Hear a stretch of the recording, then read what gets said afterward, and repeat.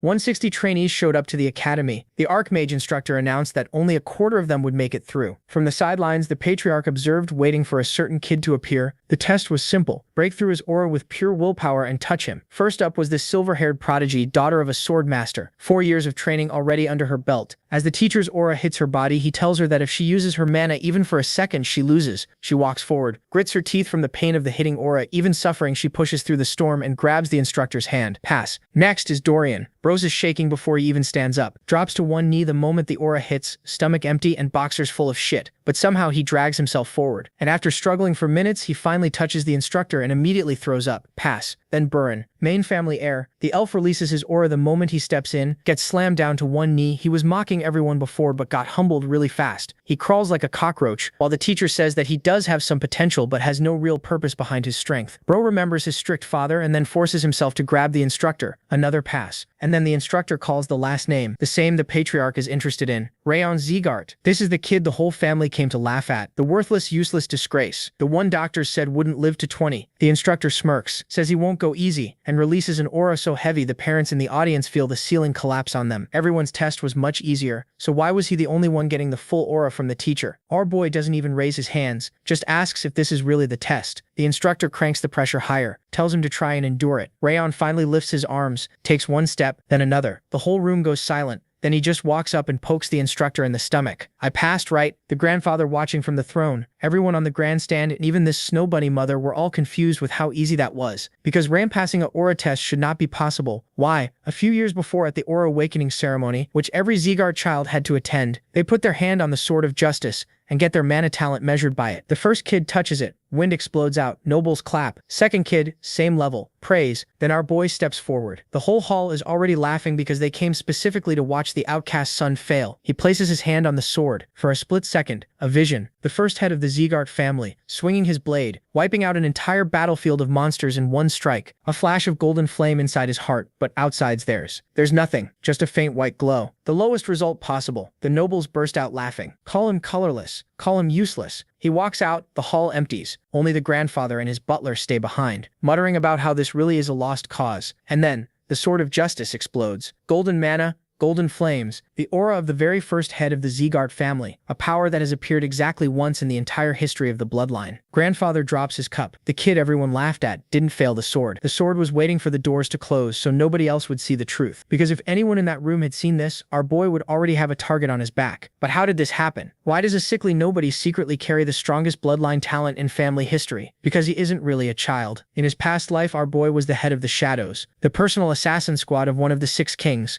a man named Darius, the legendary sword saint everyone on the continent bows to. The Shadows aren't normal killers. The family kidnaps kids when they're young, brainwashes them, raises them in the dark, and pumps them out as disposable weapons. No will, no feelings, no thoughts of their own. And our boy was the best one they ever produced. And one random day, by pure accident, the brainwashing broke. He stumbled into a breathing technique called the Ring of Fire, a legendary art that hadn't been seen in centuries. And the moment he started using it, the chains in his mind cracked. For the first time, he had his own thoughts. That hope lasted the same time as me in the bedroom, about 15 seconds. Darius called him in under the moonlight, complimented his work, said he was ready to lead the Shadows, then snapped his fingers and activated a second collar, a parasite worm planted in his body, designed to eat his heart whenever Darius wanted him gone. And Darius just smiles and explains that brainwashing alone is never enough. Every hunting dog wears 2 collars. He'd known about the broken brainwashing the whole time and had been waiting for the right moment. Our boy refused to die for nothing. Even with his heart being chewed apart from the inside, he grabbed his sword and charged, landed one cut on Darius's hand. That was it. One scratch. Darius took his head off without a second thought. In that final moment before death, a system window appeared. Something offered to take his body and use his rage. He refused. The possession failed, and the next thing he knew, he was a baby in a noble's arms. The woman caring for him was named Sylvia, and it all still felt unreal. Holding him close, she smiled and asked him to try, saying Mama. MC realized he had been reborn as her child, while keeping every memory from his life as a killer. At first he thought it was a dream, like he just slept for 100 days. But no matter how much time passed, he never woke up, so he accepted that he had truly been reincarnated. Later, Sylvia held him and wondered if the weather outside was nice again. She hoped the head of the family would return soon, so he could finally give the baby a proper name. Robin thought she couldn't keep calling him the child forever. The family head hadn't shown up for over 3 months. He had to be incredibly busy. He still knew little about this new life, but one thing was clear. He was born into wealth and into a very famous house. That was still better than being reborn as a commoner. After all, he still had revenge waiting for him. Rage and revenge filled his mind, but he had to stay patient. He had never left this room, so he didn't even know where he was. He also didn't understand his family's place in the world, let alone his own. And since he had failed to finish the Ring of Fire in his past life, he needed even more patience now. He had once been called the Robert family's greatest killer. If revenge was the goal, he could bury his feelings for as long as needed. Still, this mansion was so huge and lavish that they had to be more than just some famous family. Then a maid rushed in, shouting that the head of the family would arrive soon. Sylvia lit up and asked if father was really coming. Hearing that, Robin realized something. Did that mean the family head was his grandfather? Sylvia hurried to get ready, but the maid stopped her and said she was too late. He was already here. Everyone went still, waiting for the family head. Robin felt the pressure right away and wondered what kind of presents could make the air this heavy. Then 3 figures appeared down the hall and the guards announced the head of the family. Just his presence made the whole place feel crushing. If the protagonist was right, that golden hair, those burning red eyes, and that terrifying aura could only belong to the strongest man on the continent. The head of the Zegart family, the Northern King of Destruction, Glenn Zegart.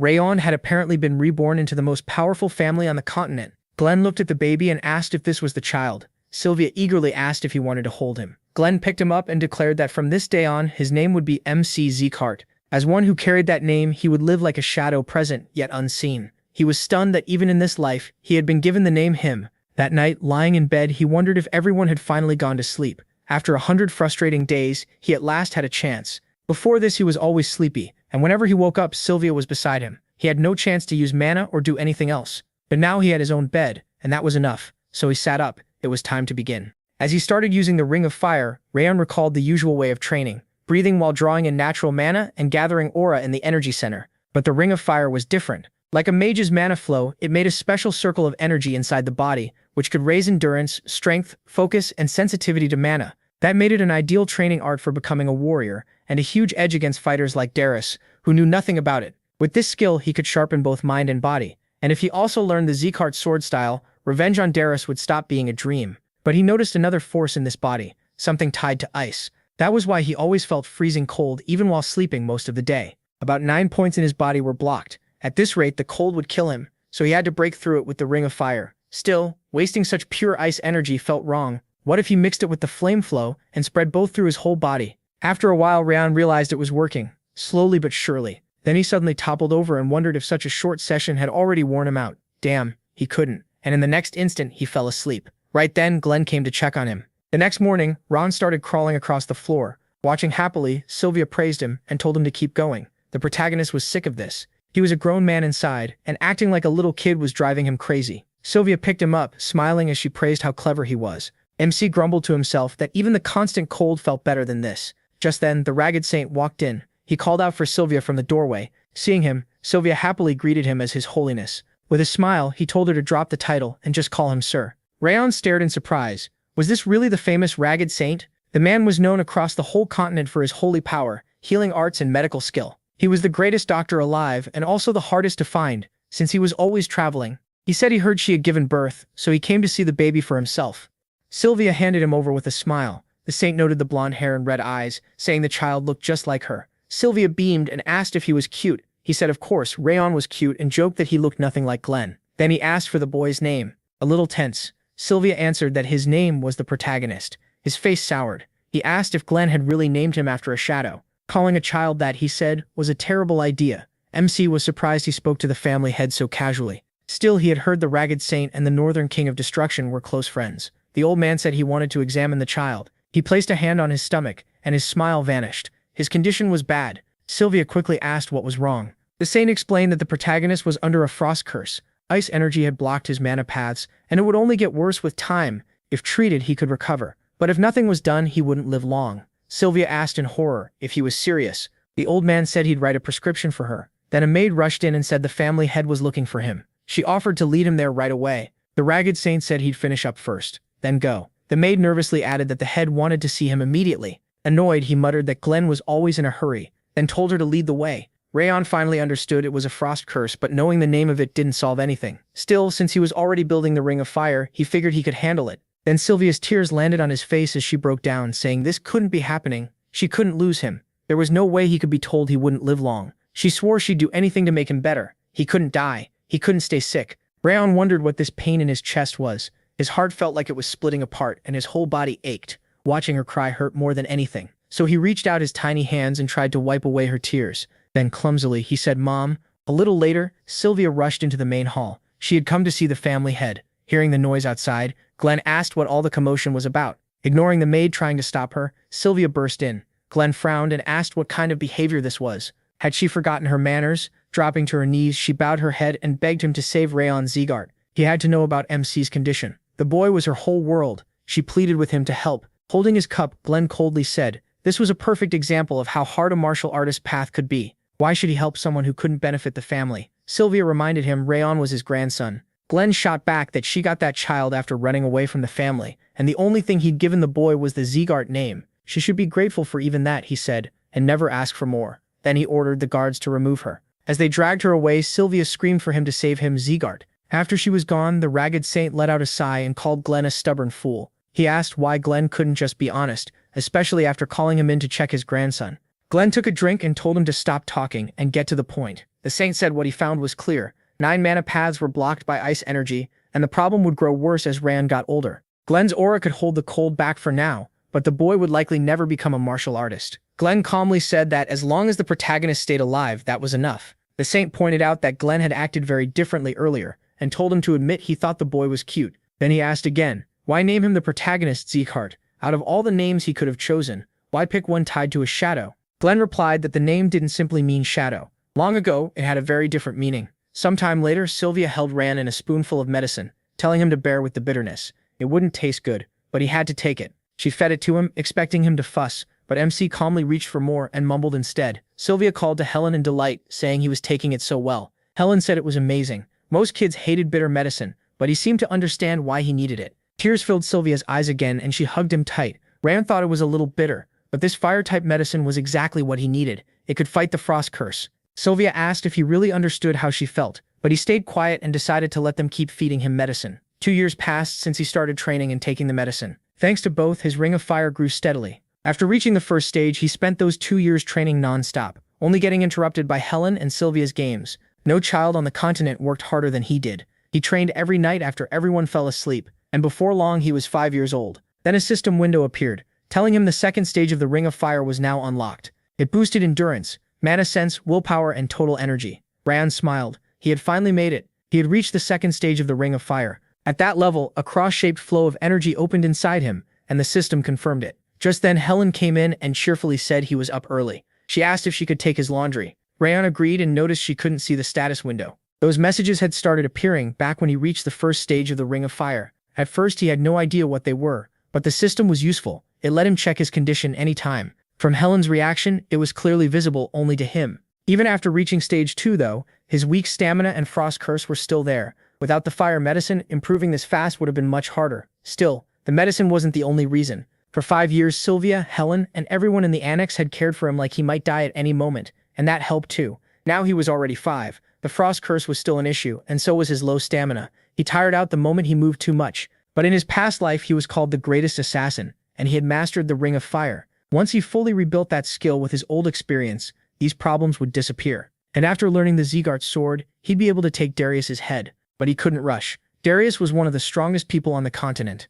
If revenge blinded him when they met again, he'd lose. Very few people could kill Darius, so Rayon had to build strength slowly, and strike only when the time was right. That meant one thing: keep training. Then Sylvia entered the room with a smile and said he was awake. Did he remember they had somewhere to go today? She told him to change clothes and get ready for the main house. Rayon realized the day had come. The 6 kings and 5 demons were the powers that kept the continent balanced. The Zegart family, the one he had been reborn into, belonged to the 6 kings. Those 6 stood on the side of good, while the 5 demons stood on the side of evil. To see if a new variable had appeared in a family, they held a determination ceremony. And today was the protagonist's turn. When they arrived at the huge mansion, the gathered relatives were already talking. One said this was his first time back since last year's ceremony. Another mocked him, saying he'd been busy with missions, and mentioned they were testing the Branch family's children today. Someone added that Karun's 4th son would be taking part. Another nodded and said rumor had it Sylvia's son would be there too. Confused, one of them asked what he meant. Wasn't that the outcast? Rayon and Sylvia stepped into the hall, and the people there immediately started whispering about them. They mocked him for being so small and said the rumors about his sickness had to be true.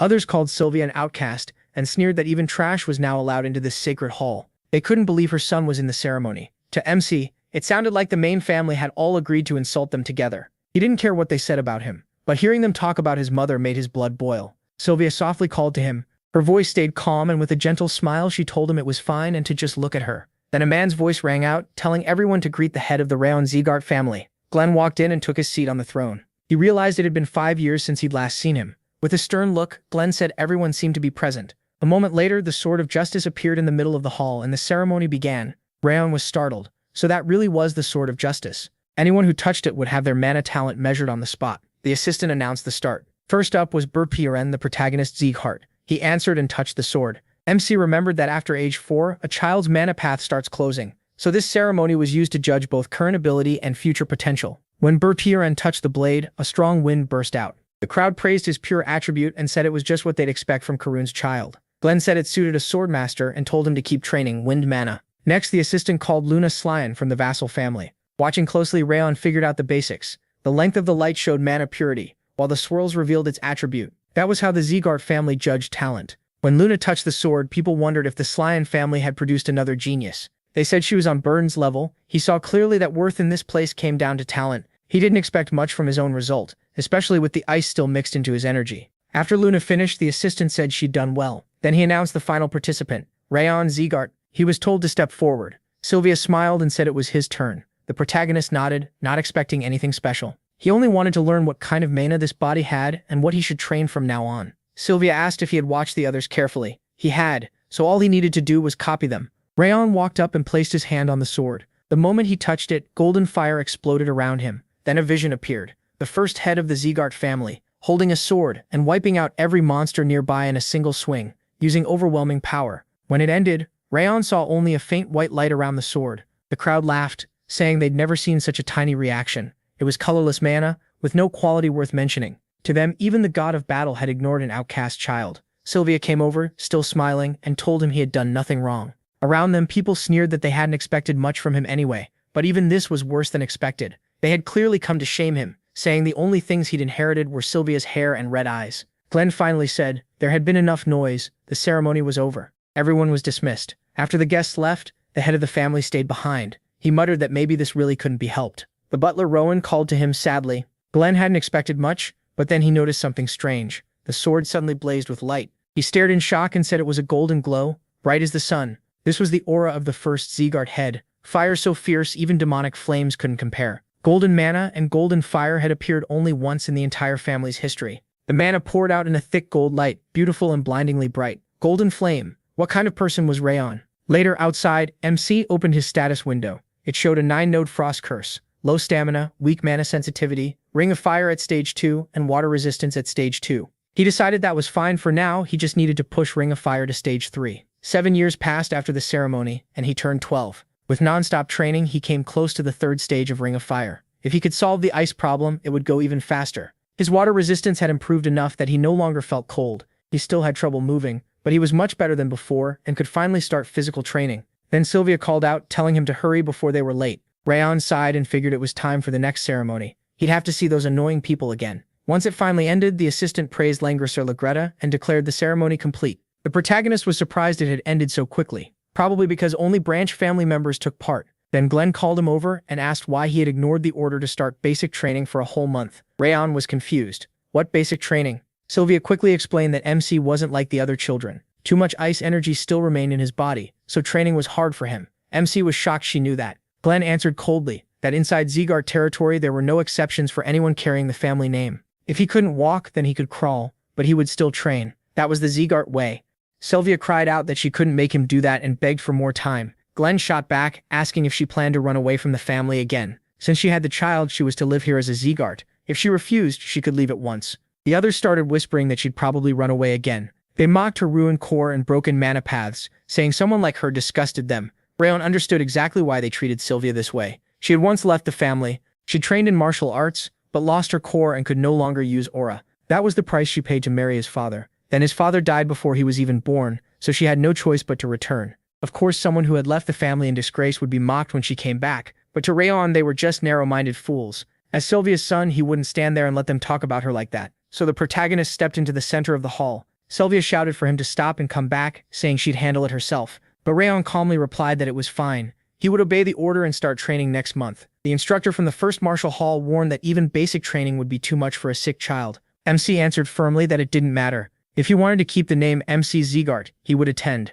Glenn asked if he truly understood how heavy that name was. At once he felt a crushing aura bear down on him, making his blood surge. It felt like his whole body was being flattened, but he kept looking straight at Glenn as his heart pounded wildly. This power was far beyond the Robert family, so this was the strength of the Northern King of Destruction. Sylvia grabbed him and begged Glenn to stop, saying Rayon was still too young to understand. The instructor also tried to calm things down, reminding him the protagonist was only a child, but Glenn said he was the one speaking. Sylvia, trembling, insisted MC still couldn't train and begged him to stop pressuring the boy with his aura. In that moment, Rayon remembered what he used to be, an assassin, someone who lived in darkness, always closer to death than life. But that life was over. He wouldn't hide in the shadows anymore. He wouldn't live as a killer again. Now he was Rayon Zegart, and he would win back Sylvia's rightful place. He walked closer to the throne and said he had grown up shut away in the annex, so he didn't know how great the Zegart name really was. If training would teach him that, then he would accept it. He would protect Sylvia and bring back the smiles of the people he cared about. Glenn asked what that meant. Was he planning to judge the family during training?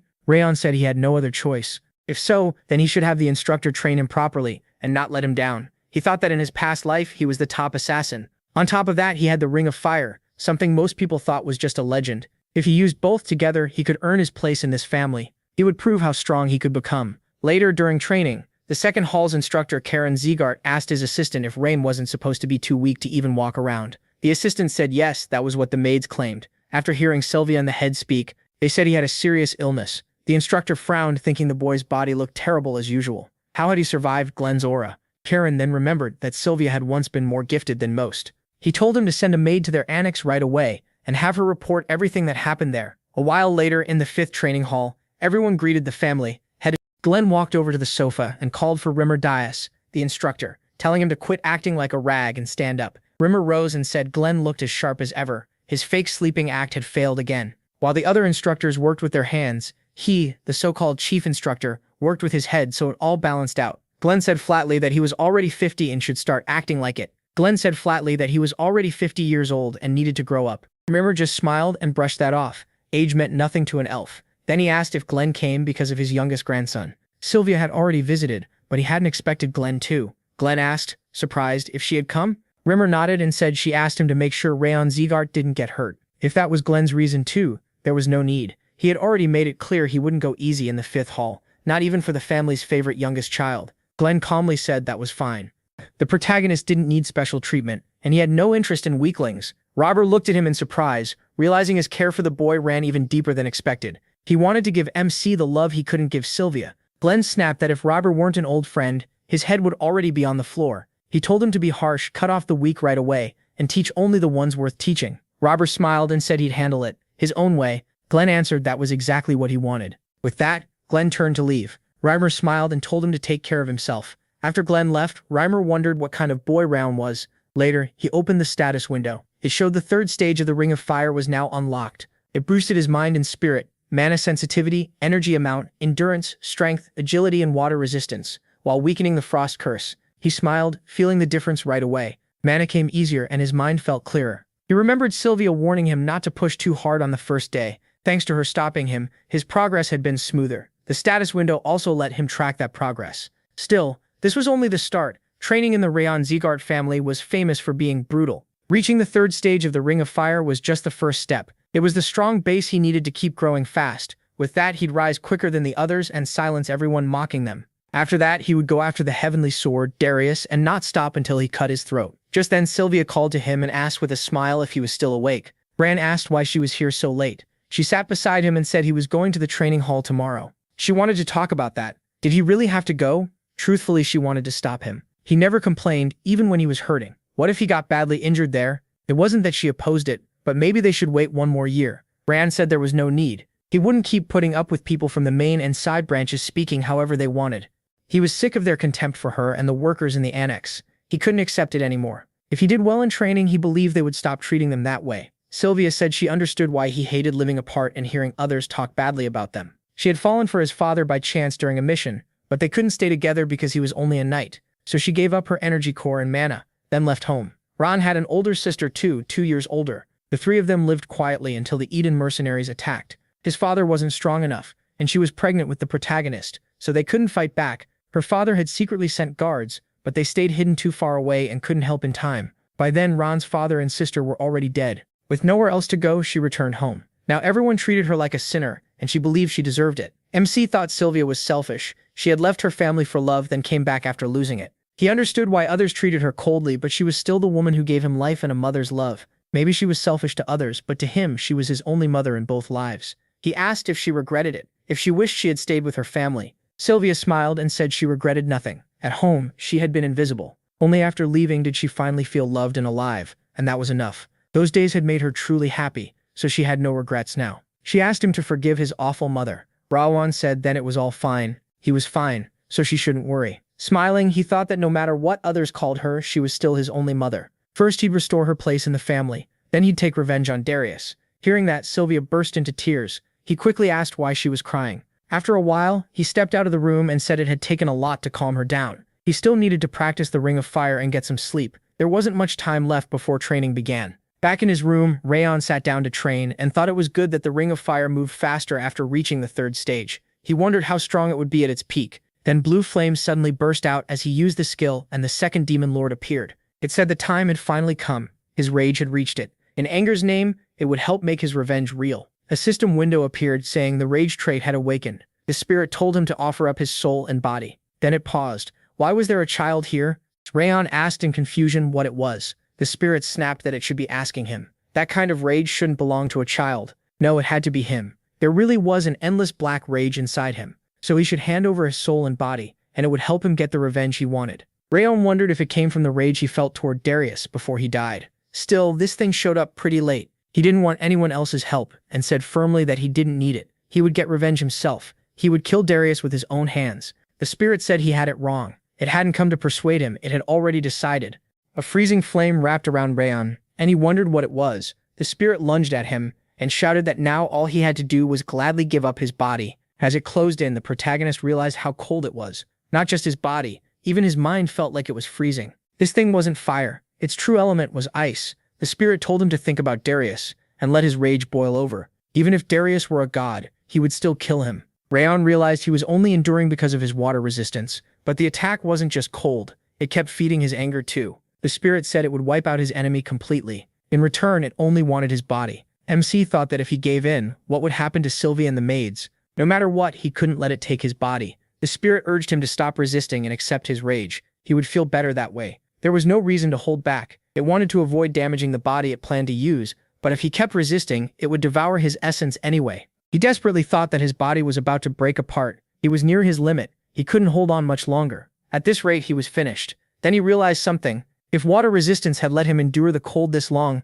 maybe the Ring of Fire could fully seal his body and soul. The protagonist took his stance and with no other choice left, decided to bet on that. He wanted to live. Feeling the fire energy, the spirit blurted out that even though it had only been a short time since his awakening, this made no sense. He was only a human, just a kid. Rayon answered firmly that he'd get his revenge on his own. He wouldn't let some ghost take his body. The spirit snapped, furious that MC called the Lord of the Demon World a ghost. He just smiled and asked how he could be a demon lord if he couldn't even kill a child. Guess the demon world's rulers aren't much after all, so he should disappear. Then the protagonist remembered the spirit had only just awakened. Maybe that was why he couldn't use his full power. Right then, a system window popped up, saying new skills had been unlocked. Rayon stared in shock, wondering what additional skills meant. The spirit was just as surprised. Those were his status windows. Where had MC gotten them? MC said it was a screen that showed his traits as stats, then asked if it had something to do with the spirit. The spirit said he made that system himself, so how did he have it? The protagonist asked why he made it. The spirit refused to explain, and the protagonist guessed it was meant to help someone grow fast. The spirit lit up and asked how he knew. Rayon realized he wasn't good at reading emotions, but the Ring of Fire was moving faster than in his past life, so the system had to be affecting it. The spirit roared for MC to give up both the system's power and his body. He answered with a mana-filled punch and realized the spirit had no real body. Even mana wouldn't work, and since nobody came despite all the noise, only he could see and hear it. So he waved his hand through the air, and the spirit angrily flew into his hand, turning into a bracelet. It said not much time had passed since its seal was broken, but its power would return soon. When that happened, Rayon wouldn't be able to stop it. It would stay with him until he died. The protagonist thought the thing was a total leech. He wanted to get rid of it now, but that might mean losing the system. And then there was Sylvia and Helen. Better to keep it close and watch it. For now, he'd hold it back and get stronger as fast as he could. MC asked why it chose a flower bracelet since it really didn't suit him. The spirit grumbled that MC should respect his taste. MC sighed and let it go. A little later in the hall, Helen said she was sure the young master would be fine. Sylvia said she knew, but still. Just then he came down from the second floor and said with a smile that he was ready. It was time to head to the training hall, so they went outside. Sylvia told him to stay alert and take care. The protagonist promised to be careful and said they'd meet again. Helen asked Sylvia why she was sending him off with such a sad face. She might make him worry. Sylvia stepped closer and forced a smile, saying she believed in him. Rayon told her not to worry. He wouldn't push himself too far, and if things got bad, he'd back off right away. As MC started to leave, Sylvia asked if he'd really be okay. Helen said he was already feeling better, maybe well enough to handle the training. He looked much healthier than before. She remembered saying goodbye to him and added that out of all the Zegart instructors, his teacher was the most observant.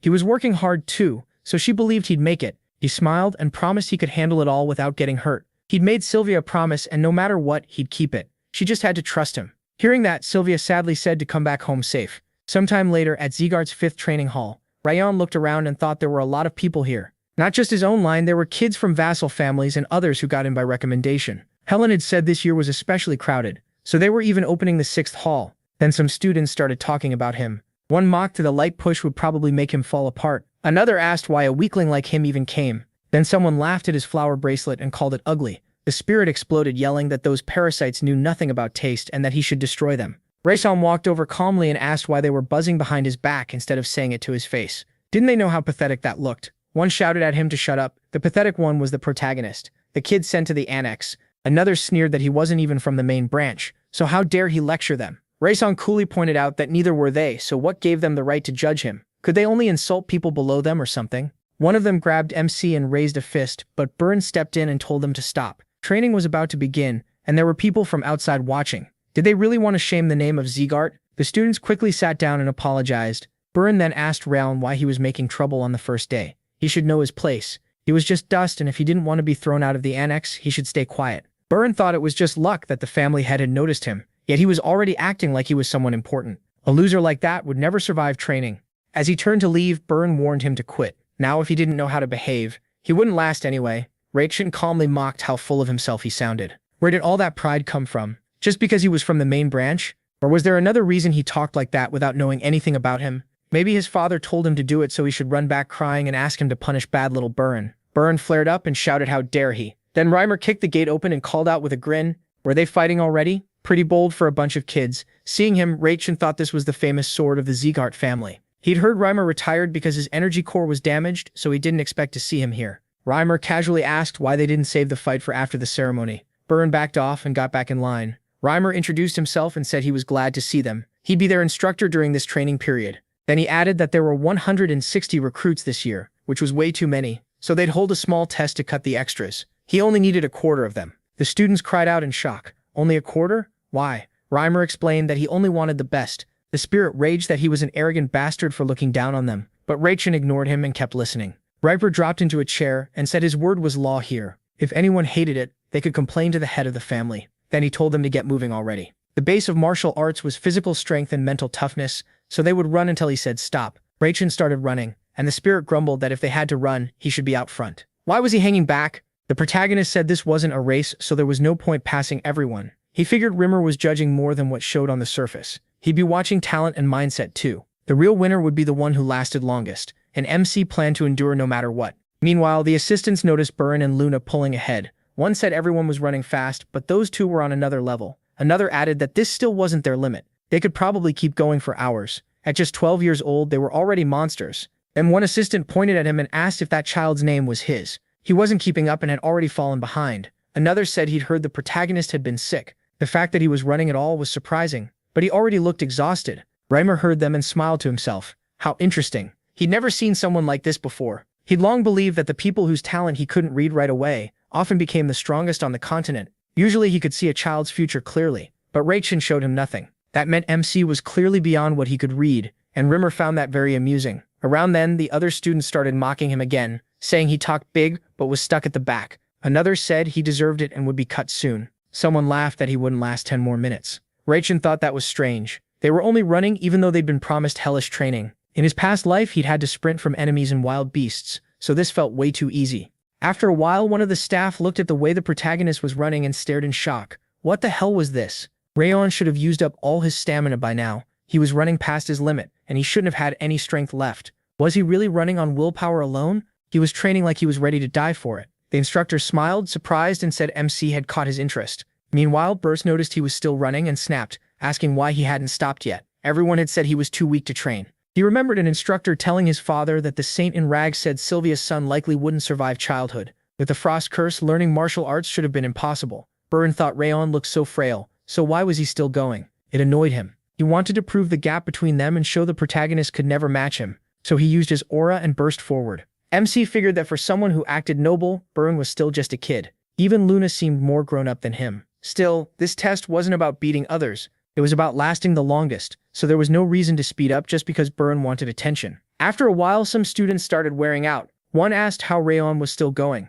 Another girl frowned and said she'd heard he was weak because of some illness. Did he seriously never get tired? Hearing that, he thought he was already at death's door from the cold energy raging inside him. His lungs and heart felt ready to give out, but he pushed the last of his strength through the ring of fire. That skill had grown a lot lately, and if he used it fully, the benefits would come fast. Then the spirit of rage appeared and asked, so this was the body's condition? And this was supposed to be his future vessel? If Rayon handed it over, he could crush that blue-haired boy with ease. He could freeze this whole place. The protagonist told himself he had to endure. Rage was trying to take over his mind, but he had to act like nothing was wrong. Keeping a straight face, he told the spirit to shut up and calm down. That trick wouldn't work on him. The spirit only smirked, saying no one could resist his anger forever. They'd see how long Rayon lasted. MC grabbed his chest and told himself to hold on. If he showed even a little weakness, this bastard would devour him. The spirit clicked his tongue in frustration. What a stubborn bastard. Why wasn't his rage working? Rayon thought he was beyond tired. He felt like he was dying.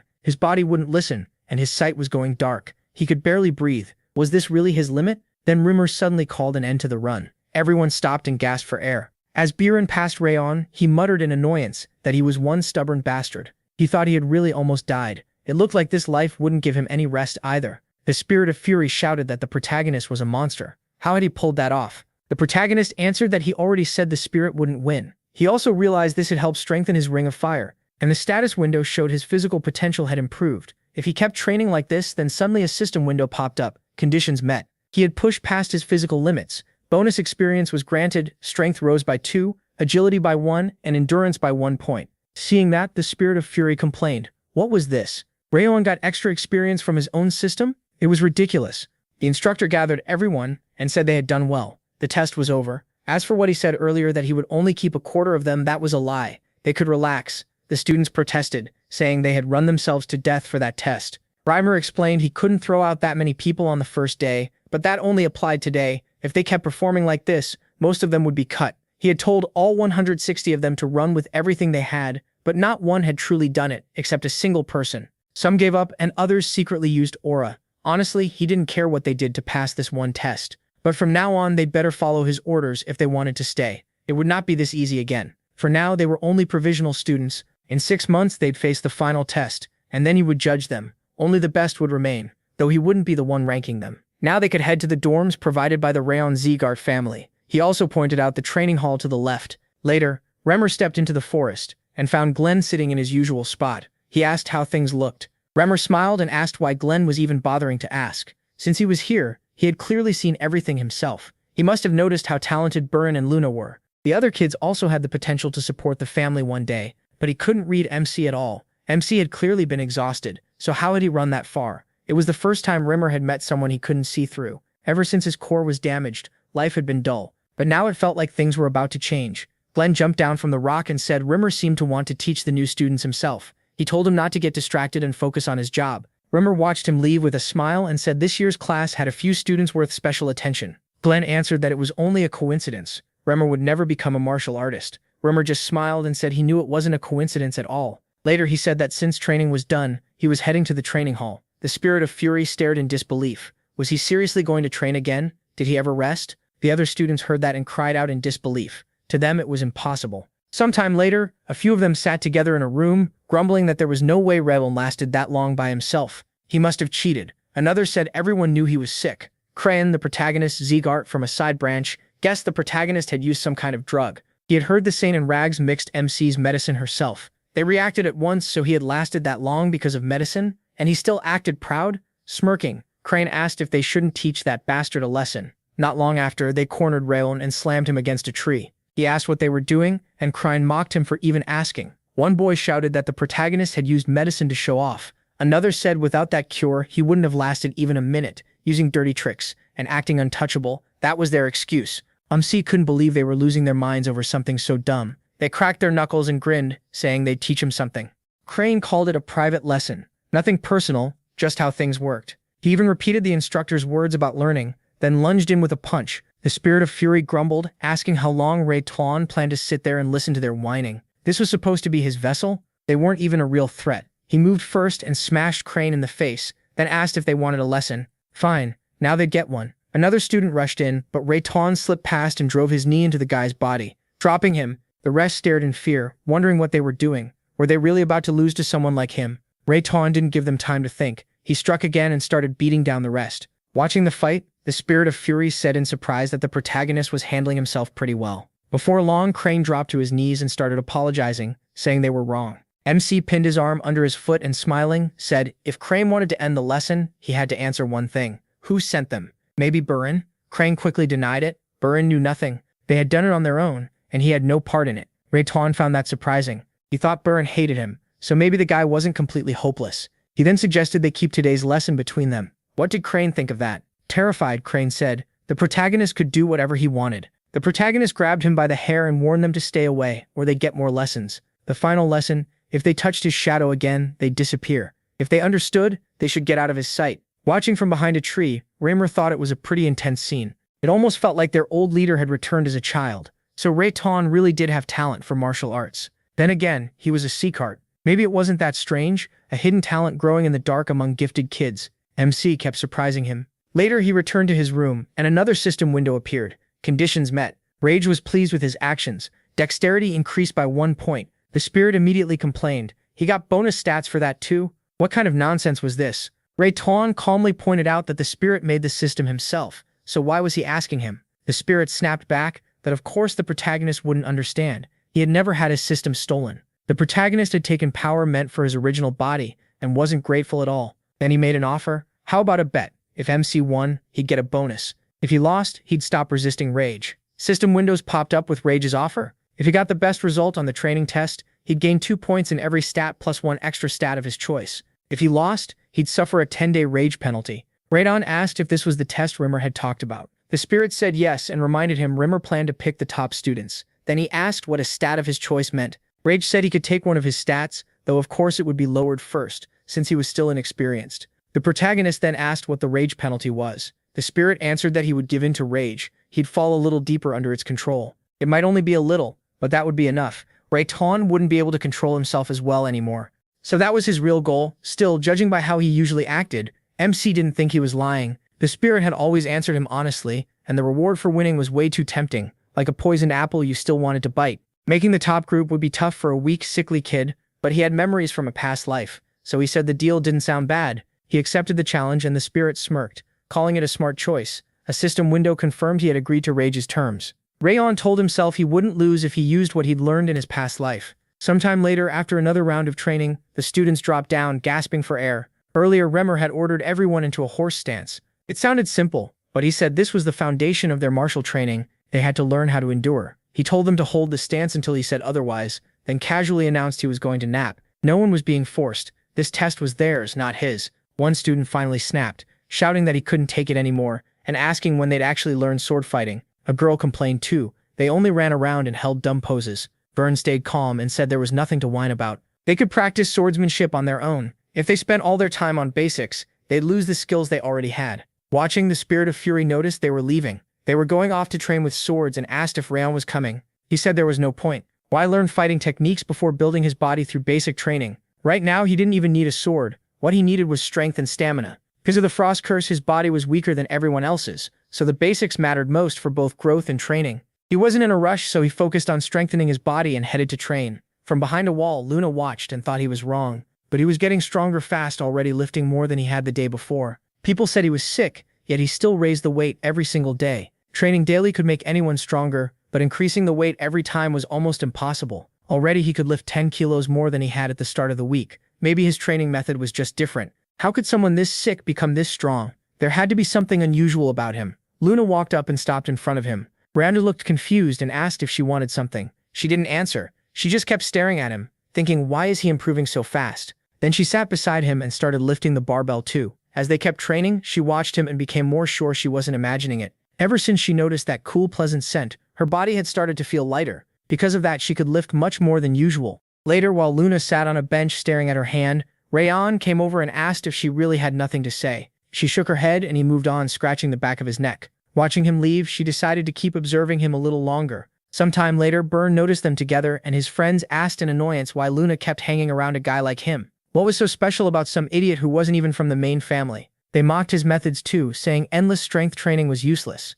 Rayon was weak, so maybe he needed that kind of work, but no matter how much he trained, he'd never catch up to them. They still didn't know what the test would be, but practicing swordsmanship would at least help them defend themselves. They said they didn't care about that outcast from the branch family and left, sure the test results would prove everything. Later, while the protagonist was training with dumbbells again, Dorian came up to him awkwardly and introduced himself. He asked if Rayon could show him the right way to train and explained he was a recommended student. MC said he didn't mind. Happy, Dorian opened his bag and thanked him, saying he had some cookies and he should try one because they were really good. The protagonist took the cookie, then glanced at Luna and said he didn't want it. She could have it. That was when he noticed Luna staring hard at the cookie, so he handed it to her and thought that was surprising. Training went on, day after day. The calendar kept turning and autumn leaves began to fall. 6 months passed. Every day, Rayon ran until he was completely worn out, like his life depended on it. The runners who had once stayed far ahead of him no longer blocked his view. After all that brutal effort, only 2 people were still ahead. As time passed, those same 2 remained in front of him. Then, after a while, the teacher said he was glad to see everyone. He asked the students' parents and guardians to take their seats.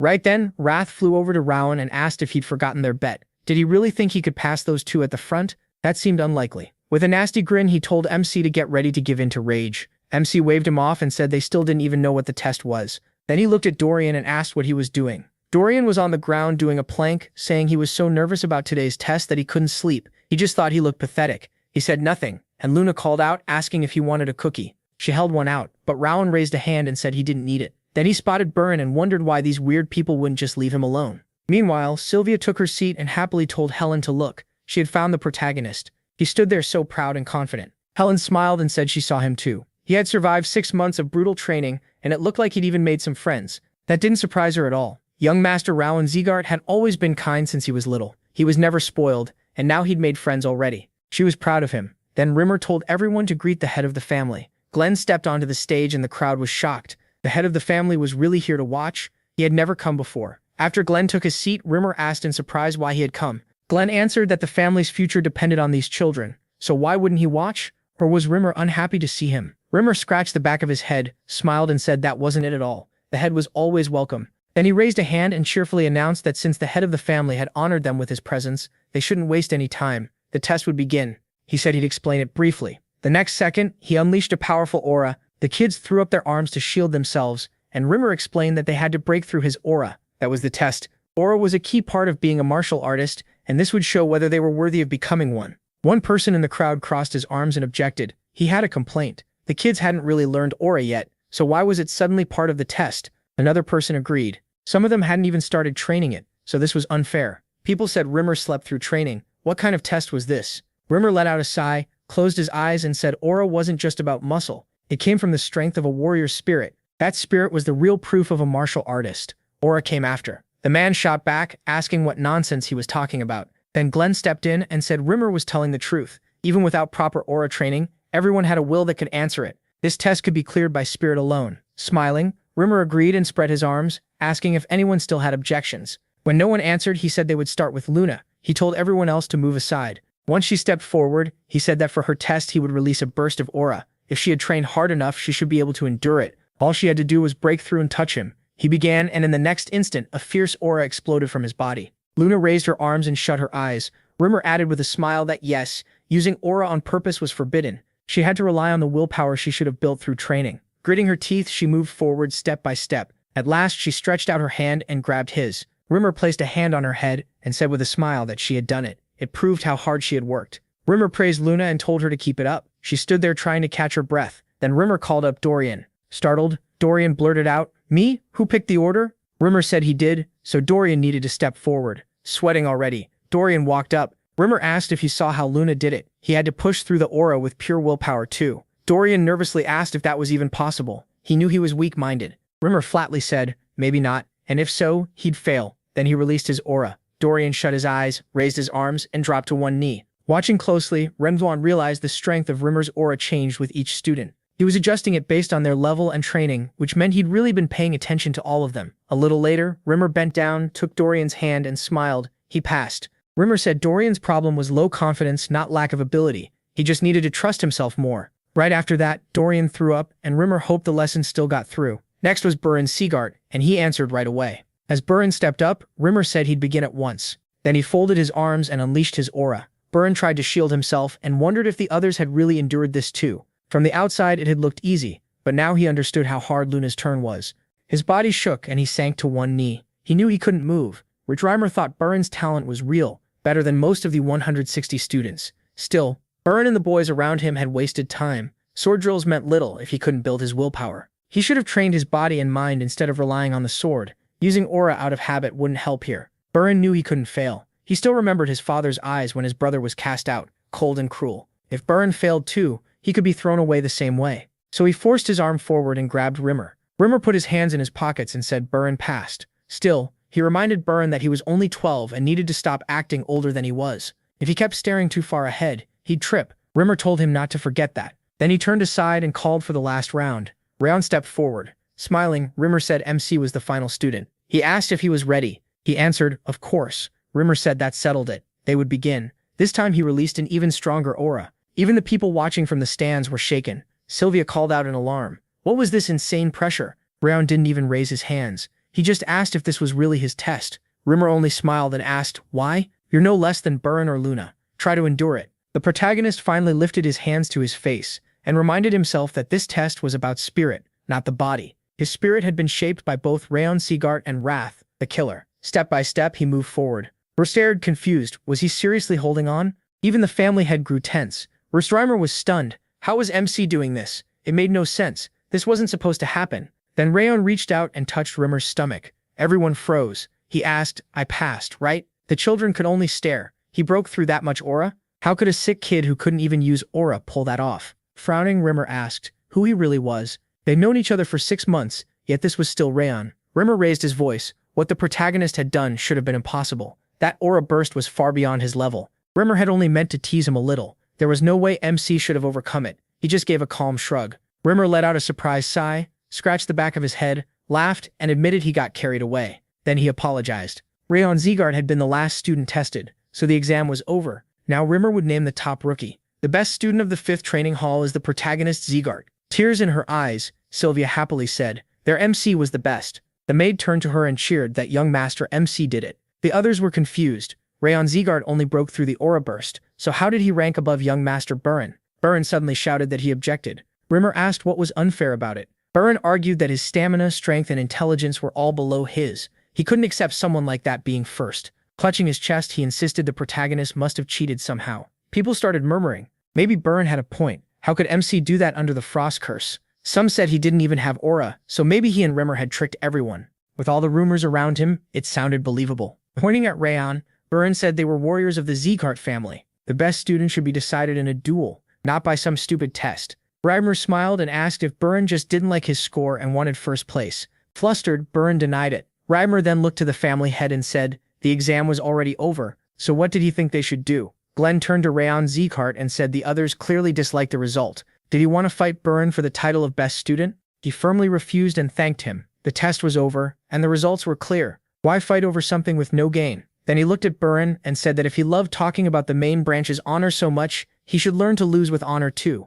Rayon snapped and called him an idiot. Glenn said they would handle it this way. There would be a reward for first place, a bronze emblem for the winner. Rayon was surprised. Gold, silver, and bronze emblems were given for achievements, and each could be traded for rewards. Even bronze was valuable, especially coming from the family head himself. Since no one seemed happy with him taking first, the protagonist agreed. Resting his face on one fist, Glenn said fine. Then they'd start at once, and this time the real top student would be settled. 1 round only. Any use of aura or weapons meant instant disqualification. They could rely only on their own bodies. Rimmer raised his hand and announced the start. He dropped it. Rayon rushed in fast and threw a punch, but Rayon slipped to the side. Rayon followed with a kick, and MC blocked it with his hand and foot. Rayon gathered force into his fist and yelled that this was the righteous tiger fist, his father's technique. Using martial arts moves wasn't against the rules, so he wasn't cheating. Then he drove a punch into Rayon's stomach, and the crowd shouted for Lord Burin. They said he couldn't answer back. Burin kept attacking, thinking the protagonist was just a stray from a sideline,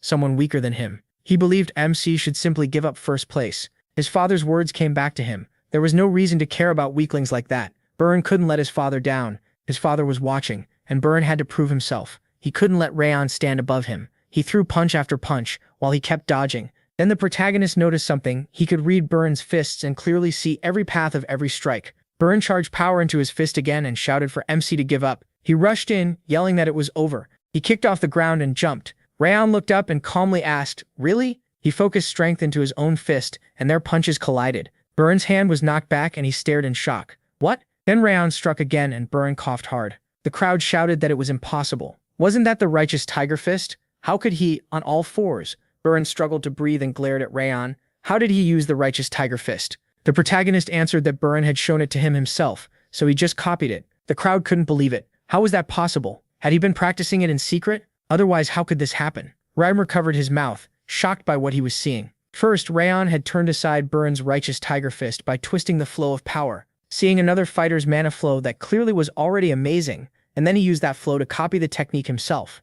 That kind of talent could make someone the strongest on the continent. It was the gift Zegart had waited for. Smiling, Rimmer declared they had a winner. It was a clear victory in front of everyone. He put a hand on MC's shoulder and lifted his arm. The test was over. A moment later, Sylvia ran to her son and hugged him. Wrath appeared behind her and complained that he was hungry, so they should go home. Around them, parents rushed over too, congratulating their children for passing. Rayon Zegart put his hands on Burin's shoulders, and as the crowd moved, he spotted Burin's unhappy father. Not long after, he was standing in that man's office, looking down at the desk. His father called for him, and he jolted upright. "Yes, father?" Corin asked if he remembered his order. Burin answered that he was told to become the top student and lose to no one. Turning around, Corin said that was right. He hadn't asked for much. All Burin had to do was beat the fool from Slyan, claim first place, and he still lost. Worse, he lost to the son of a woman stripped of her place in the main branch. Corin said Burin had shamed them in front of everyone, and was headed toward the same end as his brother. When Burin tried to speak, his father cut him off.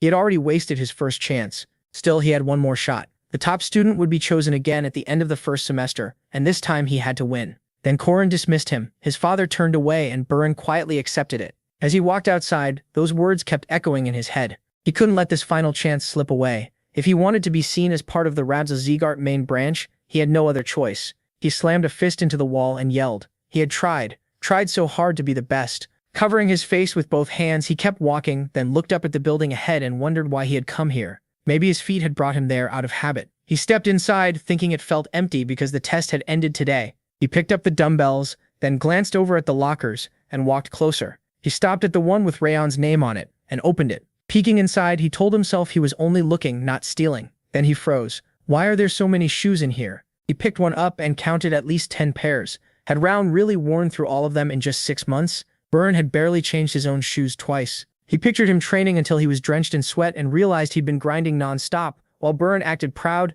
swung his sword around and skipped the basics whenever he could. This was the real road to strength for Rayon Zegart. That was when Burin understood he'd gone the wrong way. His eyes drifted back to the dumbbells on the floor. He put the shoes back where they were and left the building. At the same time, Rayon checked the system window while Wrath floated beside him, still stunned. Wrath said he'd lived for hundreds of years and had never seen anything like the protagonist. What was he? Really? The protagonist said he didn't know, and if Wrath wanted, he could make something up. Wrath said he shouldn't joke around. MC still owed him a stat. The window showed the bet rewards, +2 to all stats, 1 bonus stat of his choice, and 1 of Wrath's stats transferred to him. He also got a random trait. Legendary Sense, first stage.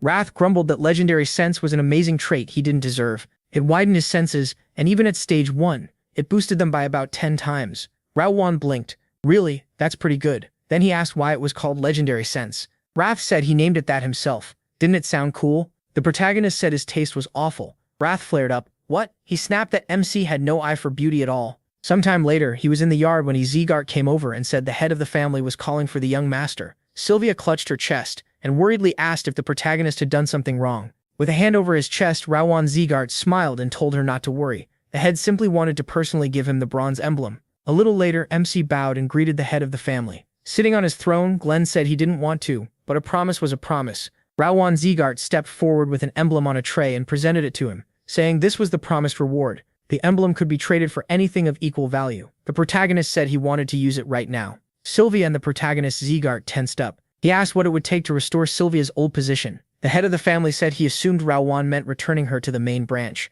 MC confirmed it. At the same time, he wondered why the man's aura suddenly felt softer. Glenn answered, achievements. If he earned enough, that wish could come true, but it wouldn't be easy. In this family, gaining recognition was like reaching a star, almost impossible, especially for a child. Rayon just smiled, but not truly impossible. He reached for the emblem and said that was enough. After thanking the head for the answer, he turned to leave, but Glenn stopped him. The protagonist turned back, and Glenn said he hadn't used the emblem for a reward, he had only asked a question. Glenn would have answered that for free. Rayon was surprised. He never expected the Northern King of Destruction to say something like that. Then Glenn told him to name the reward he actually wanted. MC clenched his fist. There was something he needed more than anything right now. He said he wanted a growth technique. The head replied that the basic course instructors would teach him one. He bowed slightly and said he needed an aura technique far stronger than the beginner one, something worthy of a bronze emblem. The shadow technique from his past life wasn't enough. To restore Sylvia's place and kill Darius, he needed the strongest method possible. Glenn repeated, a growth technique.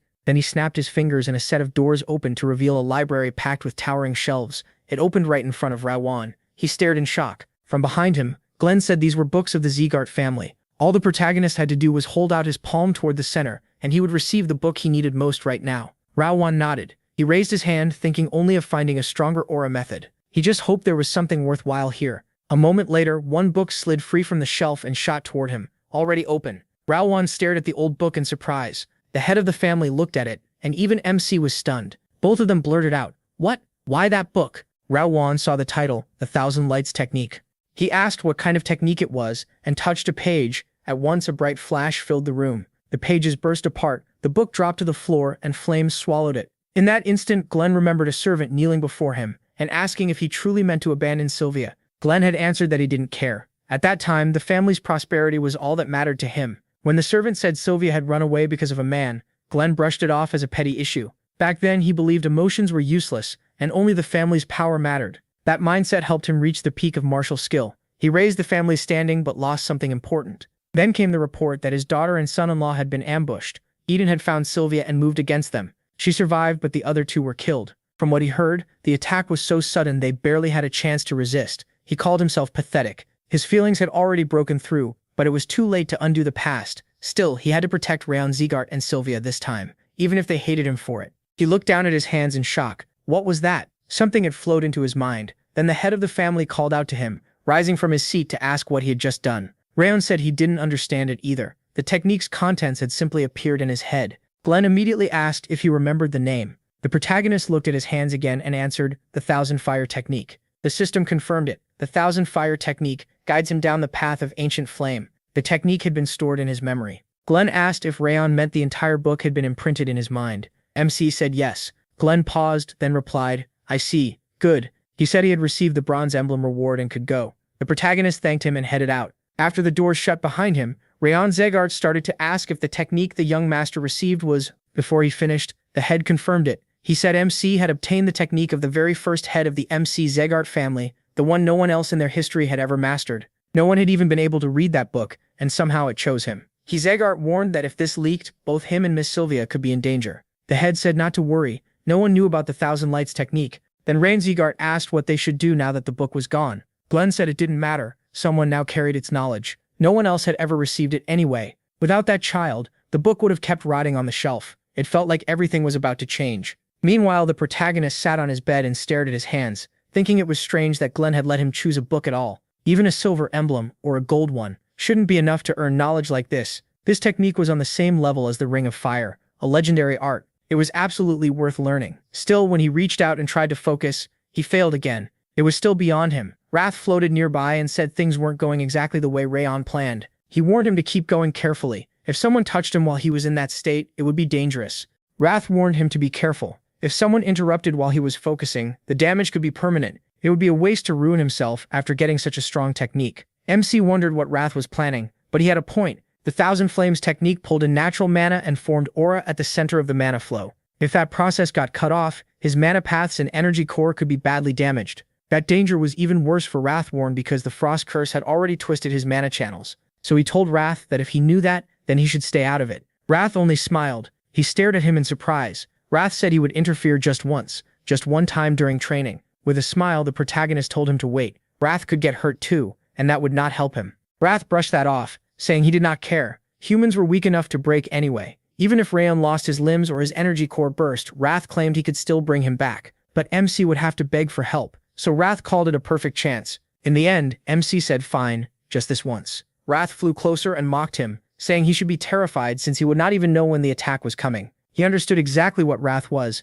an enemy from the demon world, always waiting for the chance to seize his body, the very form of rage. Wrath had been quiet for a while, and that made Wrath lower his guard. Now he knew he had to stay alert again. He put a hand on the bed and decided to leave that for later. Something else mattered more right now. The protagonist stood and headed to the window. Wrath asked if he was going now, and he said yes. She came every night. That was no accident. Looking outside, Wrath once said it was time to deal with it. He was about to do some work he had not done in a long time. Near the pond, Judo sat down and wrote on a sheet of paper. She thought she usually sent useless chatter, but tonight she had something real. As a servant in the annex, she had watched closely. Could he really get a technique that valuable for only a bronze emblem? And the mana flow she felt while he trained his aura was unlike anything normal. That kind of information was worth sending. It could be useful even at the martial hall. Watching a child had been easy enough. She folded the note and wondered how much longer she had to keep doing this. Then she sent the message into the water and said it was time to head back. Before she could move, a knife pressed against her neck. Wrathworn stood behind her and warned that if she made a sound or even moved, he would cut her throat.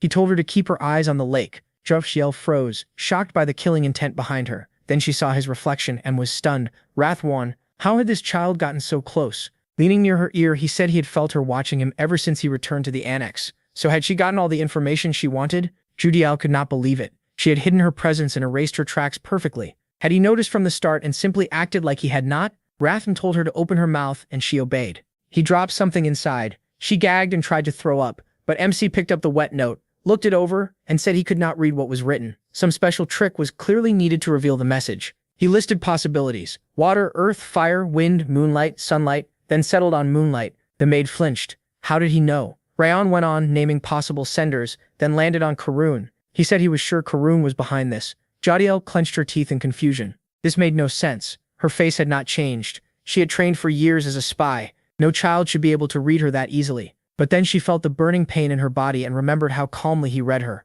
Only one answer fit. Trembling, she wondered if he had just fed her a frenzied worm. She remembered Karun ordering her into the annex to report every detail about Rayon and Sylvia. If she succeeded, he promised to make her dream come true. Now she demanded to know if he had given her a frenzied worm. He looked almost surprised that she knew what it was. He had not expected her to guess so fast. Horrified, she covered her mouth and tried to throw it up. The worst part of those worms was not just that the owner could track the victim, they could also torture or kill the host whenever they wanted. From his reaction, she became sure he had used one. Rayon said the letter to Karun already proved she was a spy. He figured she had been sent 7 months ago, right after the selection ceremony. Her reports covered not just him, but Sylvia, Helen, and even the other maids. Judiel stared at him. She had thought this mission would be simple. He was only a child, and Sylvia had no power center, while her mana flow was damaged. But this was no child. He was a monster. She cried out that she would change the letter and write a lie instead, but Radon said it was pointless. Sooner or later, Karun would still learn the truth. And when that happened, her fake letter would become proof she betrayed him. Shaking with fear, she listened as the protagonist crouched in front of her. Looking straight into her eyes, he said she would now work as a double agent. She could pass along things that would become public soon anyway, but nothing truly important. In return, she would tell him everything he wanted. She quickly agreed. Rayon nodded and walked away, saying he hoped their next meeting would come with useful news. Wrath flew over and asked where he got a frenzied worm. MC answered that he would never use something that vile. He had only used a fake something that caused unbearable pain for a short time. Wrath told him to wait, then asked how he read her emotions without any worm at all. Raiden said, information shows up in tiny details. Most people miss them, but he does not. Wrath realized he really was a monster. After that, he focused on aura training again. Before long, it was time to return to the training hall. Even after pouring in all that effort, he still could not activate his aura by the day they were supposed to leave. Later, everyone gathered at the assigned spot. Raiden looked around and guessed about 42 had passed. In the end, only a quarter of the trainees remained, just like he expected. Then Luna called out to him. The protagonist turned, surprised, and kept staring, not sure what to make of it.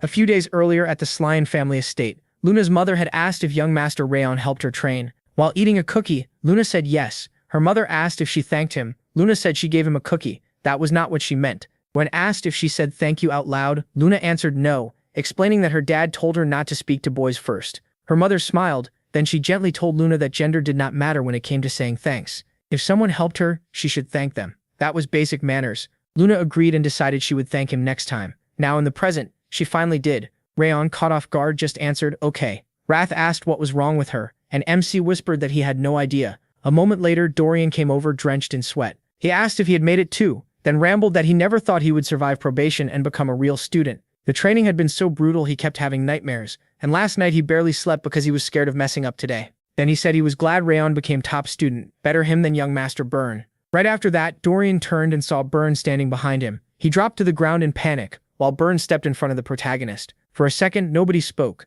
Then Burn bowed and asked for forgiveness. He admitted his behavior last week had been shameful. He accepted the loss but promised next time he would not back down. He would do everything he could to win. Rayon thought it was surprising to see a 13-year-old admit his mistakes so openly. Maybe there was a reason Burn came from the main branch. Wrath, however, exploded in anger. He yelled that Burn got beaten like a punching bag and still acted proud. Ampli grabbed him by the tail. He said it was normal. Burn was still a kid, so Wrath should calm down. Wrath shouted back that he did not care, and that all that pride was annoying. Just then, Rimmer walked up and scratched the back of his head. He apologized for being a little late, saying he drank too much last night and slept in. Then he asked if they had rested well and congratulated them on officially becoming his students. Today, he said, their real training would begin. Some drills would stay the same, but they would also start new ones, including combat training. At that moment, the gate opened and Martha walked in. She clicked her tongue and cursed the endless doors, saying they were annoying. Dorian recoiled in fear. The instructor folded his arms and smiled. He said the late one had finally arrived. Martha would train with them now, because she failed under another instructor.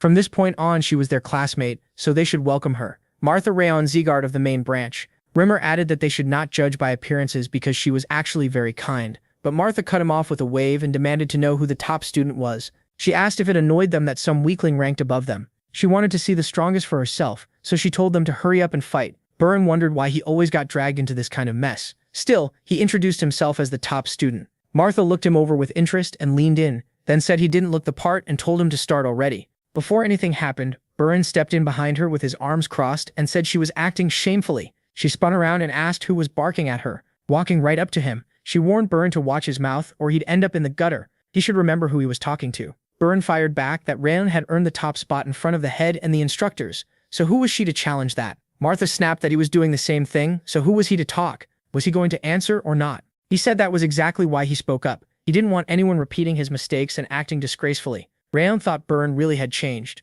Just then, Luna stepped between them and spread her arms, telling Martha to leave him alone. Martha grinned and mocked the strong love between classmates. They really protected their own like loyal dogs. Then she turned away, scratched her head, and said it looked like Luna would end up the same way if she kept pushing. Fine. She'd let it go, but they should know she hated cowards hiding behind others, even more than useless upstarts. With that, she suddenly spun around and lunged at Rayon. Everyone else jerked back in shock, but Martha still threw a punch and yelled for him to take it. He caught her arm and slammed her down. She barely stopped herself and stared in shock at his fist coming toward her. Then both of them sprang apart. Burn, confused, shouted, "What?" Another student blurted out, "What the hell? Hey, he's not making it home today." Martha swung again, but the instructor grabbed her arm and told her that was enough. She was stunned, wondering when he had moved. He said she'd completely forgotten he was even there. Even if he wasn't scary, being ignored still hurt his pride. Rayon hadn't awakened aura yet, so beating him now wouldn't be a fair win. Didn't she agree? He had no problem with a spar later, once the protagonist learned it. She waved him off and said she was leaving anyway.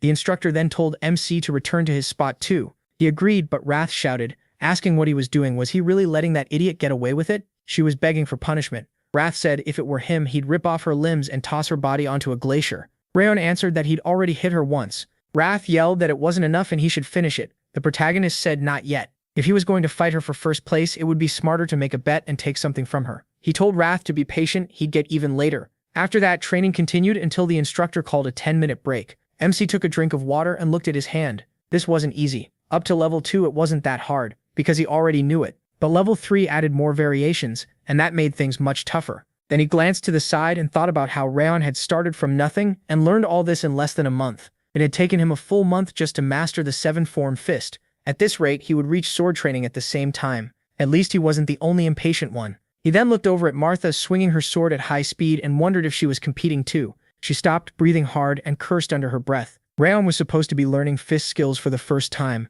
so how was he improving this fast? He hadn't trained before like Burn or Luna. With that frost curse, his body should have been a mess. So how could he keep training for days? She told herself she couldn't fall behind. Everyone called her a shining talent. Ever since being adopted into Zegart, she had always moved straight ahead. She beat every child from both the direct and collateral lines who walked around acting like geniuses. She laughed when they broke down. She was the genius here. She was supposed to be better. That was her place, and now she was falling behind and she couldn't stand it. Later, as she walked down the street, a subordinate bowed and said she'd worked hard today. She nodded and kept walking, and he watched her go before saying there was no reason to push herself that hard. Martha turned and asked what he meant. He said, like he'd told her before, young Master Rayon might pass many people, but he would never surpass her. She asked why the protagonist could never beat her. The man answered that MC had a weakness he would never overcome. Not long after, he kept training until he was already out of breath. One of the onlookers asked about his stance and whether he could watch again like last time. His friend told him now was a bad time to ask, but the first one insisted that Rayon really was an amazing swordsman. Martha clapped and said, "Wow, amazing." She never thought he'd reach her level so fast. He was even outpacing a genius with how quickly he learned.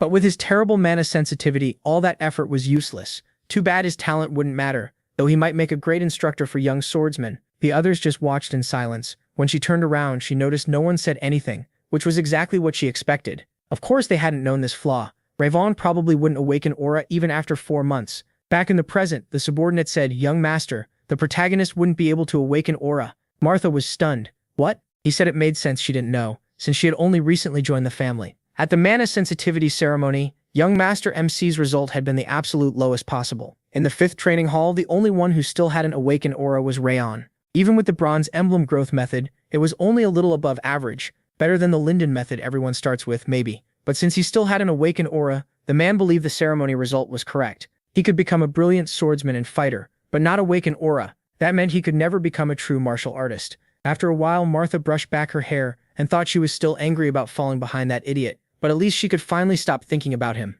Then she noticed Luna standing beside her and asked if she wanted something. Luna said she had to go. Martha chuckled and asked if that was all. Luna repeated that she was leaving, and Martha said fine, she was going too. As Martha headed off, she waved and added that she needed to go to the advanced classes, which were only for the main branch. Later, Rand sat on a bench with a towel in hand and let out a long sigh, saying that was enough for today. Looking at his hand, he thought this was actually fun. On the battlefield, he had relied more on survival tricks and quick kills than true martial arts. The only thing he had really sharpened was his assassin skill. He'd never imagined learning martial arts for himself could feel this good. Then Wrath floated over and yelled, asking if Rayon had finally lost his mind. He couldn't believe he'd done nothing when that girl kept bothering him. The protagonist blinked. A girl? Wrath meant the black-haired one, the one who kept talking trash. MC asked if that had happened. He hadn't heard because he was too focused. Wrath yelled that he should pay better attention. If someone said that stuff about him, he'd freeze her solid. He said he'd already told him it wasn't worth fighting her now. Even without the Thousand Lights technique, he could beat someone like her easily. Then he opened the door and stopped when he saw Luna. He asked why she was there. Luna opened the box in her hands and held out a dessert, telling him to eat. He took it and noticed it was cold. What was this? She just repeated that he should eat it, and he agreed. As he did, he remembered a killer's basic rule: never eat something from someone else. Still, he didn't think Luna would try to harm him. After swallowing it, he was surprised, and so was Wrath. The cold aura only made it taste better. What was it? Luna asked if he liked it, and when he said yes, she told him it was scoop ice cream. Then she shut the box and turned away, starting to leave. Wrath reached out and told her to wait. Wrath yelled for her to give him one too before going. What a weird girl. The protagonist watched her in surprise and wondered if she had been worried about him. Luna was actually pretty sweet. It looked like there had originally been 4 scoops in the box. Had she left the last one for him on purpose? Giving up her favorite dessert must not have been easy. He sighed and said it was kind of her. He'd repay her someday. A little later, they went outside, and Wrath said that in that case, Rayon should at least ask for more sweets. MC then entered the building and said he was back. Jodo lit up. She hadn't seen him in so long. So why had he taken forever? He said it had only been a week. She asked if he was hungry and said she could cook right away. He said he was fine, but she told him to sit down quickly. Then she handed him a note and said she was about to send this report to the Central Hall and the Arts Division. He asked if anything else had been ordered. She said nothing major. Until recently, they had only told her to keep a Judal. Said they used to watch him closely because his sword skills improved so fast. But now, since he still can't train aura, it feels like they've started to lose interest. Rathon asked about his mother. Judah said they didn't seem very interested in Miss Sylvia either, and she worried they might call her back. The protagonist thought that was bad. Sylvia had been very useful. Then Judo carefully suggested maybe he was hiding his aura talent on purpose. Caught off guard, MC asked who thought that and what she meant. She lowered her head, told him to forget it, and apologized for asking something so rude. Wrath said it was fine and told her she could go. She answered that she understood. Wrath laughed, amazed that someone thought he was hiding his skills on purpose. He answered that using the situation to his advantage made sense. Wrath pointed out that aura training was clearly hard for him and asked why. The protagonist said he didn't know either, so all he could do was train more. Wrath could only call him a monster and tell him to sleep. Rayon headed for the door, saying only training would help him with aura. Before he could finish, he stopped in shock when he saw Rimmer waiting outside. MC called out, and the instructor looked over and asked if he'd slept enough. Surprised, he asked why he was here. Rimmer said he'd come to teach him. He placed a hand on the protagonist's shoulder and said he would show him what attribute he had. A little later, they walked into the forest, and Rayon said he thought this was supposed to be about attributes, so why were they climbing into the mountains? Rimmer just told him to be patient. Lazy as he was still a great teacher. MC asked how he planned to teach him out here. Rimmer turned back, remembering the first day he saw Rayon's technique. Those flames had been so fierce they felt like standing inside a volcano. His technique was far beyond everyone else's. Even more shocking was how boldly he took in the cold inside his body and mixed it with the fire in his mana circuit. If the protagonist could fully master that technique, Rimmer stopped and said this place should work. Rayon looked around and asked if they were really stopping in the middle of the forest. Why here? Rimmer pointed at him and said he once made a sword from wind to protect his lord. Because of that, he could sense the kind of wind a person should choose.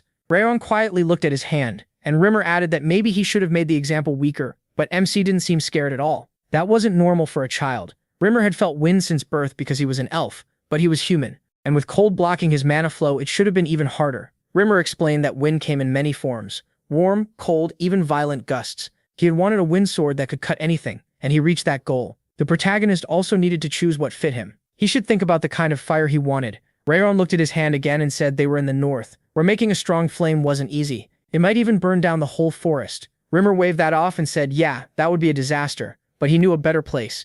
After a while, they reached a charcoal workshop, and Rimmer called out to the old man inside. Belkin answered that he'd been wondering why the flame kept flickering. Rimmer had been messing with it. Rimmer folded his arms and told him to let it go since he wouldn't succeed today anyway. Looking around, Rayon asked where they were. Rimmer said this was the home of the hottest, fiercest fire in the north, a charcoal workshop. Belkin turned and asked what kind of junk he dragged in this time. Rimmer told him to relax. This was the master's grandson. Belkin scoffed, saying he'd retired long ago, so even the master coming himself wouldn't matter. Rayon stared at the fire and wondered if this was really just fire. He had seen countless flames in his past life, ones made by others, ones he'd made himself, and even magic fire from wizards. But this was different. The heat, the shape, the sparks, this was the fire he wanted for himself. He reached toward it, then clenched his fist and turned to see the flame had already been lowered. Then the old master introduced himself and said if Rayon expected him to bow politely, he was in the wrong place.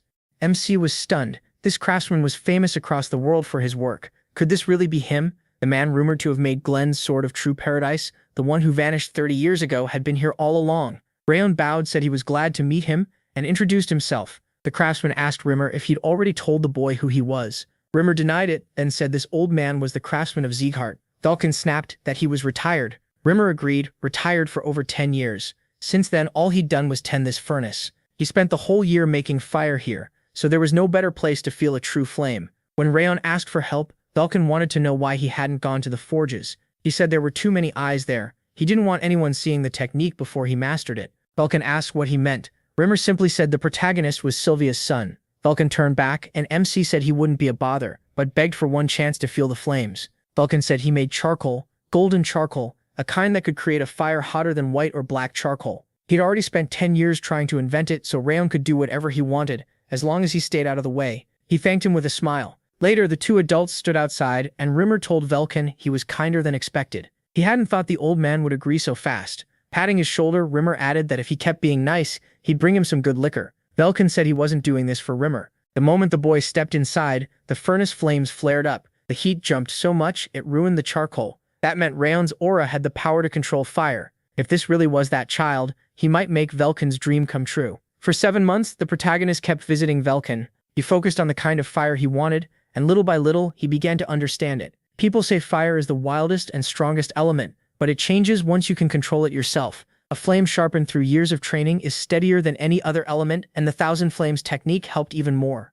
Rayon had told him to think about the fire he wanted. Rayon kept searching for that image. What he truly needed was power to deal with Tellus and restore Sylvia to the place she deserved. The road to those goals ran through darkness where he couldn't clearly see his next step. He needed a bright torch to light the way, a flame that could become his weapon against monsters, stronger than rain or snow, a fire that never wavered. That was the kind of flame Rayon wanted. He felt burning energy sink into his body. The heat of the workshop was entering him, and he had to focus to catch that fire and feel it deep inside. Had meditation brought him into a spiritual state? Now he could actually see images forming in his mind. If he focused just a little more, a voice suddenly cut in. It was Wrath's turn. Didn't he say from the start he'd strike when Rayon was most exposed? Now MC could taste the frozen flame. MC grinned, thinking Wrath had finally made his move. Why now? He'd almost forgotten about him because he'd been so quiet lately. But Wrath had never been an ally.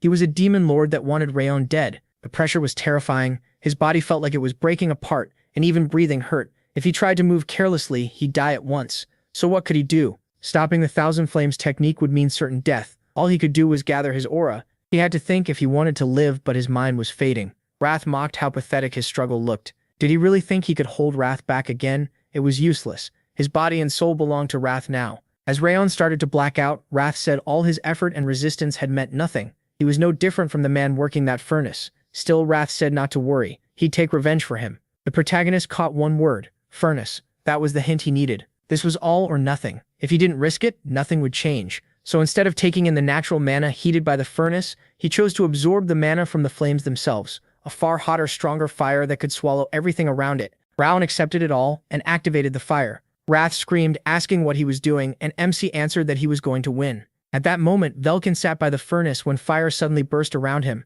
He jumped back in shock as the furnace flame shot up like a pillar. He said he'd never seen a fire that powerful. Looking around, Velkin demanded to know what was happening to the furnace. Then he noticed Rayon nearby and realized the boy was freezing. Even while the furnace blazed, Velkin stood and fearfully asked what was wrong with him, why he was shaking. He called for an answer, but Rimmer suddenly stepped in front of him. Rimmer told him to leave the protagonist alone. No one could disturb him now. Velkin shouted that the boy could die, but Rimmer blocked him and said Rayon had entered a full spiritual state. If they interfered, his insides could burst. Velkin frowned and asked if it was because of the cold inside him. Was there really nothing they could do? Rimmer turned away and said no. It was too dangerous. Frowning, he could only ask MC to survive. Wrath yelled at him to stop and asked what made him think he even had a chance. But he knew one thing. In his last life he died with nothing. Yet even then he didn't give up until his final breath. This time he refused to go out the same way. Then Velkin shouted that the heat was rising too fast. The furnace might break. Robber realized all the mana around them was being pulled into one spot. Was Ron absorbing it? The protagonist let out a scream, and Wrath cursed. Then MC opened his eyes and seized the fire with his hand. Right after that, a huge explosion went off. The shockwave blasted through the roof and Reimer shouted, asking if Ron was okay. He called for an answer. Velkin also shouted his name, but Reimer froze in surprise when the protagonist stood up, wrapped in shining flames. Golden flames? A system message appeared. He had mastered the Thousand Flames technique. Because of the intense heat, it rose to second rank. He also gained second rank fire resistance. 2 mana nodes were freed from the frost curse, and the poor stamina penalty was removed. The leftover ice energy turned into frost aura, which also reached second rank thanks to Wrath's cold. An energy flower bloomed in Rayon's hands. He touched his chest and thought this turned out even better than expected. He was getting close to full strength, though it took way more effort than he thought. Then another system window appeared. It said he had passed Wrath's trial under extreme conditions. As a reward for his grit, all stats went up by 3. MC could hardly believe it. He got in one moment, what should have taken years. Wrath grumbled in disbelief, asking what he even was. Wrath's mind had been right on the edge, so how did he survive that? He shot back that Wrath told him he couldn't do it, that he shouldn't even try. He turned away, but admitted to himself that he had almost died this time. He needed to be much more careful. Now he understood clearly. No matter how close they seemed, Wrath was his enemy. He couldn't expose his weaknesses or secrets. Velkin nervously asked if he was okay. Rayon said he was fine, and Velkin quickly asked if he had really mastered aura. The protagonist said yes, and it was all thanks to him. Then he apologized for wrecking the furnace. Velkin let out a breath and told him not to worry. What mattered was that MC was safe. A furnace like that could always be made again. As he moved toward it, Rayon asked what was inside. Velkin suddenly shouted, "It's..." He dug into the fire with a shovel and pulled out a few coals,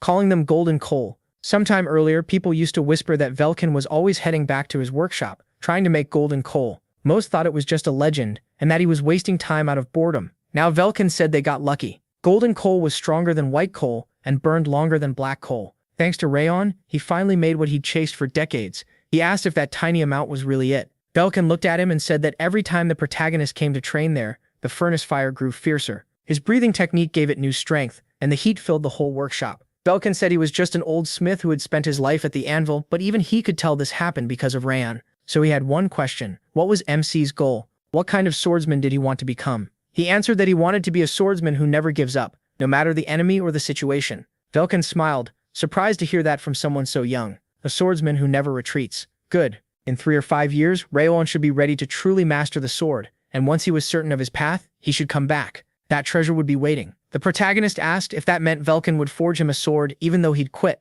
Velkin said people do come out of retirement sometimes. Until then, MC just had to stay alive. Later, Velkin walked him out and said goodbye. He headed down the forest path while Rimmer stood on a cliff and said he'd been curious to see how this would turn out. Rayon had finally mastered aura. If nothing else, he was amazingly good at making people worry. Wasn't that right, boss? Behind him, Glenn stood there with a hard look. Smiling, Robert asked if he'd been coming every day because he was worried about the protagonist. He must feel better now. Glenn said he wasn't worried. Robert went on, saying maybe the forge heat played a part, but MC's aura quality and purity were incredible. He had even stabilized it, proof of huge talent. Glenn disagreed. Robert looked confused, and Glenn said Rowan had turned even his limits into strength.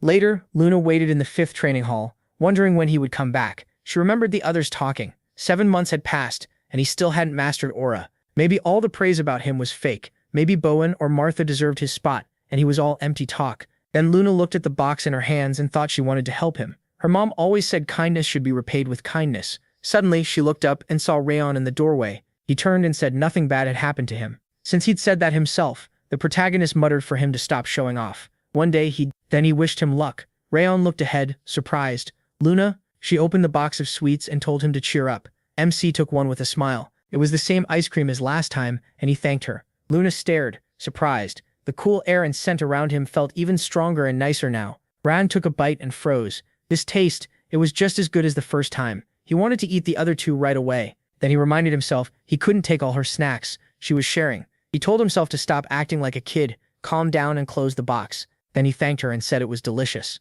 Luna asked if he wanted more, but Ran said one was enough. She then asked if he felt better. He looked at her surprised, then let out a breath and said, yeah, he did. Luna smiled, said okay, and walked off still smiling. Rowan watched her leave, thinking he really didn't understand that girl. After a while, Reimer stepped up and asked if training had gotten boring. Then he announced that next month something special was coming. Since everyone had learned the basics and training methods, it was time to focus on their energy core. One of the boys asked what he meant, and even another student looked confused. Smiling, Rimmer revealed they'd be having duels next month. Martha was thrilled to hear it. Rimmer added that the results would affect both rankings and status, so they should spend this month preparing. Then Martha raised her hand and told him to wait. What about the ones falling behind? Some still hadn't mastered aura. Everyone looked at Rayon, but Rimmer said actually every student had completed that task. Martha's eyes widened and she asked when that happened. Rimmer answered, yesterday or today. He didn't remember. Martha grinned and said finally, something fun. She was bored to death while he was stuck on the basics.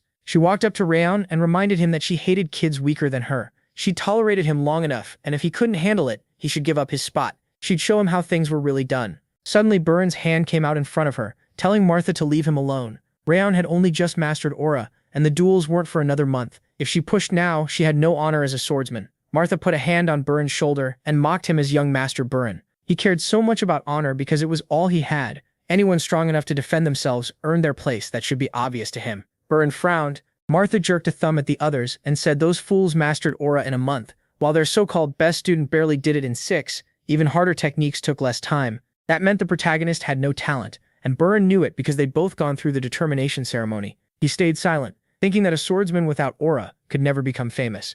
Martha went on, saying the instructor suggested duels for a reason. He wanted to update the rankings. Wasn't that obvious? Reemor spread his arms and asked, why not? Martha turned to Rayon and said he didn't deserve the top spot. It was time to fix that and give it to someone worthy. She proposed a duel with first place in the rankings as the prize. MC refused at once. What kind of prize was that when he already had it? If she wanted his place, she needed to offer something equal. Martha smirked and asked if he really didn't understand. In her eyes, he was an idiot. Nobody there thought he deserved that spot. Rayon asked if she was scared. Martha's eyes widened and she saw the smug look on his face. Was he really saying that to her? She burst out laughing, clutching her side. Martha burst out laughing, mocking him. No strength? That's hilarious. Fine, she said she was okay with a wager. Then she pulled out an elemental sphere, a rare medicine from her father that boosts both body and spirit. If Rayon wins, she'll hand it over. He quietly called out to Wrath, remembering his advice about waiting for the right moment with Martha. When Wrath asked what he meant, the protagonist said the timing finally favored him. This was their chance. A month later, Martha checked the calendar and said a full month had passed since their bet. Now she was finally going to make him pay. No one her age had ever beaten her, and for the first time, someone had actually hit her. 8 months later, she finally had her shot at revenge for that humiliation. Rayon had only learned aura a month ago, while she already had 3 years behind her. Fighting him should be easy, but waiting on someone she saw as talentless was still annoying. Even so, she had to keep getting stronger. There was someone she wanted to save. Martha frowned.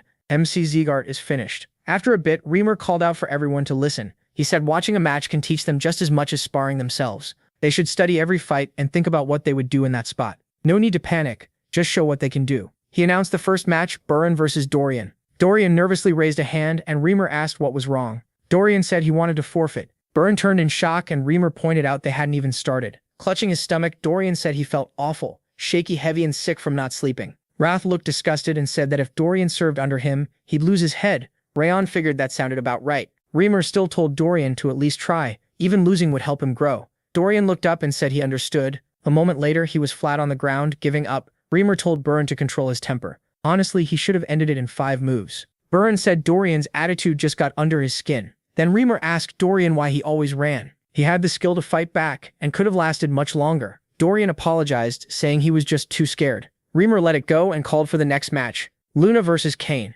Reamer told them to begin. Kane rushed in with a loud shout and swung his sword. Luna didn't move at first. Then she caught the timing and blocked cleanly. Reamer stopped them there. He told Kane he was too tense and needed to hold his sword with confidence.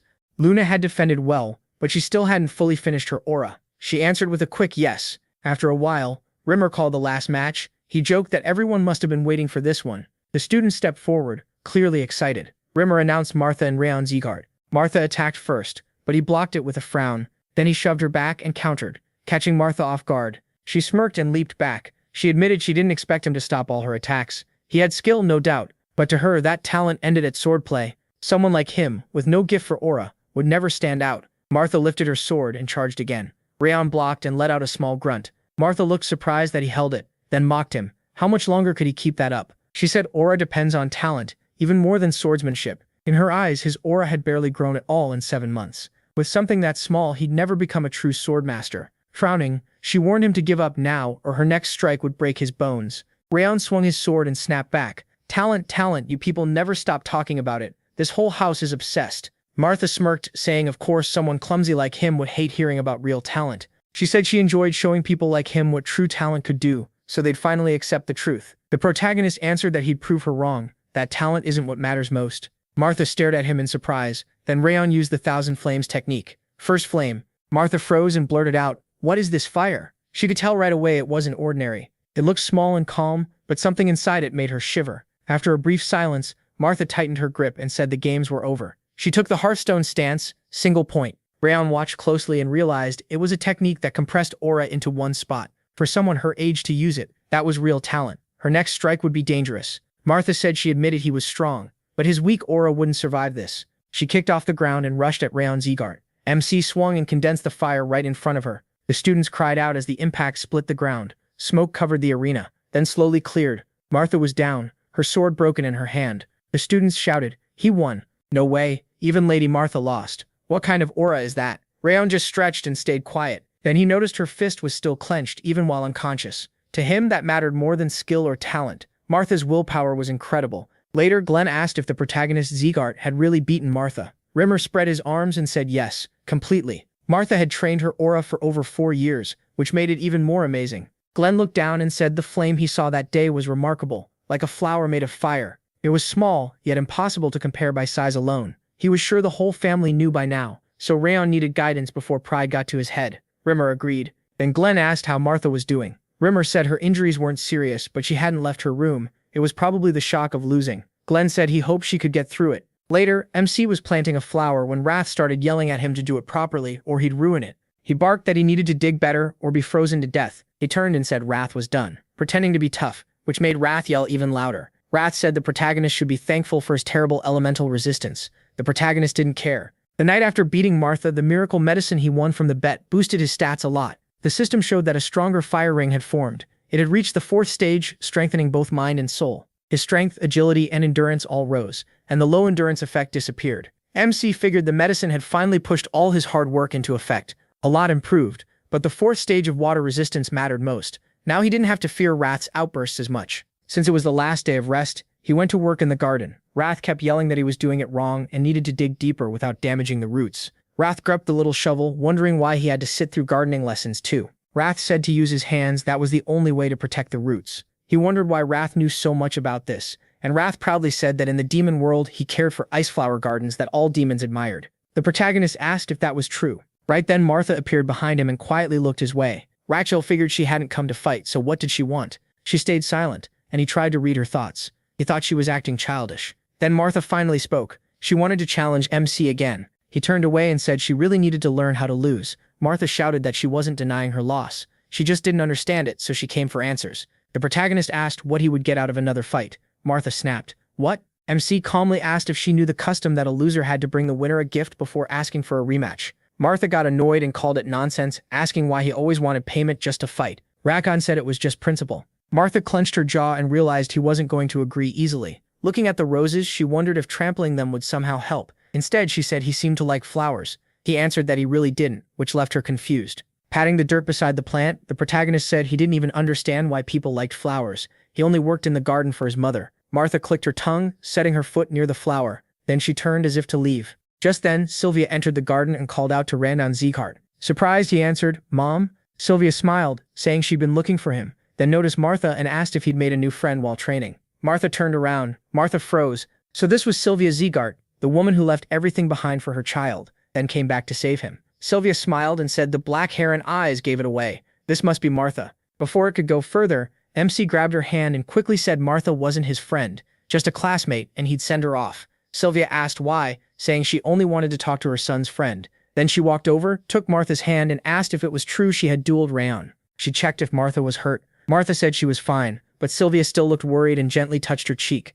Sylvia said she knew Daniel had brought in a talented child, but she hadn't expected someone this gifted, and this cute too. Then she asked what had brought Martha here. Martha shyly said she only had something to tell him, and was already leaving. Sylvia stopped her and asked if she wanted to stay for lunch. Martha blinked in surprise, and Sylvia said she couldn't send the protagonist's friend away hungry. Martha just froze in shock. A little later, MC and Martha sat across from each other at the table. He glanced at Sylvia and wondered what was going on. Sylvia set a dish in front of Martha and explained that Rayon liked meat stew, so she often made meals like this for him. Then she asked if Martha was a year older than him. Martha said yes, she was 15. Sylvia smiled and asked whether training had been hard for her, but Martha said not really. Sylvia went on, saying the cooks here were good, though the meat wasn't as nice as what they had in the main house, so it might be a little tough. She gave Martha's shoulder a soft pat and told her to chew carefully, otherwise she might get an upset stomach. That instantly reminded Martha of her own mother. Her eyes dropped and she quietly chewed the meat. After a while, Martha thanked Sylvia and said the food was delicious. Sylvia brushed it off. Happy Martha liked it and said she hoped she and the protagonist would stay friends.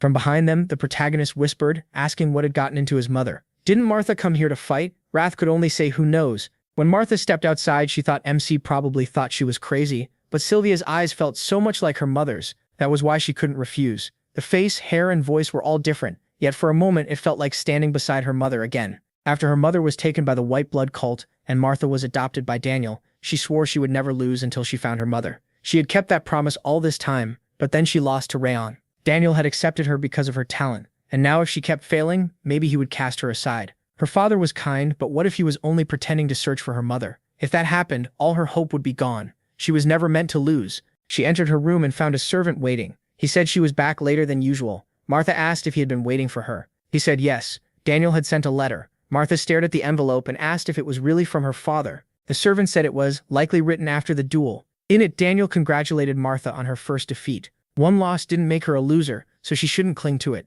She just needed to understand why she lost and use that to grow. He added that he wished he could comfort her in person, but his mission was taking longer than expected. At the end, he asked her to forgive him for not being there. He wrote that he was still searching for her mother and would never give up, so she shouldn't doubt that. Martha stepped forward and told the servant to let her father know she understood, and that she was deeply grateful. The servant bowed and said he would. Martha turned to the door, thinking about how badly she had lost, not from carelessness, but because she was truly beaten.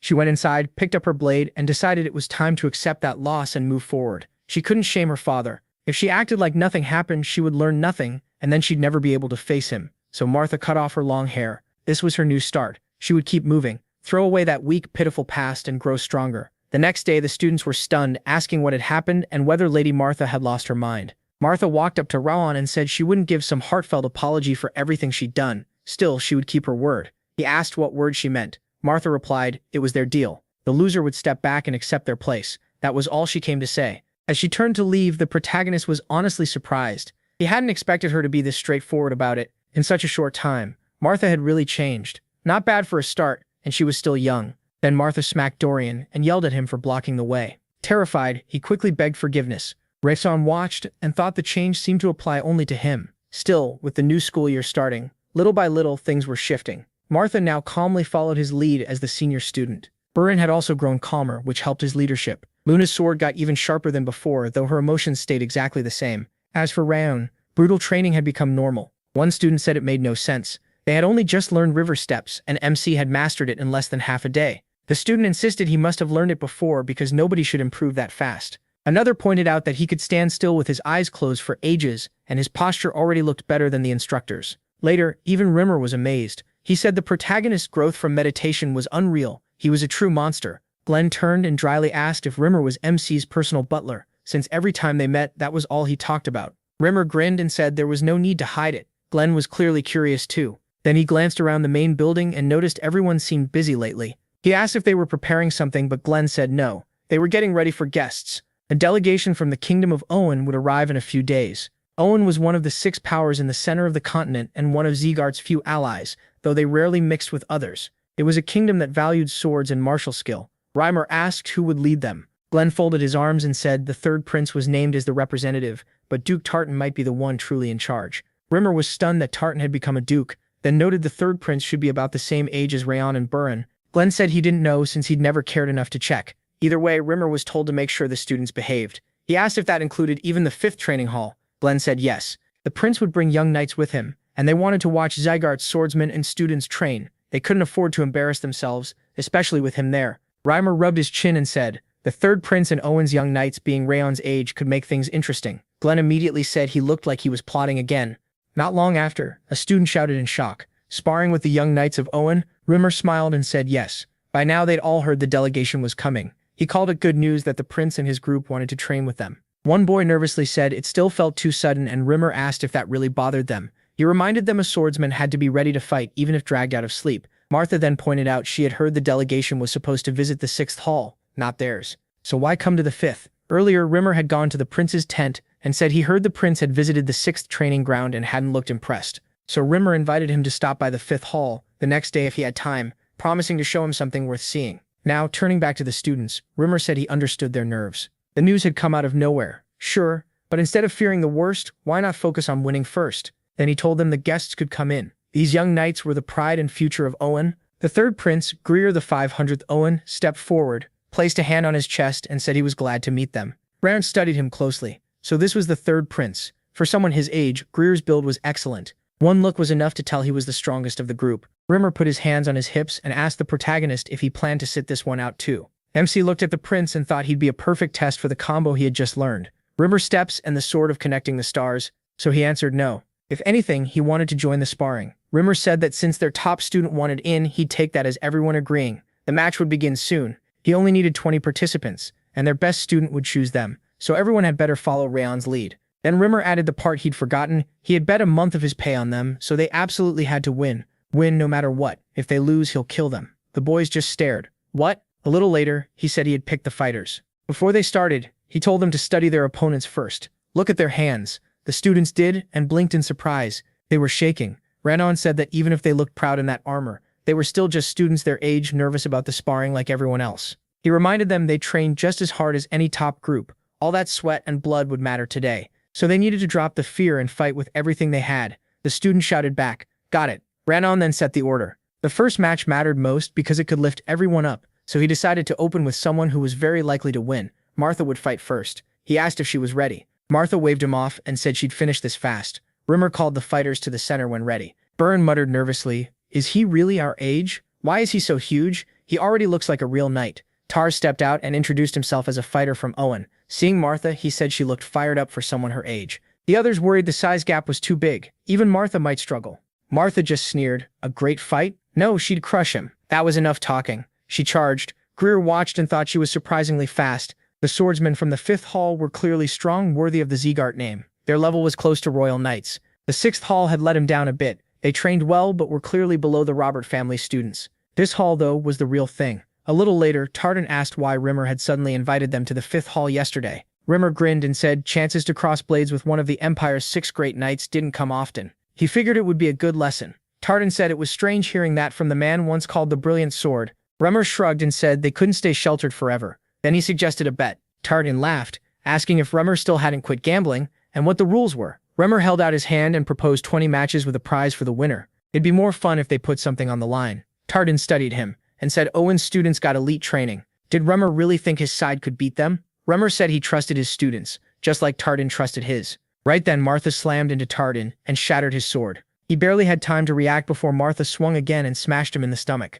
Tarj cried out, and then Martha was declared the winner. Rayon watched closely, impressed. He'd thought she might hold back after their last match, but she looked even faster and stronger now. She sheathed her sword and mocked Tarz. What was the point of all those muscles, if he couldn't even go all out on the first strike? Idiot. The protagonist thought it was interesting. Wrath grumbled that interesting was a stretch. It was just bugs fighting in sand. Rayon said those bugs were still young. Wrath snorted that even young demons fought in a more exciting way. MC squeezed him and told him to be quiet. He was enjoying this. Rimmer called for the next one, the 18th match, Luna versus Adelia. He looked at Luna and said it was her turn. She gave a short nod. She stepped forward, and when Adelia asked, she gave her name. Luna. Adelia stared at her oddly. Then fire wrapped around Adelia's body. Luna calmly said she hated fire. She gripped her sword and cold mana spread around her. Their blades met, and the clash kicked up smoke across the arena. Then Luna slipped behind Adelia, making her spin around in shock. Was that an illusion? Luna rested her blade on Adelia's shoulder, and Rimmer announced Luna as the winner of the 18th match. Adelia admitted defeat and thanked her for the battle, but Luna ignored that, walked to Rayon, and asked if he saw her fight. The protagonist told her she did well. Luna sat down and gave a pleased little yeah. Rimmer smiled. Now it was 9 wins to 9. Things were getting heated, so he called round 19 Burin and Saloon. Get ready. Saloon Castle introduced himself and said he had recently become a knight. Burin introduced himself as a student here. Rayon studied them and realized Saloon was strong, the strongest Owen student besides the third prince.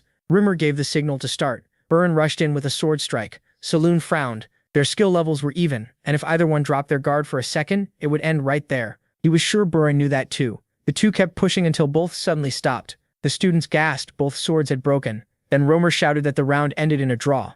Rayon folded his arms and praised Burin. That night had been one of their strongest. Burin frowned and said that didn't matter. If he fought with Zegart's name on the line, he had to win. MC put a hand on his shoulder and said there was no need to worry. He'd take the final round and protect Zegart's honor. As they walked to the center, Greer realized this was the opponent chosen for him. He didn't look impressive at all. Greer asked if he was from the main Zegart line. Rayon answered no, he was from a side branch. Greer clicked his tongue, annoyed. He hadn't expected such an easy-looking match. He'd rather fight one of those other three. Turning to Rimmer, he said he had a suggestion. Rimmer asked what it was. Greer pointed at Luna and Martha. They didn't seem tired after their matches, so maybe he could face them after beating this one. Reimer said he didn't mind if Greer won, of course. Greer replied they should get ready because this would be over fast. He even decided not to use aura and save his strength. Tartan looked at Reimer and asked what kind of monster that boy was. His presence was so faint he'd almost missed it. Reimer said he hadn't missed it at all. Tartan asked why he didn't warn the prince if he knew. He then answered his own question. The prince would one day support Owen's whole kingdom, but he still hadn't learned what defeat felt like.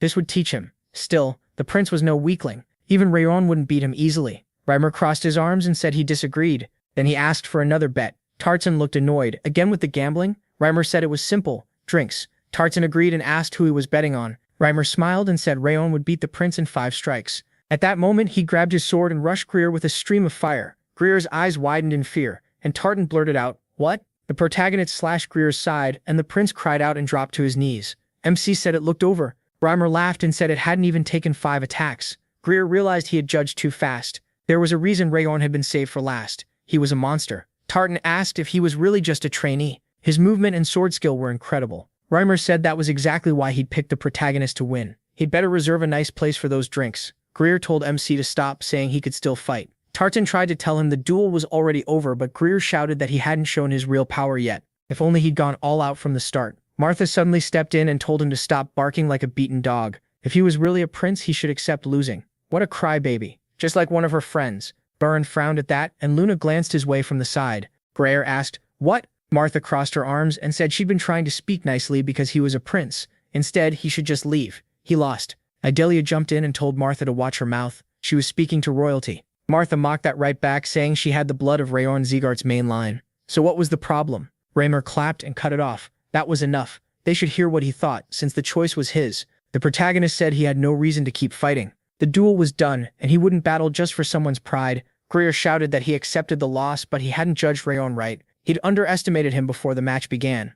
Now he was so ashamed he couldn't even lift his head. He lowered his sword and asked for one more fight. If he walked away like this, he'd regret it forever. Please, MC. MC looked at him, surprised, and thought he never expected this, especially not Greer lowering his sword. He'd taken him for just another spoiled brat. Then he answered, okay, but this would be the last one. Greer agreed at once, reached for his sword and looked at his pendant. He realized his own pride had blinded him to the talent standing right in front of him. This time, he would use everything he had. He unleashed his mana, shocking everyone there. Tartan shouted, "Third Prince, that technique." Greer cut him off. This wasn't the time to hide his strength. He wanted to face Rayon at full power. Wrath smiled and called him a fool for showing everything so openly. The protagonist answered that it didn't matter. He could beat him again. Wrath laughed and said Greer's aura was huge. He was actually stronger. MC asked if he wanted to bet, and Wrath instantly agreed. A system window popped up. Wrath offered a bet. Beat the third Prince of Owen and all stats go up by 4. If he lost, he'd take a 10-point Wrath penalty. Wrath lowered his stance as Greer faced him. Greer said he was starting now.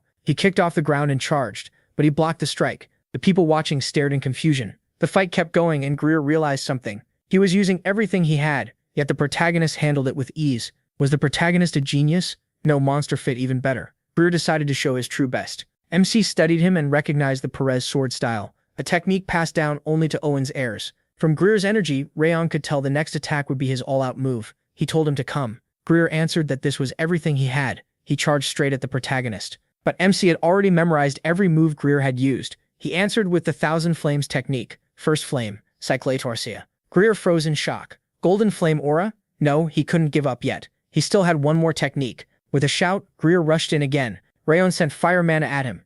The clash shook the area, but he held his ground, stunning Greer. Greer stared at his aura as the protagonist released more mana, wondering if Rayon could really push back even this. A moment later, Greer dropped to his knees again. Rayon declared MC Zegart the winner. Greer looked at his shattered sword and couldn't believe it. He had been faster and stronger, yet Rayon had cut right through his aura. Greer muttered that the world was far wider than he thought. Then he held out his hand and thanked him. He said he'd learned a lot from the duel, and fully admitted defeat. The protagonist smiled and said he had learned a lot too. Greer apologized for looking down on him and admitted his own poor judgment. MC said it was fine. When Greer asked his age, MC answered that he had turned 14 this year. Greer let out a breath. He had lost to a younger, less experienced swordsman. Then he held out his hand again and told him to take what was in it. He asked what it was, and Greer said it was proof that the third Prince of Owen, Greer the 500th Owen, would grant him any one request. Rayon wondered why he'd give away something so valuable. Greer smiled and said losing this duel had opened his eyes. It felt like he had reached a new understanding.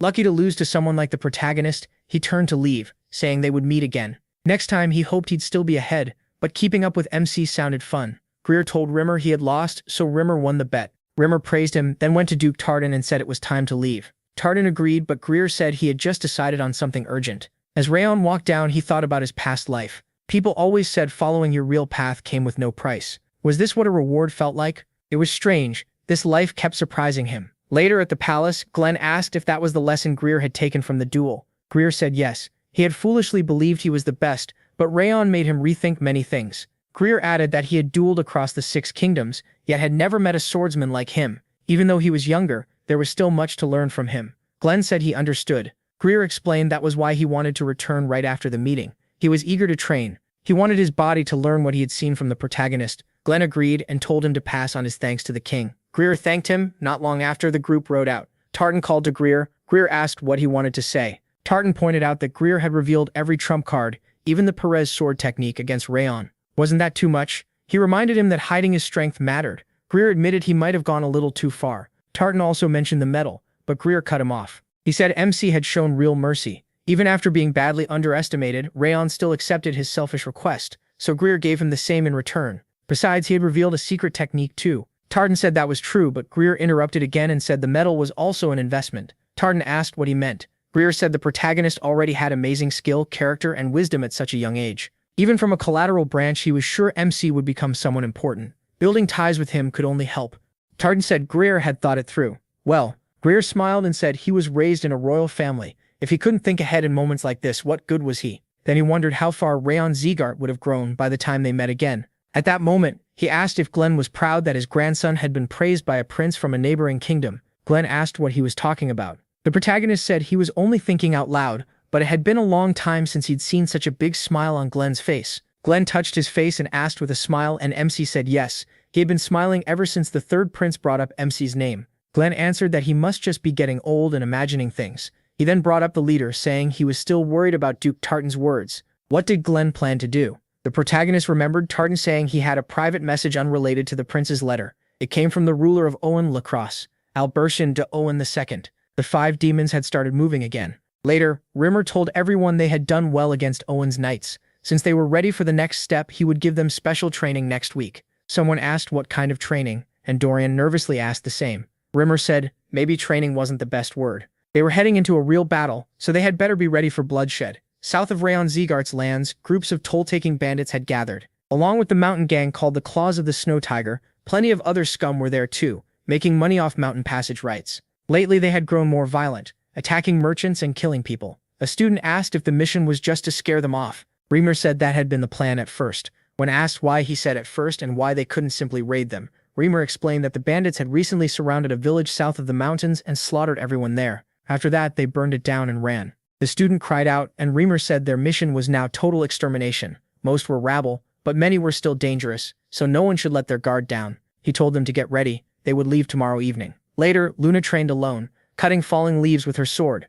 She had decided to work on her stance before tomorrow's mission, but something still felt off. Rayon's lunges were smooth and flexible, hers weren't, and she couldn't tell what she was doing wrong. Looking toward the mountain, Luna thought MC was probably still training too. Maybe she should ask him for help. Then she shook her head. She didn't want to bother him. She had to figure it out herself. After a while, she climbed the slope and lay down, thinking she felt weaker than before, but her movements were definitely smoother. That was enough for today. She wondered if Rayon was still there. Maybe she could stop by and say goodbye before heading home. She remembered saying she'd bring ice cream, so she should get back early this weekend. Luna turned and thought, right, she'd go home early, talk with him tomorrow, and share the ice cream then. As she turned the corner, someone called out to her. Luna looked back and her eyes widened in fear. Surya smiled and said it had been a long time since they had seen each other. Luna cried out, Surya! He stepped closer and said it was hurtful that she wasn't happy to see her own brother. Luna started trembling, and Surya said Rimmer's training seemed to be helping. She had gotten much stronger than he expected, and he said he was proud of her. But surely she wasn't really planning to go to war and risk her life.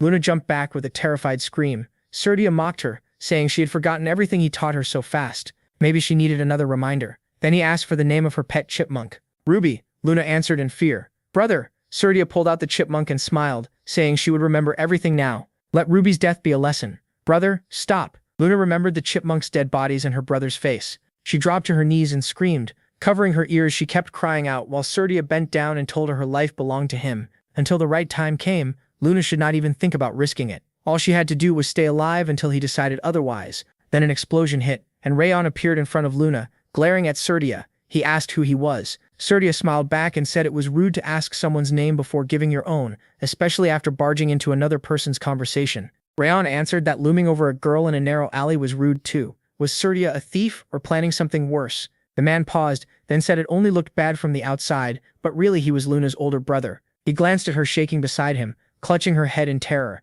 and doubted that right away. Was that really her brother? The man raised his hands and claimed he just got carried away because he was happy to see her after so long. Rayon asked if crushing that rodent in front of her was supposed to be a joke. The man gave an awkward laugh and said it wasn't a real chipmunk at all, just a toy. He showed his clean gloves and insisted he'd never kill a living animal. The protagonist instantly understood he had burned away the blood and flesh with his aura. Then the man set a small box on the ground and said he had only come to bring his sister some treats before leaving on a long mission. Looking at Luna, he said she had a very nice friend and hoped they would stay close.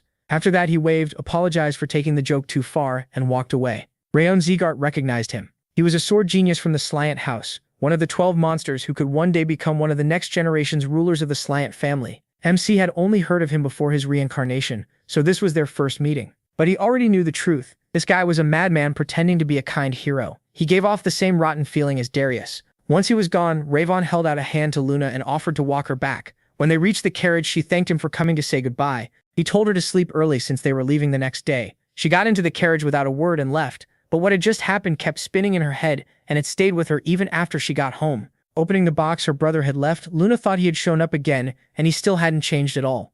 Back when she was little, she once came to him with scratches on her arms from her pet and tried to explain that everything was fine, that Ruby was only upset because she was pregnant. He killed it anyway, saying his dear sister shouldn't be hurt by some animal or really do anything at all besides breathe. He even warned her that if she told anyone, he would kill them too. He said he'd destroy the house and burn everyone but her. That's when she decided staying quiet was the only way to keep anyone from getting hurt. When she first came here, she thought she was the only outcast, the only one who knew pain. Then she met someone she could share that pain with. That person was Rayon Zegart. She saw how kind he was, how hard he worked, and how much he had suffered. Watching him change through pure effort and earn everyone's respect made her believe she could change too. She worked beside him to make that real, but now it felt impossible. Things only stayed calm as long as she endured everything alone. The next day, they headed for the southern edge of Zegart territory, to the village of Jartan. Rumor said they would spend the night there and praise them for making it through the dimensional gate. He told them to rest while they could. This would be their last chance before the mission. A village official welcomed them and led them to their rooms. After settling in, Rayon thanked Wrath. Without his warning yesterday, he might not have noticed anything.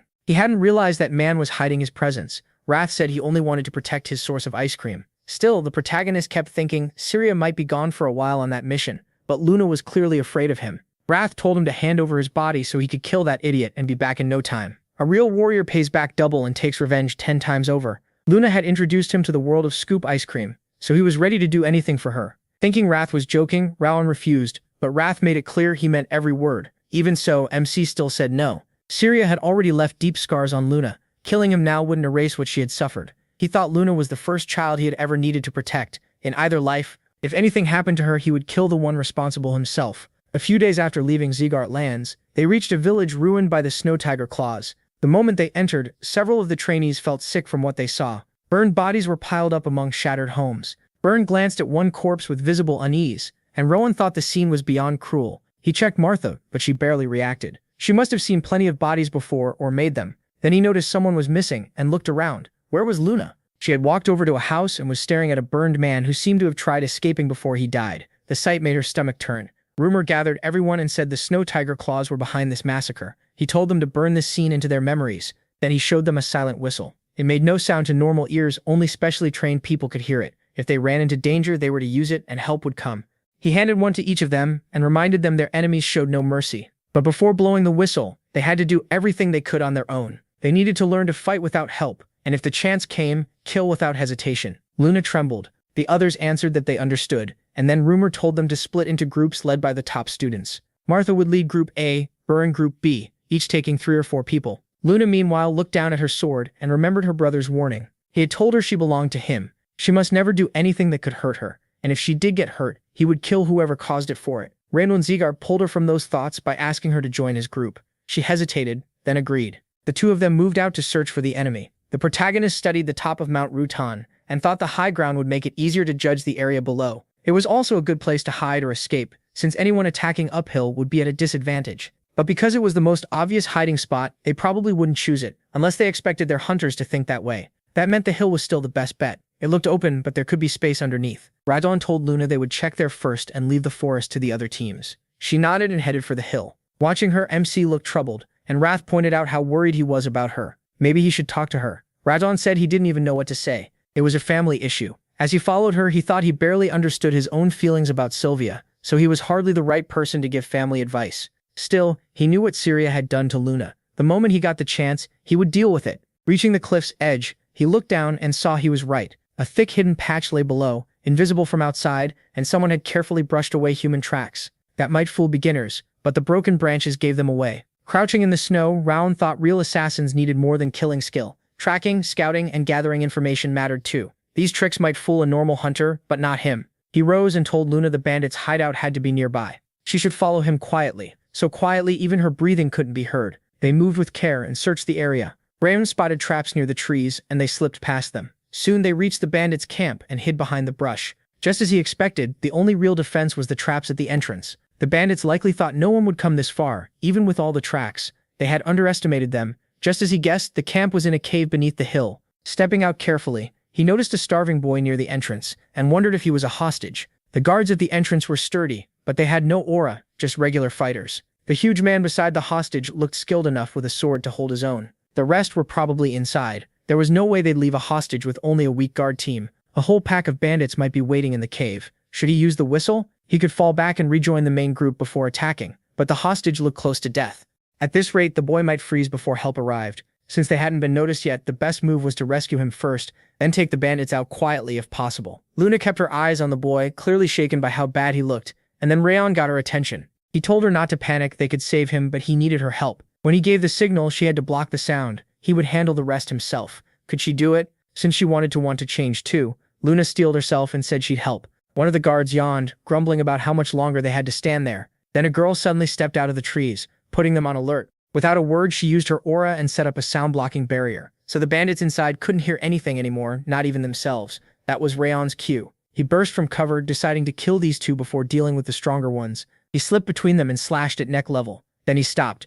Luna looked up in horror as one bandit's head flew over her, and that sight triggered a memory of the small animals her brother killed. She grabbed her head and screamed. Rayon tensed as the barrier started fading, putting the whole plan at risk. Had she remembered something tied to her trauma? If this kept up, they'd be exposed. Seeing a bandit move in to use her weakness, the protagonist rushed over. She didn't even notice the sword coming at her, and just before it struck, he knocked the man down and pinned him to the ground. He warned him to stay quiet. One word, and his throat was gone. All he had to do was answer. If he refused, Rayon would start cutting off fingers. The bandit clenched his teeth. MC glanced at Luna and saw she'd calmed a little. Even while shaking, she kept the barrier up. Thanks to her, they were still safe. Luna went to the hostage while he questioned the bandit. He was from Snow Tiger Claws. There were about 39 of them in the forest, and another hostage too. Rayon had already guessed that. The boy revealed the hostage was his little sister. He begged them to save her, and Luna promised they would, telling him not to worry. The protagonist told her not to make promises like that, but she wouldn't take it back, so he moved on and started planning. They could fight the bandits, but if they wanted the hostages alive, calling for backup was smarter. There were around 40 men plus the leader. Even for them, that was a lot. Luna suggested the whistle and blew as hard as she could. Rayon noticed he was standing close to her, yet heard nothing. So that was why Rimmer gave it to them. Then a voice suddenly came from the cave. The bandit leader had somehow heard the whistle and raised the alarm, leaving MC stunned. Could someone really have hearing sharp enough for that? Even he couldn't hear it. Luna quickly pulled the boy away while Rayon grabbed the captured bandit and stepped out, blade at his throat. The gang leader mocked how a little kid got in here and caused so much trouble. Who was he trying to call? He brushed it off. He wanted a hostage trade. If they handed over the girl, he'd return this man. The old man burst out laughing, saying he didn't care whether that fool lived or died. The girl mattered. He didn't. He told Rayon to lower his sword, and one bandit aimed his blade at the girl. Her scared cry made the protagonist snap. He told Luna to turn away and wait for his signal. Then he killed the hostage, and the others surged forward. But too late. They were furious. Rayon hurled his sword at them, and it struck the man holding the girl. As he screamed, MC gave Luna the signal to make a frost fog with her aura. She moved at once, touching the snow, and a white cloud spread fast, cutting the bandit's sight. Rayon used the cover, rushed into the cave, grabbed the girl, and escaped with Luna. When the fog cleared, the bandits realized she was gone and immediately chased them. The girl was clearly important. After a while, they found a safe spot, but the children were freezing and asleep, so they couldn't keep moving. He said they didn't know what the bandits might do to the village and suggested ending this here. He told Luna to guard the children, but she didn't want him going alone. His arm was hurt, and she argued back. Rayon insisted he was fine. He said he'd wipe them out fast and be right back, but she still tried to stop him. It was too risky in his condition, and their instructors would arrive soon. They only had to wait. The protagonist cut in, crouched to her level, and told her real combat was terrifying. Even veteran swordsmen got scared, let alone kids like them. But there was something worse than fear, doing nothing because of it. These bandits had done awful things. Some of the dead must have been villagers trying to protect others. Others probably fought to the end for the people they loved. They couldn't let those deaths mean nothing. They were swordsmen of House Zegart, and they had to do their duty to the end for the fallen and for those still alive. He said he didn't know what her brother had done to her, but the more she feared him, the more that shadow would swallow her. Only she could protect herself and the people she cared about. Then he placed something from inside his clothes into her hand and said what happened next depended on her choice. With that, he took up his sword and headed for the bandits, telling her to stop living in his shadow. His words brought tears to her eyes. She wanted to change. She wanted to break free from him. She didn't want to stay chained to the past. She wanted to protect what mattered. Looking at the wooden chipmunk figure, she decided she was done hiding in the dark. She wanted to step into the light. Meanwhile, Rayon was cutting through the bandits without mercy, making the rest uneasy. They couldn't stop him, even though he was just a kid. The bandit leader couldn't understand how they were losing to him. Then one bandit jumped at Rayon from above, but he dodged in an instant. The leader tried to strike from behind, yet the moment he attacked, he sensed something was off. He looked forward in shock. MC was gone. He was behind him now, asking how long he planned to wait for a cheap opening like a coward. Rayon killed him at once and turned to the others. Stunned, they called him a monster, unable to believe a child could be that strong. He told them to surrender since their leader was dead, but something sharp flew at him, and he barely knocked it away. Then the real leader appeared, Vukan. Chuckling, he called the whole thing pathetic. How were they dying to a kid like this? If word got out, the North and South Alliance would laugh at them. Still, the boy looked rich, probably from a powerful family. That made things better. Vukan lunged, saying he'd worried their gifts wouldn't be enough, but now fortune was on his side. He punched Rayon hard enough to send him into the wall, and the protagonist knew at once this man was the true head of Snow Tiger Claws. He wasn't some beginner, he was closer to a swordmaster. Then a bandit shouted from the entrance that they'd found the girl and the hostages. MC turned and saw Luna barely holding back her enemy's blade. He worried she still wasn't ready for a real fight, but he had to help her. Vukan threw another punch and mocked him for losing focus in front of his enemy. Was he worried about them? Fine, then he'd keep him busy. Rayon cursed inwardly as he kept blocking, while the bandit facing Luna backed off and said she used strange techniques. She looked like she'd never killed before. He charged again, and Luna was told to hand over all the hostages. Looking at the children, she knew she had to protect them no matter what, but that meant killing the man in front of her. Luckily, he wasn't the strongest. She aimed her sword at him and tried to tell herself she could do it. She needed to remember Rayon's words, but her fear wouldn't fade, and her brother's shadow appeared before her. He was holding her sword. The moment she saw him, her vision darkened. She told herself to push him out of her head, but she couldn't. How could she protect anyone like this, like Rayon did? She was too scared to even swing properly. Until now, she hadn't protected anything. What was she supposed to do? Then his voice reached her, pulling her from the panic and making her look back. When their eyes met, he smiled and said it was okay. She could do it. That made her burst into tears. He had pulled her out of the darkness and shown her a way forward. She knew she'd have to thank him for giving her courage, for believing in her and helping her move on. She tightened her grip, swung her sword and cut through her brother's shadow. Then she rushed the bandit, froze his legs and struck a killing blow. After that, she looked at Rayon with resolve, while the bandit leader sighed in annoyance and asked he cursed his men for still losing to a bunch of kids, but the protagonist shot back that they were more than just children. That girl had beaten the darkness in her past by herself. Her heart was kinder and stronger than anyone he knew. She was the kind of swordswoman who broke through limits. As he said that, flames burst from his blade. He used the Thousand Flames technique, its first form, fall of a flower, and rushed in with a slash. Fire spread like flower petals and wrapped around the bandit. Once it was over, Rayon checked the area for any traps before the instructors arrived. Then he opened the chest and found a two-colored bud, a very rare healing herb. Did they really wipe out a whole village for this? Then a voice came from behind them. The leader of the Eternal Bandits from the North-South Alliance stepped in, sounding almost disappointed that the fight had already ended. His eyes went to the bud in Rayon's hand. He noted it was the same two-colored flower Vukan once had and asked if they had killed everyone. MC wondered what that would matter either way, and the man said he was pretty bold and good at reading the situation. He figured that confidence came from skill. He asked if he was from the North-South Alliance. The man confirmed it and said to call him Rictor. That put Rayon on guard. He knew that name. Rictor was a genius swordsman who joined the North-South Alliance with nothing but his sword. In just 10 years, he rose to lead a massive bandit force, far above the Snow Tiger Claws. His combat skill was exceptional. Rictor guessed the protagonist came from a noble house and asked if he was from the main Zegart line. Since their swords had no engraving, they had to be apprentices. Then he wondered if he should just kill them. The moment he said it, a cold wind hit Rayon. Rictor wasn't hiding his killing intent at all. To MC, who had once lived as an assassin, that much was nothing. He reached for his sword, and Rictor asked with a grin if he could handle this. He said nothing, thinking he could kill him with a strike from behind. A direct fight would be tough right now, but even so, he didn't want to back down. He drew his blade and told Rictor to pull his weapon and fight. Rictor touched his sword and, a little surprised, said he would die then. Rayon answered that if he was weak, so be it. The bandit chuckled and said kids shouldn't toss around words like that. As they talked, he wanted to fight him even less. Killing the protagonist here would be a waste. The protagonist answered with confidence that a warrior doesn't get to choose where he dies. The bandit stared at him and wondered if he was really a child. Where had he learned words like that? Then he added there was another reason he didn't want to kill him. The fierce wind had been watching them for a while. Rayon didn't know who he meant, and Rictor jumped onto a rock and said that if he ever joined the North and South Alliance, that would be good. At last, he asked for MC's name, and when he heard it, he smiled. Then he left, saying he hoped to hear more about him beyond the Terracan Mountains and the Rabble River. Rayon kept staring at the rock for a moment, then told the girl it was time to go. She nodded and asked if she had done well. The question caught him off guard, but he smiled and told her she had been amazing. She smiled too, and together they gathered the children and returned to the others. Their short, somehow long mission was finally over. When they came back carrying the Snow Tiger Claws leader's head, Byrne and Martha were annoyed that Rayon had beaten them again. Remor calmed the students who hadn't gotten a chance to shine, then smoothly turned it into another bragging story about how perfect his own first mission had been. Wrath jumped in too, boasting that he had frozen an entire castle in his first battle. He wanted to cover his ears and ignore both idiots. The rescued children had lost their families, so the Slyan family chose to take them in. The kids seemed happy with that, mostly because they liked Luna. After the mission, Luna and Rayon were called in to see the head of the family. They received bronze medals for what they had done, and the praise surprised the protagonist.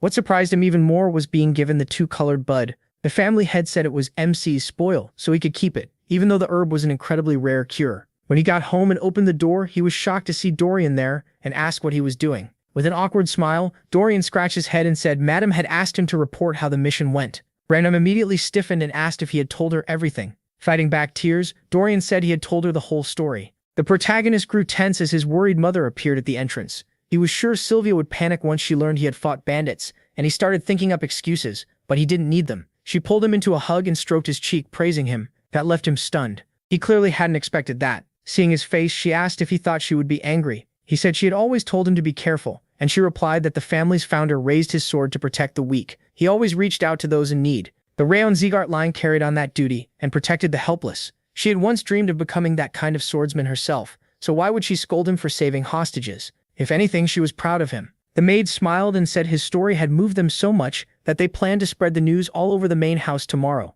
Sylvia hugged her son again and said he had grown into a wonderful person. Rayon, confused, thought he still couldn't understand her. His feelings were a mess, and when he tried to glare at Dorian, the boy had already vanished. Wrath snorted that there was no point looking. The coward had run off long ago. MC decided to let it go, and thought the evening hadn't turned out so bad. That night, while Luna got ready for bed, she set the chipmunk on the nightstand and remembered Rayon's words. Next time, she promised herself, she would thank him properly. Elsewhere, Rimmer rested in his hammock and thought back to the talk between him and that bandit, especially the moment Rayon told him to draw his sword and attack. It made Rimmer smile. It had been a long time since he'd heard the founder's words spoken so clearly. The seeds were finally starting to sprout. Meanwhile, in the Robert family's main residence, Darius sat in his study writing notes. Then something caught his eye, and he froze. A red stain had spread across the page from the wound on his palm. He looked at his hand and thought about how it still hadn't healed. 17 years had passed since that day. He had tried every high-grade cure he could find, brought in skilled doctors and famous priests,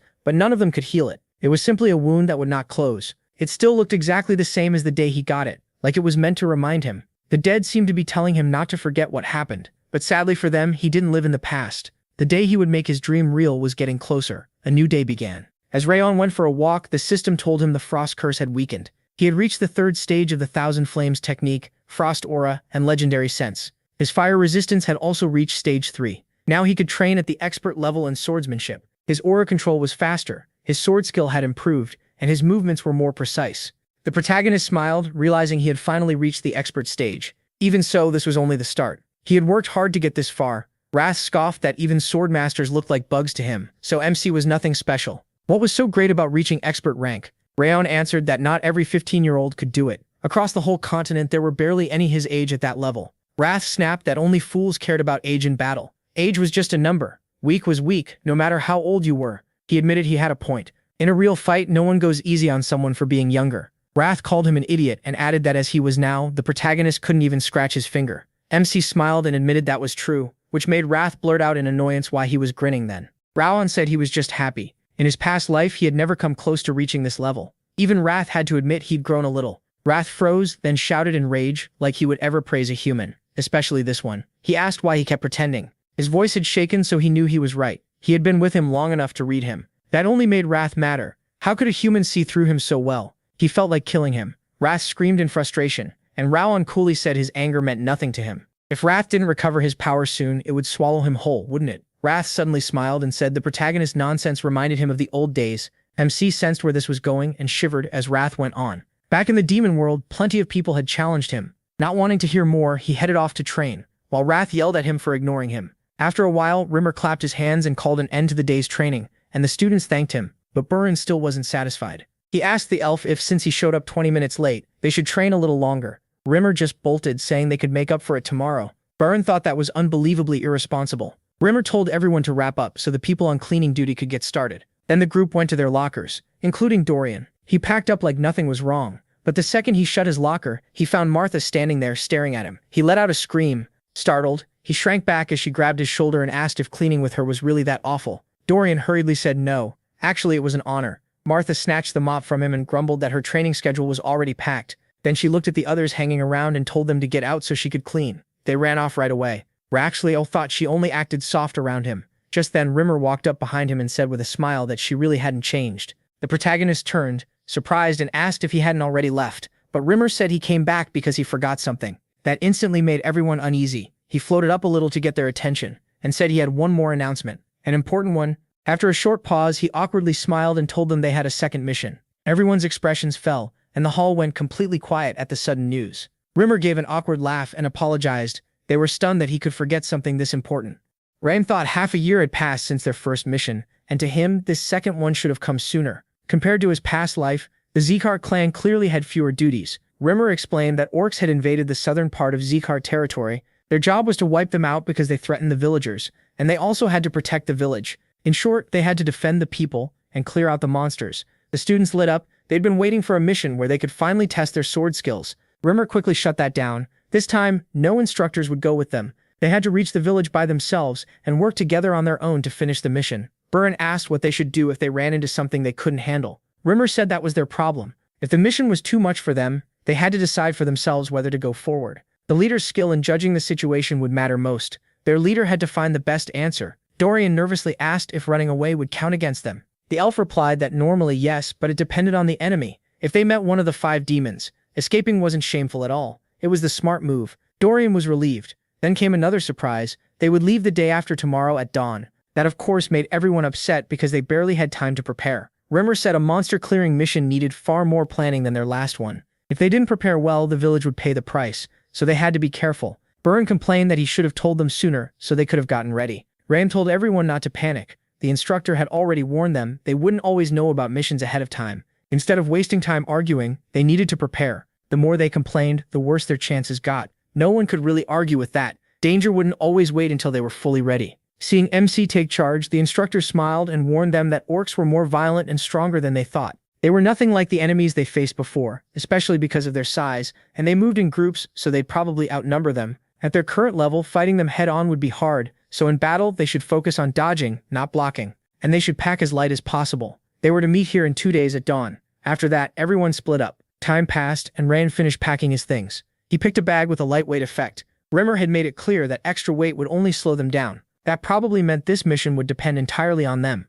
Still, he felt ready. Then Wrath appeared and opened with insults, asking if Rayon really thought everything would go the way he planned. Anything could go wrong at any moment. The protagonist answered that anything could happen, including demons handing over their stat points without a fight. Wrath got mad and said he wanted to sew MC's mouth shut. Right then, someone knocked on the door. Wondering who would come this late, he opened it and froze in surprise. His unhappy mother stood there. She said he should have at least told her he was going on a mission. Rayon wondered how she found out, and asked if Dorian had spilled everything again. She said Rimmer told her, and that made him want to tear the elf's ears off. He apologized, and her expression softened a little. Then she took his hands and told him that leading a mission takes much more than being the top student. He had to find the right way forward and guide everyone else. Doing that alone wasn't easy. He also had to choose the right formation to keep losses low and bring everyone back safely. The lives of his friends would depend on his choices. Rayon was caught off guard. He expected anger, but instead she was giving advice. Sylvia said monster clearing only sounds simple. In truth, it's hard. They had to make sure every single creature was killed so the villagers would truly be safe.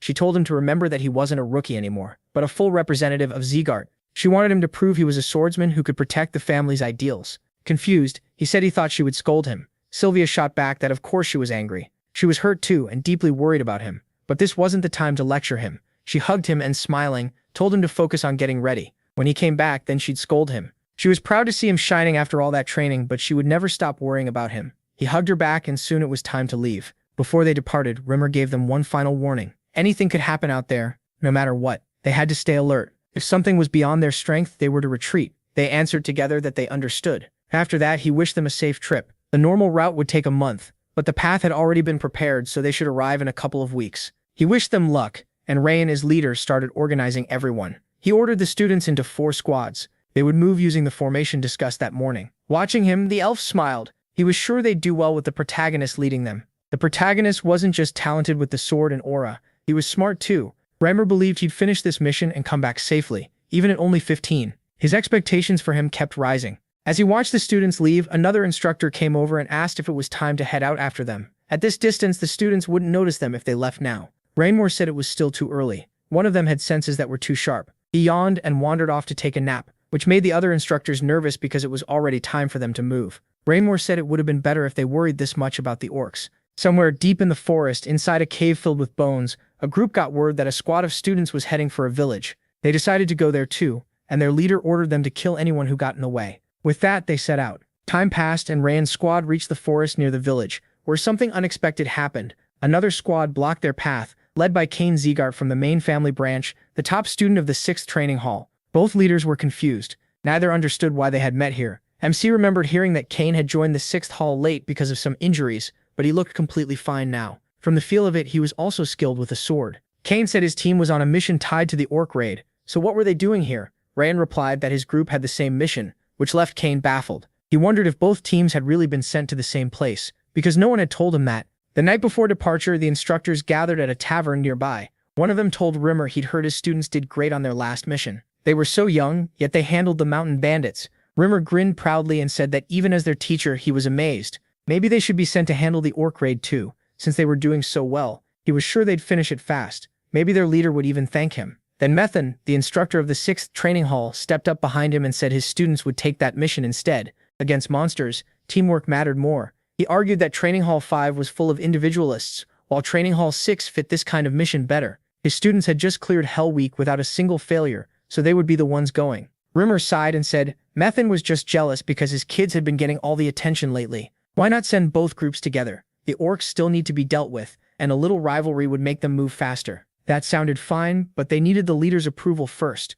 Even so, they were already excited to see how it would turn out. In the present, Burren stepped up and said working together would only cause confusion, so they should head back and leave the mission to them. That clearly annoyed Kane. He warned Burren not to say it again. Was the 5th training hall getting ahead of itself? His squad was built for missions like this, where teamwork mattered most. Rimmer said he knew how skilled Kane was, but that didn't mean he could look down on the 5th training hall. Rimmer watched without stepping in. He was sure Rimmer knew both squads had been sent here, so why hadn't he mentioned it sooner? After thinking it over, he realized the instructor wanted them to face something that felt like a real mission. Monster raids depend on teamwork and tactics, two things they were still weak at. Maybe this was meant to push them into competing with the 6th training hall and fix those flaws on their own. Once he figured that out, he quietly cursed that elf. Still, this was a good chance for everyone. Before he left, his mother told him to prove he was the kind of swordsman the family could look up to. He hadn't stopped thinking about that since, so Rayon stepped in and told them both to calm down. There was no point wasting time arguing when neither side would back down.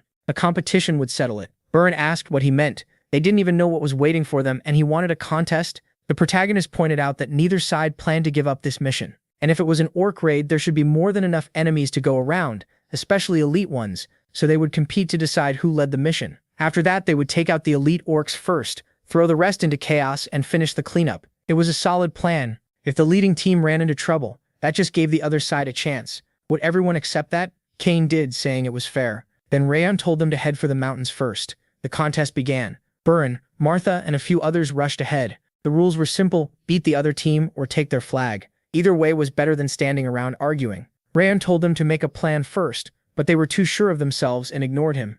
Martha was the worst about it. She finally found worthy opponents and didn't think losers like them deserved tactics. With a grin, she charged in and started the fight. Meanwhile, MC relied on his sharp senses to read the battle without even needing to watch it directly. The clash had already begun. Luna asked if it was really okay to let them fight with no plan. Raina said some people were just too full of themselves to listen. She wondered if they could still win, but he was certain they'd lose, and badly. Sure enough, Burn and Martha started getting pushed back. They kept attacking, but couldn't understand why nothing worked. Their opponents were weaker on their own, yet their defense had no openings. Some of them shouted that Burn and Martha weren't the center of the world and needed to stop looking down on others. That only left Martha more confused. By the time the sun was sinking behind the mountains, they returned to the main group looking frustrated and miserable. Ragyan asked if it had gone as easily as they expected. Instead, they were the ones forced back. That was their mistake. The world hadn't stopped growing while they trained. Did they think being stronger than those students once meant they would always win? That was the result of charging in with no plan and no knowledge of the enemy. Their confidence ruined them. They burned through stamina, used up aura, and even revealed their techniques. Those students trained hard too, and better results didn't give them the right to look down on anyone. Luna asked if that meant they had lost. Round said not yet. They still had another shot. At once their mood changed, and Martha snapped that she'd crush those idiots this time. He smiled. At least they were ready to try again. Then he laid out a plan to win. At the same time, the 6th training hall talked about their opponents. The 5th seemed weaker than expected, though their fight had still been interesting to watch. One student warned them not to relax. The 5th training hall had beaten the Snow Tiger Claws, one of the biggest bandit groups in the Alliance. He was sure they wouldn't quit so easily. Then he saw Martha coming, drew his sword, and said he'd been expecting this. Martha called him an idiot and warned that if he insulted them again, he'd regret it for the rest of his life. Then she rushed him with a focused stare. He told his group it was a frontal attack and ordered the 4th formation, focusing their defense ahead. He stepped up to block, but she suddenly attacked from the side, catching him off guard. At the same time, Burren charged another group. Since they'd seen his opening stance before, they thought they knew exactly how to handle him and moved in. But instead of meeting them head-on, he slipped past, fooled them, and struck in one smooth move, knocking 2 swords away at once. Their leader turned in shock. Had Burn really changed direction that fast? Their whole fighting style had changed. Martha was also driving back 3 students by herself, and now she understood. Rayon had been right. When he explained the plan, he asked why they lost, if they were stronger one-on-one. Burn guessed it was because of information and tactics, and the protagonist said exactly. The 6th training hall already knew their skills and built a plan around them. Meanwhile, they had gone in with no prep at all. Sure, they'd win anyway, so they got crushed in a fight they should have taken. Dorian nervously asked if that meant they were doomed. Martha grabbed his clothes and told him to shut up. Raffron said it wasn't over yet, but they had wasted a lot of strength and aura. They were behind now, but they weren't the only ones who could use information and tactics. Raffron asked if he had something in mind. MC said Kane had sharp eyes and strong instincts. He'd spotted them early and matched each of them against students who countered their strengths. Martha had power and endurance, but her attacks were simple, so he sent swordsmen who could absorb the pressure and make her waste aura. Raffron was fast but too straightforward, so they put evasive fighters against him. The easiest answer would be switching opponents, but Raffron knew they wouldn't agree to that. He was right. Martha insisted she wanted to beat her own opponents, and Raffron felt the same. He said that was fine. Then they'd just have to fight differently. Those opponents were solid, but they had a bigger weakness in how they used aura. Martha's job was to find the weak point in their defense and strike there. Raffron had trouble with fighters who leaned on instinct, but feints worked well against that type, so he needed to drop his usual style and start baiting them. Martha said it made sense, and they wondered how Raffron knew all this when he'd been sitting there the whole time. He answered that Kane did have a sharp eye, but the protagonist's senses were even better than most students. He'd been following the whole fight through smell alone. Everyone else was doing fine too. Even Luna was holding her ground. Then he heard footsteps behind him and turned. Now it was his turn. His opponent was Rayon Zegart. Since things had changed, Raffron had no choice but to go after the flag himself. Kane said he'd wondered why his side had suddenly started losing, and now he knew. MC had told them to change their style. So the rumors about him weren't wrong, but this competition would end here. He'd heard he used fire aura, but he wasn't the only one. With both hands on his sword, Kane coated the blade in flames. Raffron was a little surprised to see he had fire aura too. Kane boasted that his aura was the best among the students, better even than many graduates. That meant the protagonist couldn't beat him. Annoyed, MC wondered why everyone in this family loved talking so much. Before a fight, he activated his own aura and told Kane to begin. He'd show him whose fire was stronger. Then Raffron rushed in. Kane was startled by how fast he was. He'd heard he had beaten Martha and even Prince Owen. Kane leaped back to avoid the strike, thinking the protagonist's aura couldn't match his even if he was strong. Still, he believed he was stronger. Then Raffron's sword flashed at his face, and Kane barely blocked it, only to see MC's flames blaze even brighter. A cut opened on his cheek, and panic hit him. How was that possible? His fire couldn't be weaker, or could it? He drove him back, bringing down another heavy strike. Kane blocked, but holding his sword up was getting harder. With a shout, he forced out more power, and a blast thundered across the area. In the end, Kane lost. Raffron asked, wasn't his fire supposed to be stronger? Turns out he was just weak. When his squad came back, everyone was stunned. Kane stood near their leader, deep in thought. They asked why he was there, and Raffron said the fastest way to turn a losing fight around was to take out the enemy commander. That shocked them. They hadn't expected him to see it coming. Byrne admitted the protagonist was right. Fooling them had been easy, but he couldn't have done it alone. Without MC's orders, they would have lost to the 6th training hall. Even Martha, though she hated to say it, agreed. She added that if his plan had failed, she would have stepped in. But they won because of him. The group accepted Rayon as the leader of the 5th training hall and said they were ready to follow him. He was a little surprised, thinking they had finally grown up. Hearing that pleased him. He told them they had all done well, and this fight should teach them how dangerous pride and overconfidence can be, especially when they charge in without a plan. If this had been a real battle instead of a test, they all would have died. He told them never to forget that lesson. While Rayon spoke to his squad, Kane watched and thought he had gone far beyond expectations. He was strong in battle and smart in planning too. Kane had looked down on the 5th training hall as a bunch of arrogant rookies, but now he realized he was the arrogant one. He walked up to the protagonist and held out his hand, saying he had learned his lesson. Rayon had taught him not to relax until the very end, and to always have another plan ready if the first one failed. He truly believed they would win somehow. They had known about MC's group from the start, yet they still lost the team battle, and he also lost their one-on-one fight. He thought he was stronger, but really he had just been full of himself. To Kane, that was an important lesson, and he thanked him, calling him a great teacher. The protagonist smiled, realizing Kane was far better than the other main branch kids. Then he shook his hand and said the match had taught him something too. Kane answered that as promised, they would support them on this mission. 2 weeks after the competition, they moved through a snowy forest. Soon they reached a cliff, and from there they could see their destination, a small village with no special goods and no tourist value. It was just home to a few farmers living off the land. The mission itself sounded simple, another monster cleanup. Still, Rayon felt like someone had been watching him the whole time. It wasn't the same feeling as when mentors were nearby. This watcher felt darker, like someone sizing them up. MC looked around and decided they needed to stay careful and trick the enemy first. He called Burn over and asked him to lead this mission. Burn froze, so Rayon explained that during the first mission, only he and Luna had fought the Snow Tiger Claws bandits. So this time it was better if the others led. He reminded him that he once swore he would surpass him. This was the perfect chance to show how much he had changed. After some hesitation, Burn agreed and said he'd prove it. Then he told the others he would be in command, and no one objected. They were ready to follow. Rayon then went to Martha and told her he'd explain later, so she shouldn't get mad. She replied that she didn't need a special reason. She had already promised to obey his orders. With that, she went over to Burn and started talking with him. The protagonist then asked Wrath if he also felt someone watching them. Wrath answered that the protagonist had noticed it too, then smugly said it was obvious. After all, he had learned from him. MC asked where the watcher was and how many there were. Wrath laughed and said he wouldn't tell him the location. He could figure that out himself. But from the way he said it, he learned there was only one watcher, which surprised Wrath.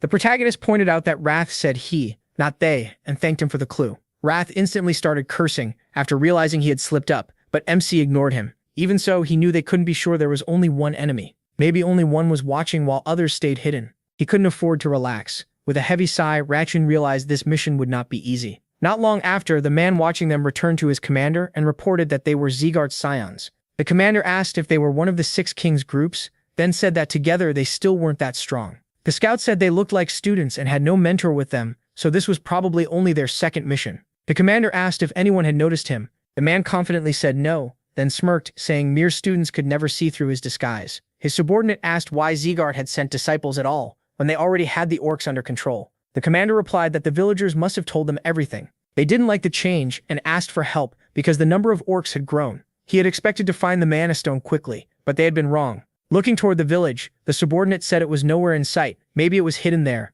He asked if that meant they should attack now. The commander refused and said they would wait a little longer, but the subordinate argued this was the perfect chance to kill the kids. The commander answered that killing disciples was easy enough. The real problem was acting too fast and letting them discover the Mana Stone. That would be a huge mistake, so they would simply let them kill a few monsters and think they had done their job well. Then he put on a helmet, transformed and turned into an orc. He said that once the students left, they would attack the village and wipe it out. Later, inside one of the village buildings, Wrath looked at Burn and admitted he had worried about him at first, but Burn was handling leadership much better than expected. He wasn't throwing his rank around. He put the mission first and calmed the village chief and the villagers before anything else. Seeing how hard he worked, he felt there was no need to worry. The rest of them could handle the monsters without Wrath leading. Looking out the window though, he knew the real problem was the person who had been watching them outside the village. He wasn't sure, but it felt like the surveillance vanished once they arrived. Maybe it was someone from House Zegart checking on them, or maybe someone else entirely. Either way, they would likely learn the truth tomorrow. The next morning, Burn found tracks in the snow and said monsters were definitely moving through the area. The village chief had said monsters came every year, but now there were 3 times more than usual. The villagers couldn't handle that many. They had already spotted over 100, so the total might be more than 200. But numbers weren't the only issue. They didn't know the forest well, so a villager would guide them through the mountains. He was the fastest man in the village, so he should be a big help. The guide Konbar looked nervous, as if he had sensed something was wrong when the village chief visited last night. Still, he agreed to guide the Zegart group. Radlon noticed his fear and told him not to worry. They would make sure he got home safely.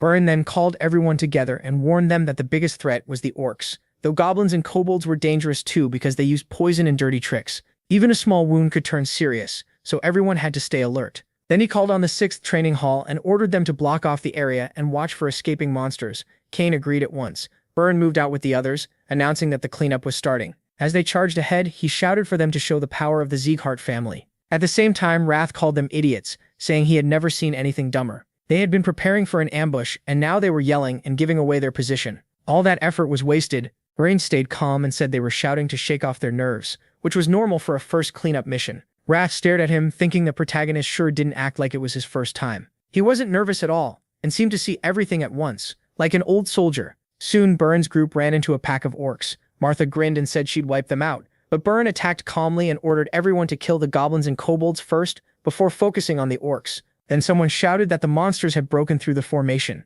and 2 huge orcs were charging straight at Kanbar. Kanbar went pale and shouted, asking if the orcs were coming this way. He knew it. He never should have come. Rayon stood calmly between him and the monsters, then struck one of them with a powerful slash. Right after that, he dashed to the second and cut it down with another heavy blow. Then he stepped back and sheathed his sword, leaving both monsters fatally wounded. The stunned guy dropped to the ground and asked if they were already dead. Rakon turned to him, said his name, and asked if he was hurt. Kanbar, still shaken, said he was fine. MC calmly asked about old stories tied to these mountains, maybe a treasure or some great monster. Kanbar nodded and said there was one. Long ago, according to legend, a brutal battle happened here between the Goblin King from the west and a group of knights. People said the Goblin King's ring was still hidden somewhere in these mountains. That made Rakon realize what was going on. The presence he'd been sensing this whole time was Eden, a group that worships one of the 5 demon kings, famous for madness. Their goal is to bring back the age when monsters ruled and humans bowed to them. If that were all, they'd have been wiped out already, but they can control and tame monsters. On top of that, they can use monster powers themselves.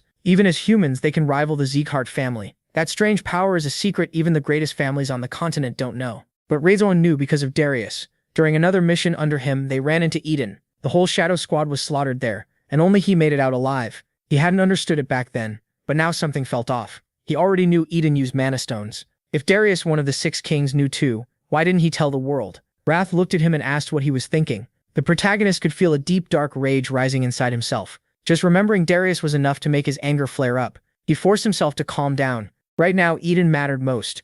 He guessed they were after the Goblin King's Mana Stone. Centuries had passed since that king was defeated, but Rayon was sure the powerful stone was still hidden somewhere here. Most likely, Eden was using them to make sure the mission looked finished. Once they left, the search would start again. Meanwhile, Borin rushed at a monster with his sword raised, shouting that its master was his. He'd ended in one strike, but suddenly something hit first, kicking up snow in front of him. Martha had already killed the monster and grinned, saying it was hers. Borin clicked his tongue and complained that was unfair. Then he called to the others that the monster's leader was down, so they should finish the rest. Rayon called Kambar over and asked more about the Goblin King's story. Had anyone found treasure or jewelry in these mountains since then? Kambar thought for a moment and said that when he was a child, the chief had gone into the mountains and returned with a red gem he found near the peak. MC's eyes sharpened and he asked where that gem was. Now, Kambar said few people knew, but it had been buried under the chief's house. Since then, the village had actually become warmer. Hearing that, Rayon realized things were worse than he thought. If Eden hadn't found the Mana Stone in the mountains, then the village was the real target.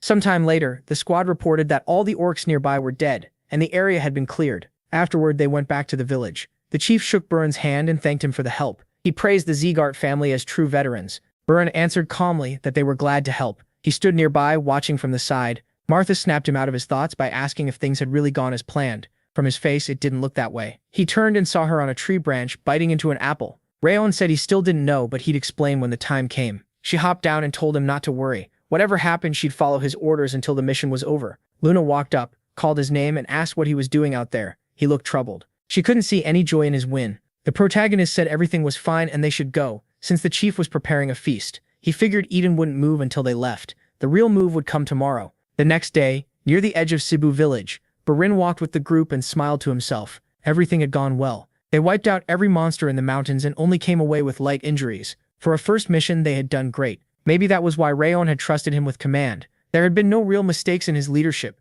though he still didn't get why MC handed him that much authority. Even so, he hoped he'd proven his skills were no worse than his. With a faint smile, he said it was time to leave. They went a little farther, but Rayon suddenly stopped, and the others did too. They turned and asked what was wrong. It was way too early for a rest. The protagonist said seriously that the real mission was starting now. Burin frowned and asked what he meant. MC calmly repeated that the mission still wasn't over. Confused, Burin said they'd killed all the orcs and even cleared away the bodies. Was there really something left? Rayon reminded him their mission was to protect the village. Burin still didn't get it, and asked what the problem was.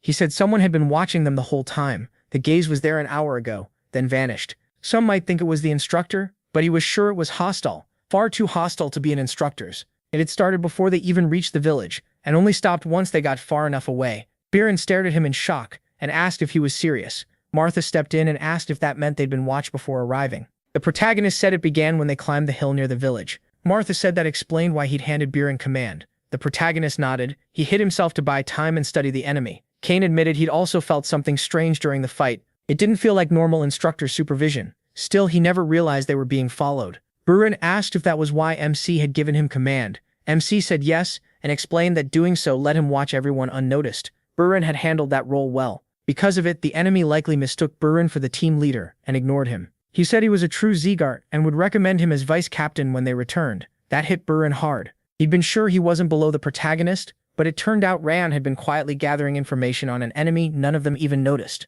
Brufin had been proud of his success and never suspected a thing. MC said they should start with one fact. Orcs rarely work with other species, but here orcs and goblins were fighting together. That meant someone was controlling the monsters. Their job was to protect the village, and that job wasn't done. Since the village was still in danger, they had to return to Cebu quietly so the enemy wouldn't notice. Camouflage would have helped, and though they didn't have any, one squad member stepped up, pulled out gear, and asked if this would do. Rajon looked a little surprised and asked where he got it. The man said he brought it just in case. He, a bit amused, asked if he really carried all that around for emergencies. Then he told them to move like they were on a stealth mission. He called for Crane and said that since he was the fastest, he should report everything to the instructor. Crane agreed and left at once. The protagonist then told the rest to follow his orders no matter what happened. 5 hours later, at Eden's temporary hideout near Mount Cebu, the scout returned and reported that the group had left. They even checked the other side to be safe, and it was clear too. Their leader said it was time to begin. Using a recovery skill, he brought many orcs up from underground. Standing beside them, he said they were to kill everyone and leave no one alive. Burn saw a wave of monsters charging toward the village and cried out in shock. So there really were orcs left, and this time they had to finish them for good. Rason stayed calm and said this wasn't the time. He had warned them they were being watched. These weren't just monsters. They were dealing with people. They didn't even know exactly who the enemy was yet. Baron, worried, shouted that there were too many orcs. The village couldn't survive a force that big. MC looked at him and asked if he understood they'd all die if they made one wrong move. Baron, still tense, said they should step in now and save the village. He asked if he remembered the instructor saying how important it was to grasp the true point of a mission. The time still hadn't come. They had to be extra careful because their enemy was Eden. Everyone froze and Martha asked if he meant the same. Eden led by the 5 demons.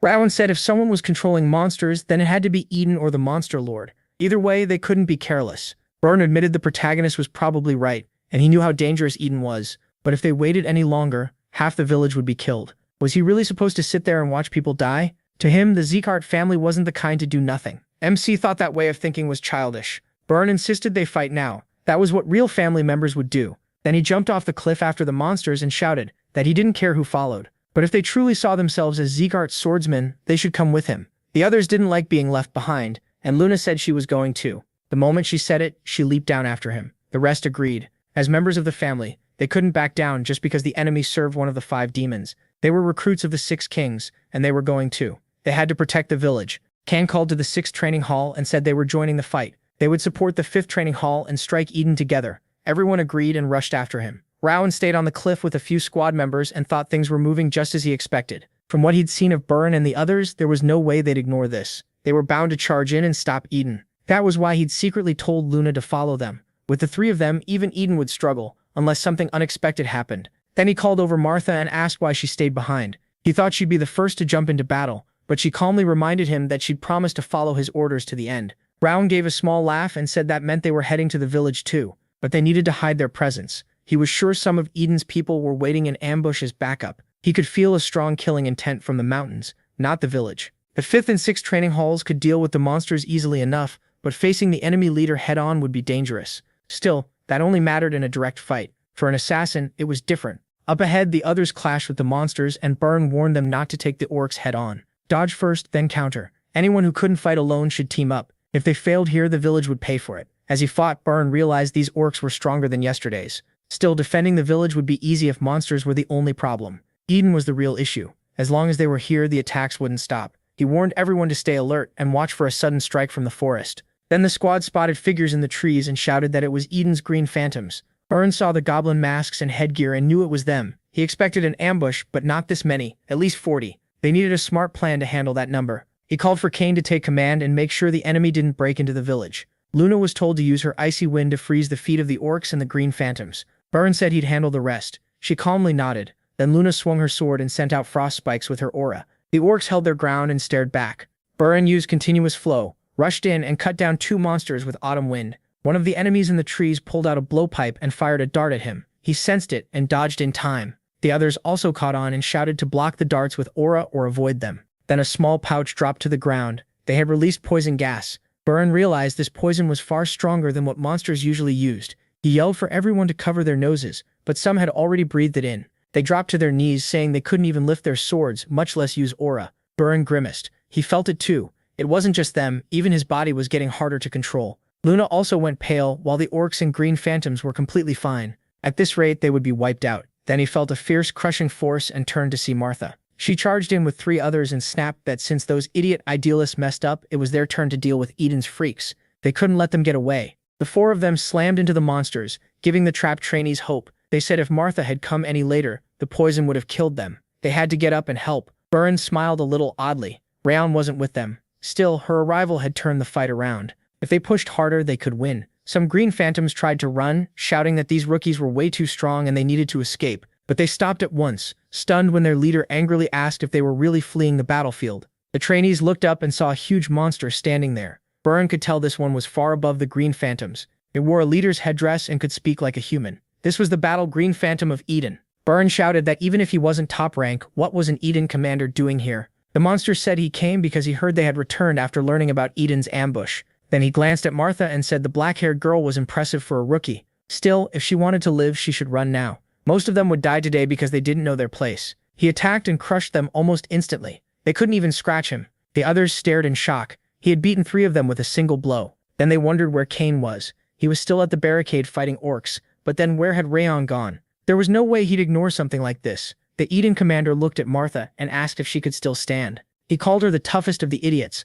and said she was the only one who had sensed them. That just meant she was another sprout for him to crush, an insect with no skill, will, or discipline. He raised his weapon and declared they would all die today. Then Rayon burst in from behind, slashed at him, and said that wasn't happening. His sword blazed with aura as he moved in and used Cyclone Turn Thousand Flames first form, cutting off the monster's arm. The arm hit the ground, but the monster only laughed and called it a nice ambush. Rayon clicked his tongue. He hadn't expected the creature to escape with only one arm lost. He had wanted to end it in one strike from behind. The monster admitted that even as a surprise attack, the cut was skillful. He called him a promising member of the Zegart family, but said that was all he had. From his condition, it was obvious he'd spent most of his strength on that one blow. The protagonist's hands shook. He really had burned through almost everything, trying to finish it in a sneak attack. Now he could barely move right. Still, he asked if this thing was really in charge here. The monster laughed and asked if he truly thought Eden's real leaders would bother with some village. Then he stood in front of Rayon and said these crazy rookies were hard to understand. He mocked MC's sharp tongue and said they'd see how long he could keep talking. He raised his sword, thinking he still hadn't fully recovered.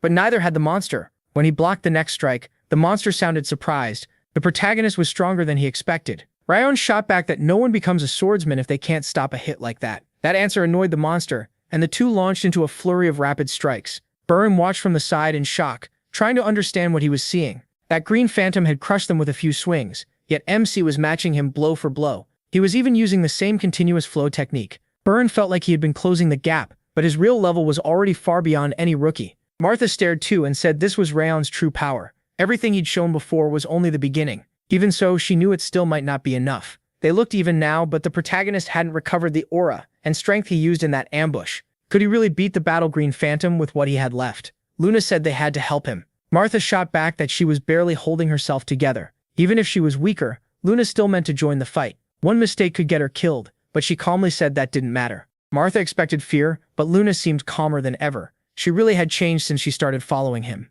Burn got up, ashamed he had hesitated at all. Luna was right. They had to help. Martha glared at him and asked if the one who started this mess was finally speaking and whether breaking the rules would change anything. He calmly said he still couldn't ignore this and leave the team to die. They were swordsmen of the Zegart family. After thinking it over, Martha agreed, but with one condition. If this went wrong, they would all share the blame. First, they had to set a formation and charge in together. The commander said it was surprising such a pathetic rookie had lasted this long against him. He even said MC was talented enough for Eden, and asked his name. Tired, MC gave it. The commander's face hardened. So he was from the main family line. His hair and eyes proved it. The blood of the Northern King of Destruction was in him. That killed any thought of recruiting him. Now he would do whatever it took to murder him. Right after that, he swung with terrifying speed. The attack came even faster than before. Rayon stared in shock. The madman had sped up again. Was he burning his own life to get stronger? The protagonist barely held on with the ring of fire, and he still hadn't fully recovered. Then he noticed Martha. She rushed in from behind the monster and slashed at his back.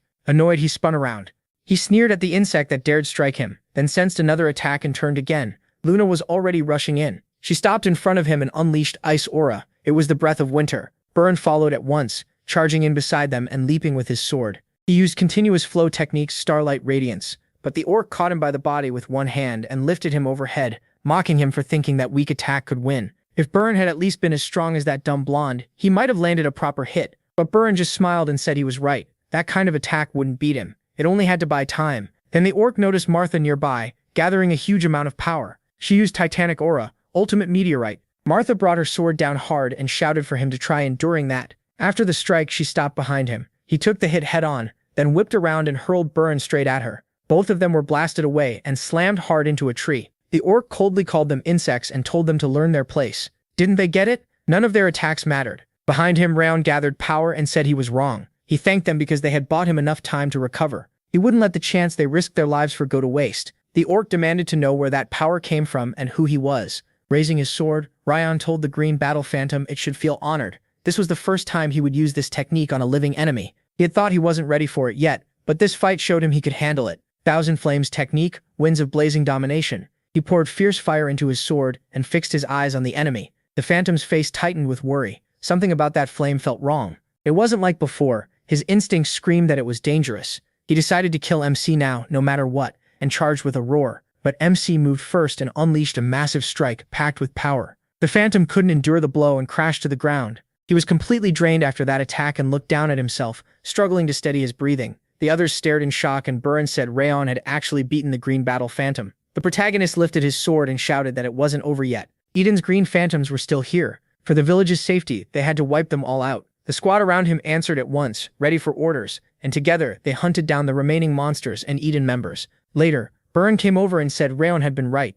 If he hadn't stepped in, they would have died, and so would the villagers they were meant to protect. He was thankful for being saved and apologized for disobeying, even though he still would have gone to the village. Swordsmen of the Zegart family couldn't ignore injustice, just because they were weak. To his surprise, MC turned away and said Burn had done well. Because of their efforts, he could use the phantom's opening. This win belonged to all of them. Without even one of them there, he didn't know how it would have ended, so he sincerely thanked them all. Burn looked away and muttered that he didn't get why Ram was saying that. Still, he would grow stronger so this never happened again. Then he wouldn't have to rely on him anymore. He turned to Martha and said she had done well too. He only recovered because she kept that freak busy. He thanked her for following his orders. She smiled and asked what use she'd be if she couldn't even do that. Then she said she'd go help the villagers fix the damage. There was no need to push himself anymore. As Rayon finally rested, he wondered if the mission was really over. Then his vision blurred. His body felt weak and his legs gave out. As he started to fall, Luna caught him and called his name, asking if he was okay. He looked at her and asked if it was that obvious. She said it reminded her of the training hall before, like all his strength had left him. With a faint smile, Rayon realized he wasn't the only one watching over the team. They were watching him too. He thanked her, and then something drew his attention. A system message appeared. It said he had pushed past his limits in an extreme battle. He had ambushed an enemy stronger than himself, landed an invisible strike, and defeated someone above him in both strength and rank. He earned the title Unshakable. A status window appeared with his name, the title Unshakable, the status Frost Curse 5 nodded, and his abilities. Rage, Ring of Fire, Legendary Sense of the 4th stage, Thousand Flames Technique, Flame Resistance, Frost Aura of the 3rd stage, Water Resistance, and Invisible Strike of the 1st stage. His stats were Strength 57, Agility 58, Endurance 59, Energy 42, and Sense 64. Rayon guessed it was the reward for beating the Green Battle Phantom. Every stat had gone up, and he even got a new title and skill. He got back up, told Luna he was fine, and said she should return to the village. He wanted to check if anything had been missed. The title was even better than he expected. The system explained that Unshakable was given to those who don't flinch against stronger enemies,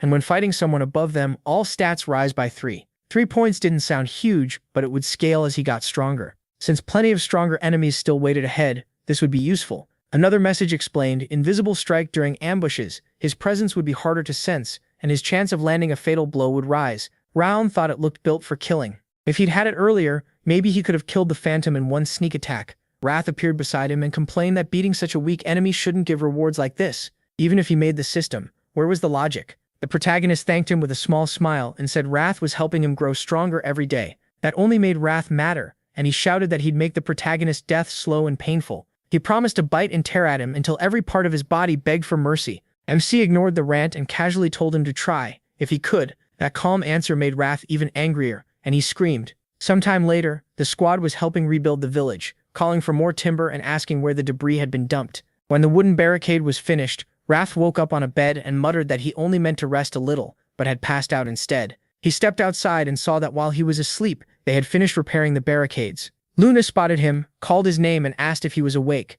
She also asked if he felt alright. Rang said he was better after the nap. Luna told him to come with her. Everyone was already waiting for him. Surprised, he asked who she meant. He headed to the middle of the village, where the elders said everyone had gathered to welcome the one who saved them. The villagers thanked the Zegart swordsmen for risking their lives to protect them. Without them, the whole village would have been destroyed. They said they would never forget what these nobles did for them today. Ron looked at his teammates and felt something new. It was their respect and also the villagers' thanks, wonder and honest feelings. For the first time he really felt it. Back when he was an assassin, he almost never received gratitude. There had only been life and death. Everything he did was for Darius. No matter how many people he killed or how filthy the job was, Darius got all the credit. But now for the first time, Ron's own efforts were being seen. Had he ever felt this before, his hunger started to grow, the wish to earn even more praise and see more people looking at him with admiration. From now on, he would live as a respected swordsman, not a killer, and he would see moments like this again and again. Afterward, Ron asked the village chief if they could talk for a moment. He had something to ask. The chief agreed, and they walked a short distance away from the village. Once they were alone, the chief asked what he wanted to know. The protagonist calmly asked if he knew who sent the orcs to attack. The chief said the blue-haired swordsman told him it was one of the 5 demons, but he still didn't understand why they wanted such a small, ordinary village. MC explained that during the battle, Kambar said they found a red gem on Mount Cebu. The chief nodded and said he found it there when he was young, and brought it back to the village. Then he realized what Ryan meant and shouted that it couldn't be true. He told him plainly that Eden had come for that gem. The chief asked, shaken, if the whole attack really happened because of it. His village had nearly been wiped out. The protagonist said they stopped the attack this time, but as long as the gem stayed here, Eden would keep coming. The chief said that after they buried it, the harvest improved and the village stayed warmer. To them, it was like a guardian god. He never knew it was a mana stone Eden wanted. He asked what they should do, dig it up and throw it away? Ryan said no, he would take it himself. The chief was stunned that their savior would carry it away. MC explained that Eden believed the stone could bring back the dead. If they just tossed it somewhere, Eden would still find it, so taking it himself was safer. The chief worried that would put him in danger, but he calmly said it was fine. That was the way of the Zegart family. The chief nodded and said their family had helped him once again, and he had no way to repay it. The protagonist asked what he meant. The chief said that years ago, when he was a little older than MC, Glenn Zegart had also saved their village. He remembered it clearly. Just like Ryan, Glenn protected them from monsters. Then he added that Glenn had been kind and always smiling. He was caught off guard. Was he really talking about the same person? The chief cut the talk short and said they should keep moving. He would show the protagonist where the stone was. When they arrived, he pointed to the spot and said it had been buried there. He said he brought the stone to help the village, but instead, it nearly ruined everything. Rayon noticed the cloth and asked what it was. The chief said it was a family heirloom. He wrapped the stone in it to hide the light coming from it. Seeing the stone, MC realized it was the Goblin King's mana stone. If Eden got it, a monster with the Goblin King's power could be brought back. He started to say they needed to wrap it again, but someone beside them cut in. The man said he finally understood this cloth hid the mana stone's energy, which was why he couldn't find it no matter how hard he searched the mountain. He added that without it, the village would have been erased long ago. He turned sharply and demanded to know who he was. He couldn't understand how someone got that close without him noticing. The man pulled out a helmet shaped like an orc's head and smiled as he asked what Rayon thought. The protagonist looked at it and realized he was the Mad Blood Demon. The demon seemed amused that MC recognized the helmet, pretty sharp for a mere recruit. He said his strength was hard to measure, so he must be the one who killed the battle phantom.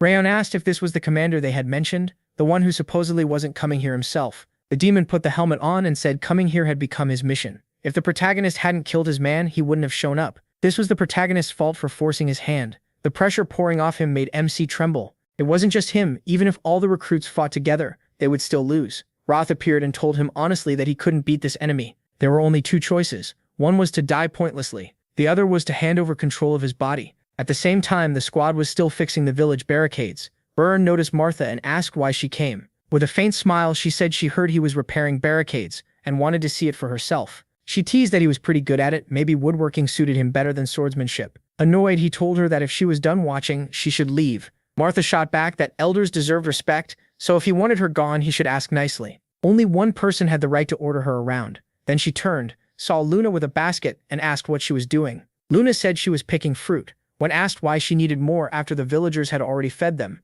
Luna said it was for Rayon. The fruit looked juicy, so she gathered some. Martha let out a sigh and joked that Luna was as devoted as a caring wife. Luna ignored that and said she should get going. Suddenly, a huge shockwave hit nearby with a deafening blast. Luna spun around at once. Remembering that Rayon had gone that way with the elder, she took off running and shouted that this was where he went with the village chief. They needed their weapons and had to call Kane and the others too. They all rushed that way and Martha yelled that this was the chief's house. What happened here? Byrne shouted the protagonist's name, telling him to answer if he was alive. At that moment, MC came flying past them with the village chief. All of them were stunned and shouted his name. Rayon hurled the chief toward Byrne, and yelled for him to catch him. As he forced himself up, he shouted that they had to get out of there at once. They needed to move the village chief somewhere safe and escape immediately. They were about to answer, but then a violent pressure hit them. The aura was so heavy they could barely breathe, like their lungs were being crushed. Then the demon stepped forward. He looked at them and said they had gathered quite a nice group. Seeing his ogre armor, they asked in fear if he was really Eden's commander. He mocked them for shaking, asking if his aura was already too much for them. So weak even with the name Zegart. Rayon shouted at them with a hard look, asking if they wanted to die there. He told them to get a grip and run. If they stayed, they would be killed. They had to focus their aura on resisting the pressure and get out, while taking as many villagers as possible. Burn agreed, started moving, and said he would come back for the protagonist. Rayon called to the girls and ordered them to fall back and wait for the right chance. There was no point thinking about fighting now. They only needed to watch and survive. Instructor Rimmer always said to break past your limits, and this was one of those times. Now was the moment to push body and mind as far as they could go. The demon laughed and said he liked that spirit, but did MC really think going past his limits would be enough? Rayon gripped his sword and thought about who stood behind him. The young recruits and the people of Cebu. If he ran, they were finished. No matter what, he had to take the demon's head, but he saw no clear way to do it. It felt like standing at the edge of a cliff and staring into a bottomless pit. Even in his past life, an enemy like this would have been overwhelming. The demon stayed still and asked why Rayon was only staring. After all that talk, was he too scared to move? Then the demon lowered his stance to charge, saying it didn't matter anyway. He rushed in at incredible speed and threw a punch, saying he was simply striking first. He was shocked by how much faster he was, but still reacted and used the 1,000 Flames technique. 10 vortexes of flame, heavenly tornado. The demon kept coming. He pushed through the attack and admitted the blow was decent. The protagonist was stunned. The demon had broken through the 1,000 Flames and kept charging. He caught the strike with his sword and looked for a counter. Right after that, he sprang aside, barely blocking the next hit. Without the Ring of Fire reading his moves, he would have died. Running now was too soon. First, he had to create at least one opening for the others watching in fear. Even a tiny boost to their survival odds mattered. Maybe 10%, maybe only 1. Rayon rushed in again, but the demon only laughed and told him to try. Then he leaped up, mocking flames that die in one blow. Flying down, he swung his fist and shouted that he should show him something better. MC's heart sank, but he still dodged to the side. As the demon straightened up, he said these flames were far beyond normal aura. The Green Battle Phantom had been foolish, sure, but now it made sense why he lost to them. Still, that changed nothing. Fire couldn't hurt him. Then he asked why Rayon was staring. Tired but steady, he said he already knew it was because of the helmet. That was where the ogre's power came from. Ogres, the kings of the forest, can ignore even blazing fire while guarding their land. In battle, they don't care if fire arrows pierce them. The Mad Blood demon had copied that trait. He calmly said the protagonist understood, so he should know fire was useless against him. MC said that was fine. If fire wouldn't work, he'd use something else. Cold aura spread around him. The demon blinked in surprise. His fire aura had already been unusual, even if useless here, but now he could use more than one element at the same level. Multiple attributes and sword skill at his age. Who was this kid? Rayon asked why it mattered. He'd be dead soon anyway. The demon laughed and called that arrogant. He said they'd see how long that confidence lasted. At the same time, Burn and the others came back from the village to the battlefield. He froze in shock when he saw Rayon fighting the demon. That wasn't his usual fire aura. It was ice. Could he really use multiple aura types? And with that aura and swordsmanship, when had he become a sword master? On the continent, fighters are ranked by how well they use aura. Anyone just starting is called a beginner. Those who can draw aura out and coat their weapons are aura masters. Above them are fighters who fully control aura and can release it into the space around them. Recognized as experts, by that standard, Rayon had reached expert level. That should have been impossible, yet he was holding off the Mad Blood demon, an expert himself. Even against a monster like that, the protagonist still hadn't taken a crushing hit. How was he overcoming such a huge gap in power? Then MC glanced at him, and Burn understood. He was making an opening for them. They had trained together long enough to read each other with one look. He turned to the girls beside him. Both of them understood at once and nodded. They were Zegarts. Protecting the village was their duty, and with Rayon there, they felt they could do anything. He charged the demon, then called to his allies to strike now. The two attacked at the same time. Sure, the three of them together could win, but the demon stayed calm. He had been waiting for this. The instant they moved, he unleashed a massive burst of energy that blasted them all away. Burn stared in shock. That was fighting aura. He was knocking them back like a shockwave. This monster was on another level. The demon laughed, saying he'd started to worry he might have to chase them down. Now they had saved him the trouble. Nothing pleased him more than watching hope turn into despair. Did they really think they could beat him? They were wrong, and today they'd die for forgetting their place. Rayon shouted that the demon wasn't the only one glad for this chance. Everything the protagonist had learned as an assassin in his past life let him guide that cold energy through the Thousand Lights technique and focus it into a single point. Then he used Thousand Lights Zenith and drove it hard into the demon's stomach. Breathing hard, Rayon stared at him. The demon stopped the attack and grabbed the sword blade. He asked if MC had found his weak point right away, and even poured aura into the strike. One mistake and it would have killed him. Then he answered with a brutal punch that sent Rape flying back. His sword snapped, and the demon said it still wasn't enough to overcome their gap in strength. The protagonist had thought focused aura would pierce him, but it couldn't get through. The demon had hardened his skin and muscles to stop the blade, so this was an aura master. Gritting his teeth, MC said he had no other choice. As the leader, he ordered every rookie to leave. Burin was stunned and asked what he was saying. Rape shouted that they couldn't beat this monster. They had to save themselves and the villagers. There was no time. They needed to pull out the squad and the residents now to keep losses down. He called Burin's name and asked if dying here was really a fitting end for a Zegart. If not, then follow orders. Burin finally shouted for a retreat. As everyone started running, he told them to move faster and get away from the Mad Blood demon. They had to save as many people as they could. Luna looked back, called out to Ragefliant, and told him he had to survive. With a faint smile, the protagonist said he understood. He reached for his fallen sword, and the demon asked if those insects really thought they could escape, but something else interested him more. Was MC seriously planning to hold him back alone while they fled? He stayed where he was and called to Wrath, saying he had a deal. Wrath appeared beside him with a wide grin. It was finally his turn. What kind of deal was this, when Rayon could die any second? What was he betting? The protagonist said they were betting on which one of them would die first. Wrath laughed and asked if he really thought he could win. MC admitted it was almost impossible, but for even the smallest chance, he needed his aura and body restored. In return, he'd accept Wrath. If he died, Wrath couldn't take his body anyway. Fine, he'd restore it. But could he really endure his wrath completely? A huge wave of pain slammed into Radon. The demon stared at him and asked what this was. He hadn't drunk ogre blood or troll blood, so how was he recovering?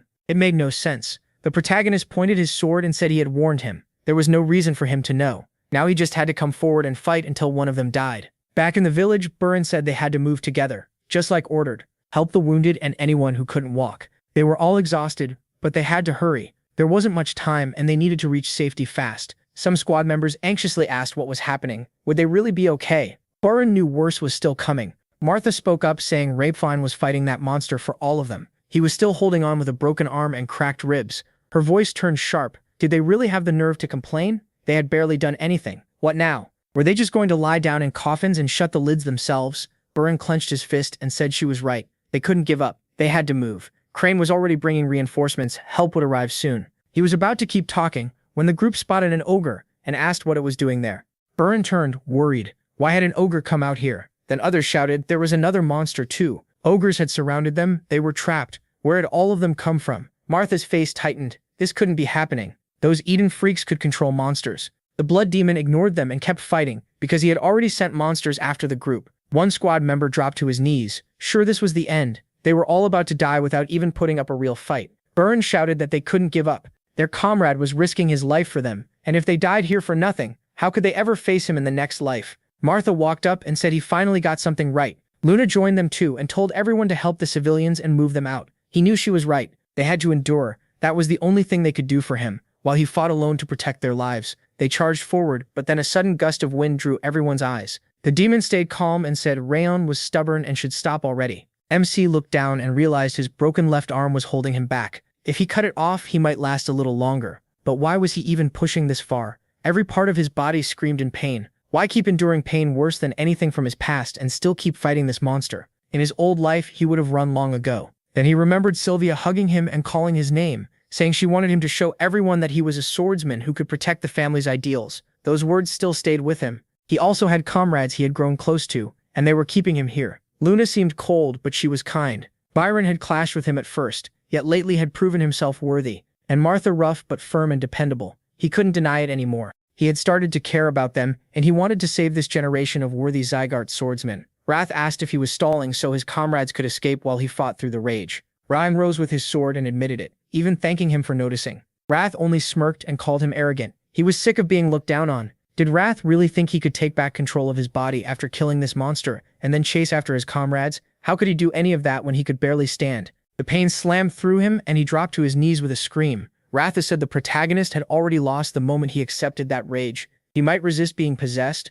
but once he lost control, he'd never get it back. The demon stared at him and said he had finally hit his limit. Then he grinned, saying he had a better idea. He'd go kill Rayon's friends first, and finish him later. That sounded much more fun. He wanted to see MC's face when their heads rolled in front of him. MC knew the others couldn't stand against an insane blood demon. He had to keep him here until everyone got away. The monster paused when he called his own name and declared he was a descendant of Glenn, the Northern King of Destruction. One day he would become the strongest swordsman on the continent, and as long as his heart still beat, he would not let him leave.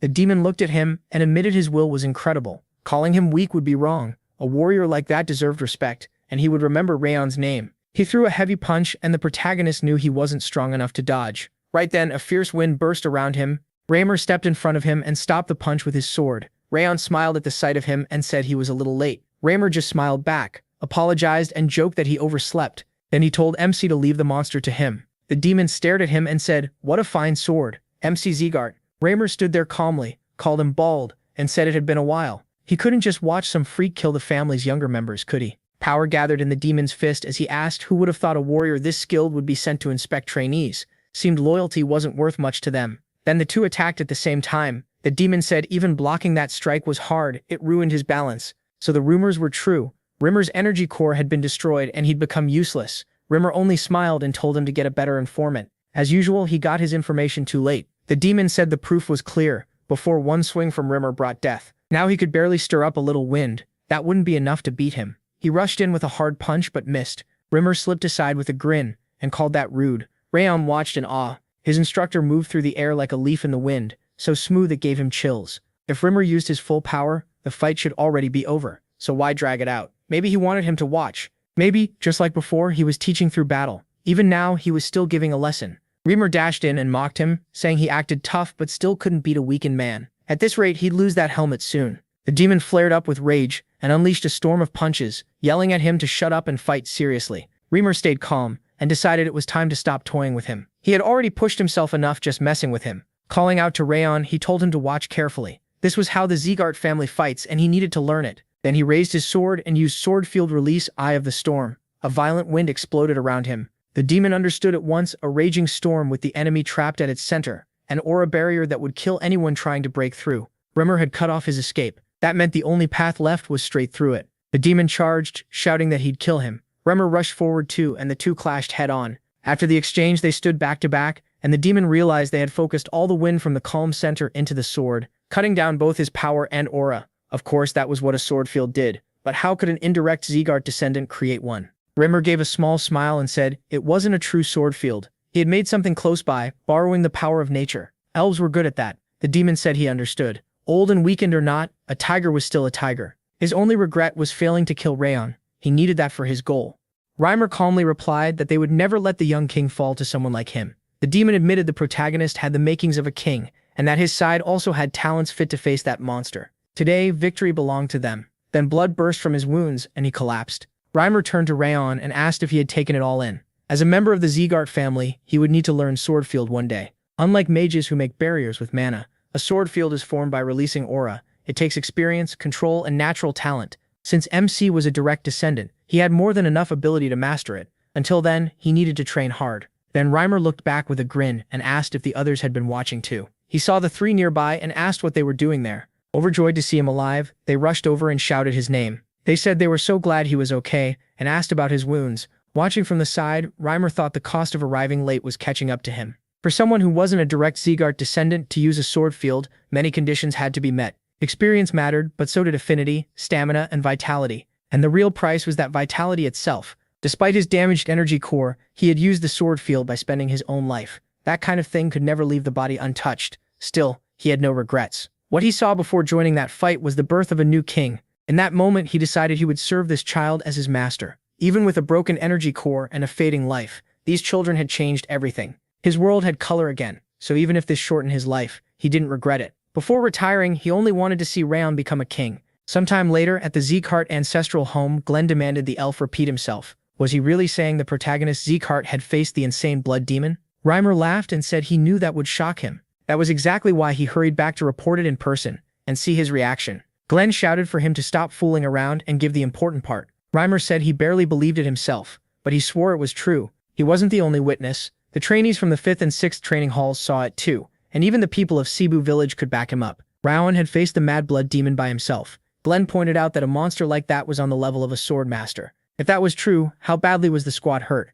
Reimer said most of them only had light injuries, but MC was the one who got hit the hardest, though he held on until Reimer arrived. Glenn asked if he was seriously supposed to believe that. It sounded absurd, yet he knew the truth would be clear once he saw he had reached expert rank. A boy who survived a fight with a swordmaster-level demon deserved the Elverin potion, so Glenn gave it right away. Glenn said it was a priceless medicine made from the sap of the Second World Tree. Not even 1,000 gold could buy it. Reimer replied that Rayon had earned it. Glenn said it almost sounded like Reimer had picked a side. He let out a breath and said he was only worried about the protagonist's future and the future of all his trainees. Glenn said he understood why he felt that way. Then he told Rowan to summon the lords. They would hold a meeting after the trainees came back and gave their report. The butler said he would obey. Glenn then praised the elf. Reimer grinned and asked when Glenn had last praised him, maybe 20 years ago. Glenn shot back that if he talked less, he'd hear praise more often. Then Glenn asked when the trainees would arrive. Reimer guessed they had to be close by now. After some time, the group figured they were late because Eden got in the way, but they still finished the mission in Cebu village. After the attack by the Mad Blood demon, they were delayed even more while helping rebuild the village it had wrecked. Meanwhile, Rayon, the worst injured of them all, was recovering in the village elder's house. After waking up, he instantly asked Wrath for his reward. Of course, Wrath argued the bet should be cancelled because Rimmer was the one who killed the demon. In the end, they settled on MC getting a trait instead. Wrath, annoyed, asked why that of all things. MC stared confused and asked what he meant. A system window appeared, saying he got an extra reward for winning the bet with Wrath, Unbending Will. When he takes heavy physical or mental damage, his mental strength and pain tolerance go up for a while. Rowan hadn't expected a new trait at all. Now, even if Wrath used his Wrath effect on him, he should be able to endure it. Wrath fumed, wondering why he was lucky enough to get Unbending Will. He cursed the system for handing the protagonist such a huge advantage. After all, the system was built to give the user the powers he needed most first. Without that gift, fate might have already taken this body. Wrath told himself to stay calm. He still had time. Bit by bit, he was recovering his strength faster and faster, and MC's anger kept growing too. Even if MC's progress was unbelievable for a human, Wrath believed he would win in the end. Soon this body would be his, and what was left of his soul would freeze forever in the ice. After a while, Iluni, the outer commander of the Zegart family, said they had returned. Dorian weakly muttered that he just wanted to go home and sleep. Luna whispered that she wanted ice cream. Martha sighed that she was exhausted, and Buran said it was a miracle they made it back. But Aluna cut in. They were tired. Sure, yet it was still too soon to rest. Rowan looked at the commander in surprise. Aluna said they had to report to the head of the Zegart family. A little later in the hall, the protagonist bowed and formally greeted the family head. People whispered in shock. Was this really MC? He had killed the Green Battle Phantom and stood against the Mad Blood Demon. Looking at him now, he seemed like a high-level swordsman. So maybe the rumors were true. At first, he was thrown off when they were called in to report. Then he realized this was a rare chance. All the strongest people in the Zegart clan were gathered here. During this mission, he learned something important. At his current pace, he'd need a miracle to survive future fights against even stronger enemies. He needed another way to grow stronger fast. Not just Glenn and his close aides were in the hall. The leaders of the main family line were here too. That meant Glenn understood how serious this was. He also seemed like the kind of person who gave people what they had earned. So this was Rayon's chance. He needed to show what he'd done and gain new techniques to get stronger. Glenn told the protagonist he had heard the protagonist played a major part in what happened. He ordered him to report everything. MC began by saying that when they reached Cebu village, the villagers welcomed them warmly. Then a Green Battle Phantom attacked, just as they were getting ready to leave. After that, the Mad Blood Demon showed up, likely because contact with his underling had been cut off. Rayon explained that if all the trainees fought him together, the losses would be too high, so he chose to act as bait. Karan snapped in anger, asking how he dared lie in front of everyone. Was Glenn really going to believe this? He was only 15, and he claimed he survived a fight with a Green Battle Phantom and even lured away the Mad Blood Demon. To her, it was an obvious lie. The protagonist turned to Dorian and told him to show them. Dorian said he'd bring the item out now. Then the people recognized the helmets of the Green Battle Phantom and the Silent Blood Demon. That proved MC had been telling the truth. Rayon then said this might be disrespectful, but he asked for permission to draw his sword. Glenn allowed it. He pulled the blade free and used his power. The people cried out in surprise. He was using sword energy, and the flames on it were incredibly strong. 10 years ago during training, Rayon's mana had seemed average. Could this really be the same boy? With power like that, beating the Green Battle Phantom made sense. The protagonist asked if that was enough. Karan cursed inwardly. If he had truly reached expert level and brought back Eden's helmets, there was no point in arguing anymore. Then Glenn addressed all the trainees and said they had done an amazing job. The unexpected praise left everyone stunned. No matter how hard the mission was, Glenn usually gave his people only the bare minimum. This was the first time in decades he had called their work amazing. A few trainees were so moved they even cried. After that, Rayon showed Glenn the Goblin King's Mana Stone and explained the goal Eden had been hiding. In the end, every trainee got a bronze medal, while MC received silver. As he left, he wondered if hoping for a big reward had been pointless. He had hoped uncovering Eden's plan would earn him more than a silver medal. Did that mean he wouldn't get any new combat technique? Wrath mocked the result, saying he couldn't believe he got nothing worthwhile even after bringing back such valuable information. He called Glenn unbelievably stupid. The protagonist thought that after receiving the Thousand Lights technique, he had started expecting more, but now that hope meant nothing. Lowen then turned to Rayon and said he wanted a word. MC wondered what was going on. Lane asked if he could come to the annex around midnight. He asked why. Smiling, Lane said Glenn wanted him brought there. He was probably planning to give him an extra reward. Later, Helen announced that the young master had returned. Sylvia called for him and said she heard rumors that he had run into Eden. How was his arm? The protagonist answered that he was fine, completely healed. She hugged him and apologized for pushing him too hard and for telling him to show everyone the true Zegart spirit. Sylvia blamed herself, saying her words had led him to challenge Eden's demons. Rayon called her mother and said he was thankful instead. He admitted that when he faced the mad blood demon, he wanted to run. He wasn't sure he could win. He even considered using the other trainees as bait. But then he remembered what she had said. She had told him she'd be happy if he lived as a Zegart swordsman. Those words gave him the strength to stay on that path to the very end. He said he only stood his ground because of her. She tried to reply but suddenly dropped to the floor, sobbing. The maid started crying too, saying he had become much braver. Rayon looked at them in confusion and asked what was going on. That night, MC asked what new things had happened while he was gone. Chudol said she had been called back. An order came from the central hall. She feared they were about to get rid of her. Seeing how down she looked, he guessed it probably was punishment. She had failed to report that he'd reached expert level with the sword, and what had happened in the audience hall. He couldn't let Judiel die yet. This double agent could still be useful. Rayon told her that if she wanted to live, she had to follow his orders. Startled, she listened as he said she must not go back. Instead, she had to send a letter saying she was now the protagonist's personal lady-in-waiting. She should write that his mother, worried about his condition, chose her herself. That would make them hesitate to touch her. They might even think keeping her close to him would help them gather more information. If they ever started doubting her, she should say he had almost fully recovered. Only Glenn and Instructor Rimmer knew that for sure. That way they believed she was still useful. If she agreed, she needed to send the letter right away and act as confident as she could. Juhail said she understood. Wrath then remarked that every move she made showed fear and doubt. Why did MC want such a useless spy? MC replied, Juhail isn't useless. She could become great bait for Karin, and he felt like he was looking at his old self. He couldn't stand by and watch someone get used, then tossed aside. Looking out the window, Rayon asked what the plan was for today. A little later, he smiled to himself. Then he told the clan head that he had come because of his summons. Glenn told him to skip the formal talk and ask straight out what movement skill he used on the mission. Rayon wondered why Glenn brought that up. Carefully, he explained that movement is life or death for a martial artist, so he used river step, the basic footwork taught to beginners. Glenn said that kind of technique can still help later on, but for a master, it was too simple and weak against strong enemies. To the protagonist, that sounded perfect.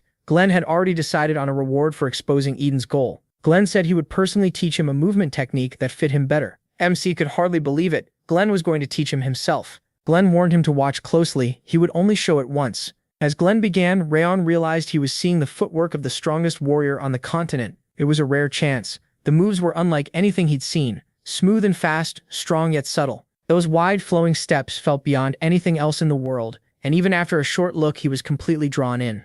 He knew he never could have grasped this on his own, not even with the Ring of Fire pushed to its limit. Glenn called it the Step of Supreme Harmony. Then the system window appeared. The Ring of Fire had detected the technique, and the protagonist had learned its first stage, True Paradise. Afterward, Glenn asked if he had managed to see it. Raisin apologized and said his level wasn't high enough to understand it all. He said he only barely caught the first step, then asked if that was really enough. Glenn said that was all. This was his reward for revealing Eden's motive, and whether he mastered it or not was up to him. MC bowed and thanked him for the chance, then took his leave. Later, he laughed softly and thought he never expected Glenn to teach him the Step of Supreme Harmony. Wasn't that fascinating? After all, Glenn had created the technique himself. Rayon wondered if he could really master something that difficult. Glenn, meanwhile, was sure the protagonist had already understood at least half of it. That meant the first stage, True Paradise. He had grasped it by instinct. The whole Step of Supreme Harmony is built on that first stage. MC might not know how important it is yet, but in time he would figure out what to add to that first step, and one day master the whole technique.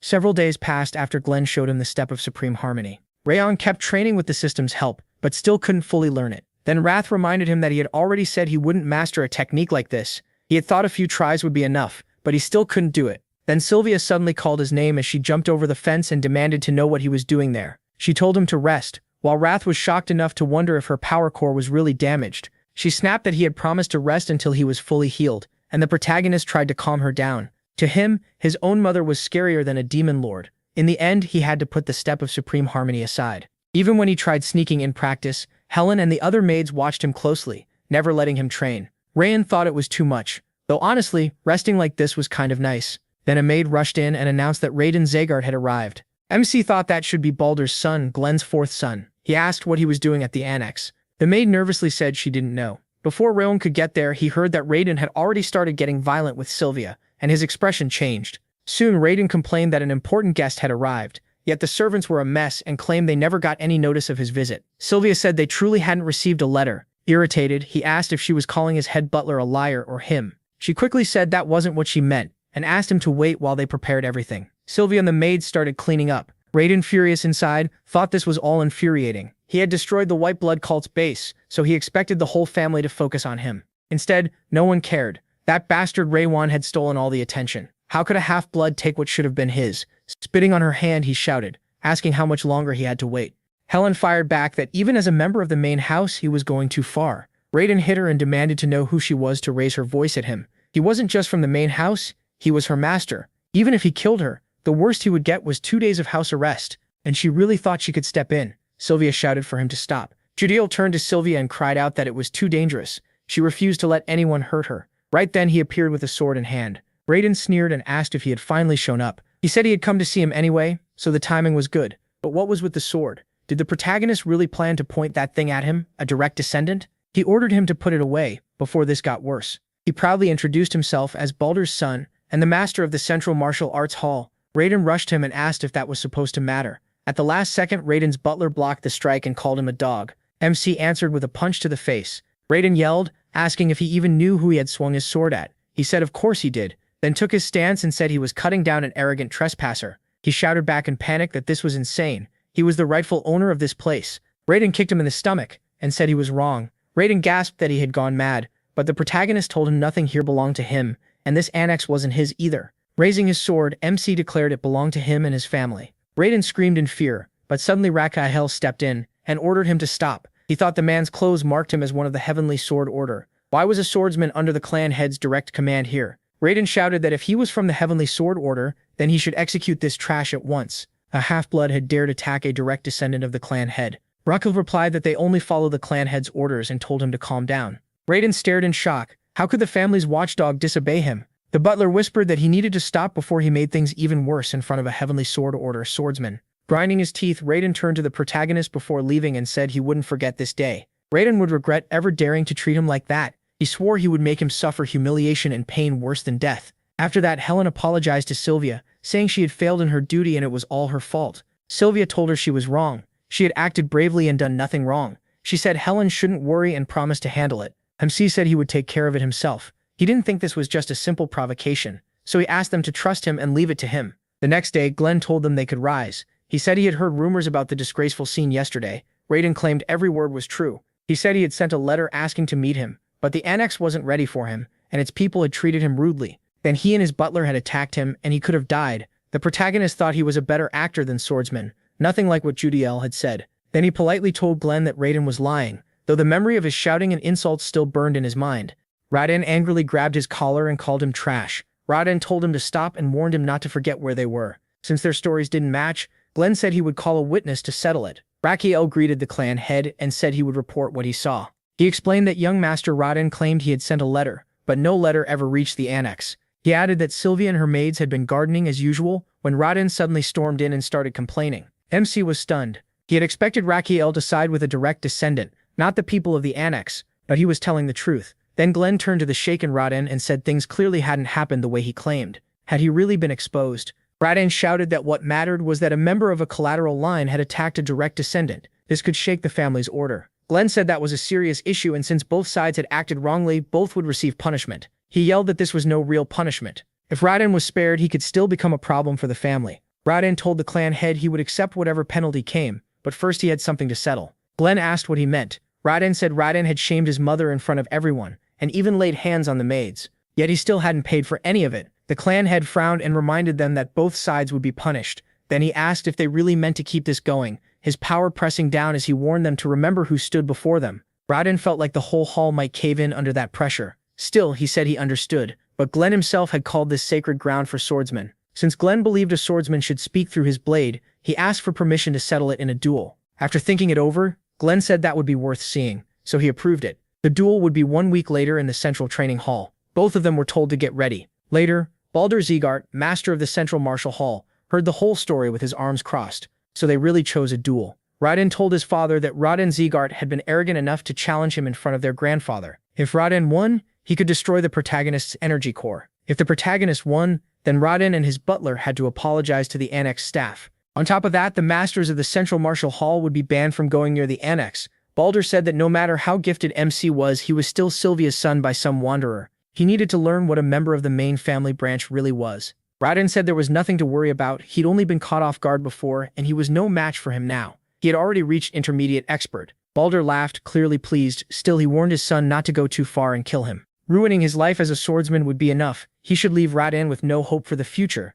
and Rayon smirked that he would. Later, the protagonist trained in the garden while Sylvia and Helen watched from the window. Helen worried that the young master had challenged Rayon to a duel. Would he really be okay? Rayon was already an intermediate expert, while MC had only recently become an entry-level one. She thought they should stop him before something terrible happened.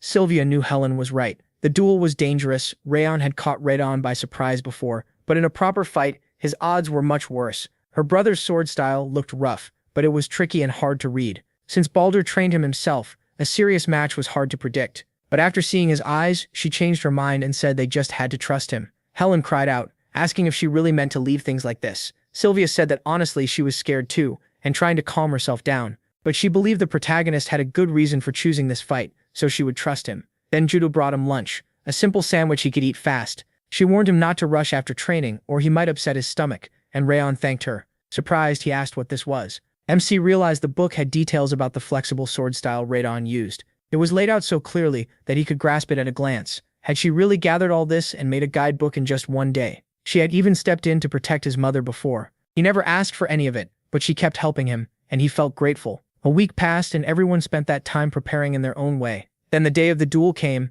and the whole family gathered to watch. Rayon smiled to himself, thinking he had waited a long time for this. Rayon had no idea how badly he wanted to finish him. He planned to wreck his body so badly he would never hold a sword again. The referee called them up if they were ready. Rayon sneered that he wanted to see the loser's pathetic face, but he said he wouldn't get the chance. The referee declared the duel had begun. Rayon rushed in with a smirk and mocked Rayon for acting so confident, but after using his movement skill, he suddenly lost sight of him. The protagonist appeared behind him and said that this was his first death. Rayon was stunned when had he gotten behind him. Raising his fist, MC said today he'd die as many times as he deserved. Then he slammed a punch straight into Rayon's face. Rayon reeled, wondering what just happened. He hadn't seen a single move. Rayon asked how long he planned to stay on the ground and told him to get back up. Rayon had said he was meant to die many times, so this one was for lying about the letter. Furious, Rayon swung his sword and called him arrogant trash. He swore he would regret not ending it earlier. They charged again, and then Rayon lost him a second time. He was sure he had only grazed him. Rayon struck his face with the hilt of his sword and told him he was on the left. That one was for ruining the flowers his mother grew. He hit him again and said this was for trampling them. Then the protagonist drove another punch into his face for hitting Helen. Rayon couldn't understand what was happening. This trash was only supposed to know the flexible sword style and river step. Rayon was a lower-level expert, so he should have been weaker. Then why was he losing? Helen watched beside Sylvia and thought MC could have ended the duel in one blow. Instead, he kept giving Rayon chances to stand back up. It was like he wasn't fighting just to win, but for them. Helen started crying, realizing he was releasing all the anger from the insults they had suffered, even for someone like her, just a maid in a place where bloodline meant everything. Rayon had challenged and crushed a direct descendant. Watching her son, Sylvia thought her father had only ever valued strength, and that was why this family had grown colder and crueler over time. Even as a direct descendant, she never felt she belonged. In the end, she broke under the pressure and ran away instead of facing it. But maybe that was not a mistake. Now she could see another way to use her strength to break the order of this rotten place. He, her own son, had shown her that. No matter how weak you are, your spirit has to stay strong. No matter who stands against you, you fight to the end. After a while, the judge announced that Rayon could no longer move. The duel was decided. The winner was Rayon Zegart. Baldur shouted at his son for bringing shame on their family. Rayon cheered, shouting that he had said the protagonist would win. Dorian yelled that this was exactly what he expected. Luna called out his name, and Martha and Byrne shouted that they knew he'd do it. Rayon noted that he had served the Zegart family for a very long time, but this was the first time he had seen so many people openly support a collateral descendant, no matter his rank. Glenn thought being praised by allies without regard for status was impressive. But what shocked him even more was that, despite his lack of experience,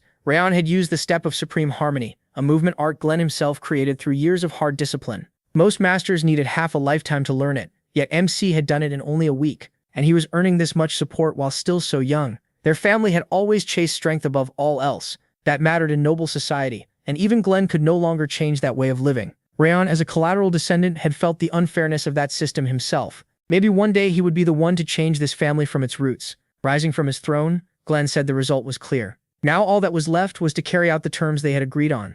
Afterward, he told Roan to find any excuse he could and slash the Central Martial Hall's budget in half. The butler grinned and said he would handle it. Then, under Glenn's watch, the duel's terms were carried out at once. Rayon had to kneel and publicly admit what he had done, apologizing to Sylvia and the maids. Glenn also ordered that no one from the Central Martial Hall was allowed near the annex. The maids finally relaxed, their tense faces turning bright with relief. Once everything was over, they all headed home together. At the front gate, Sylvia smiled and grabbed Rayon's hand, asking when he had become so strong. Flustered, he told her not to cling to him like that, and said he would explain later. One swordswoman said he looked more like a child this way, even though he had seemed completely different just a little earlier. The sorceress added that Rimmer claimed he survived a fight with a mad blood demon because of the strength he showed, and that was probably true. The fighter said the protagonist's movements were nearly perfect, and that the boy's talent was outstanding. Ignoring him would be a mistake. They should recruit him into their squad. Another said he wouldn't mind taking Rayon into Black Tiger after graduation. The swordswoman shot that down, saying it was too soon to put that kind of burden on him.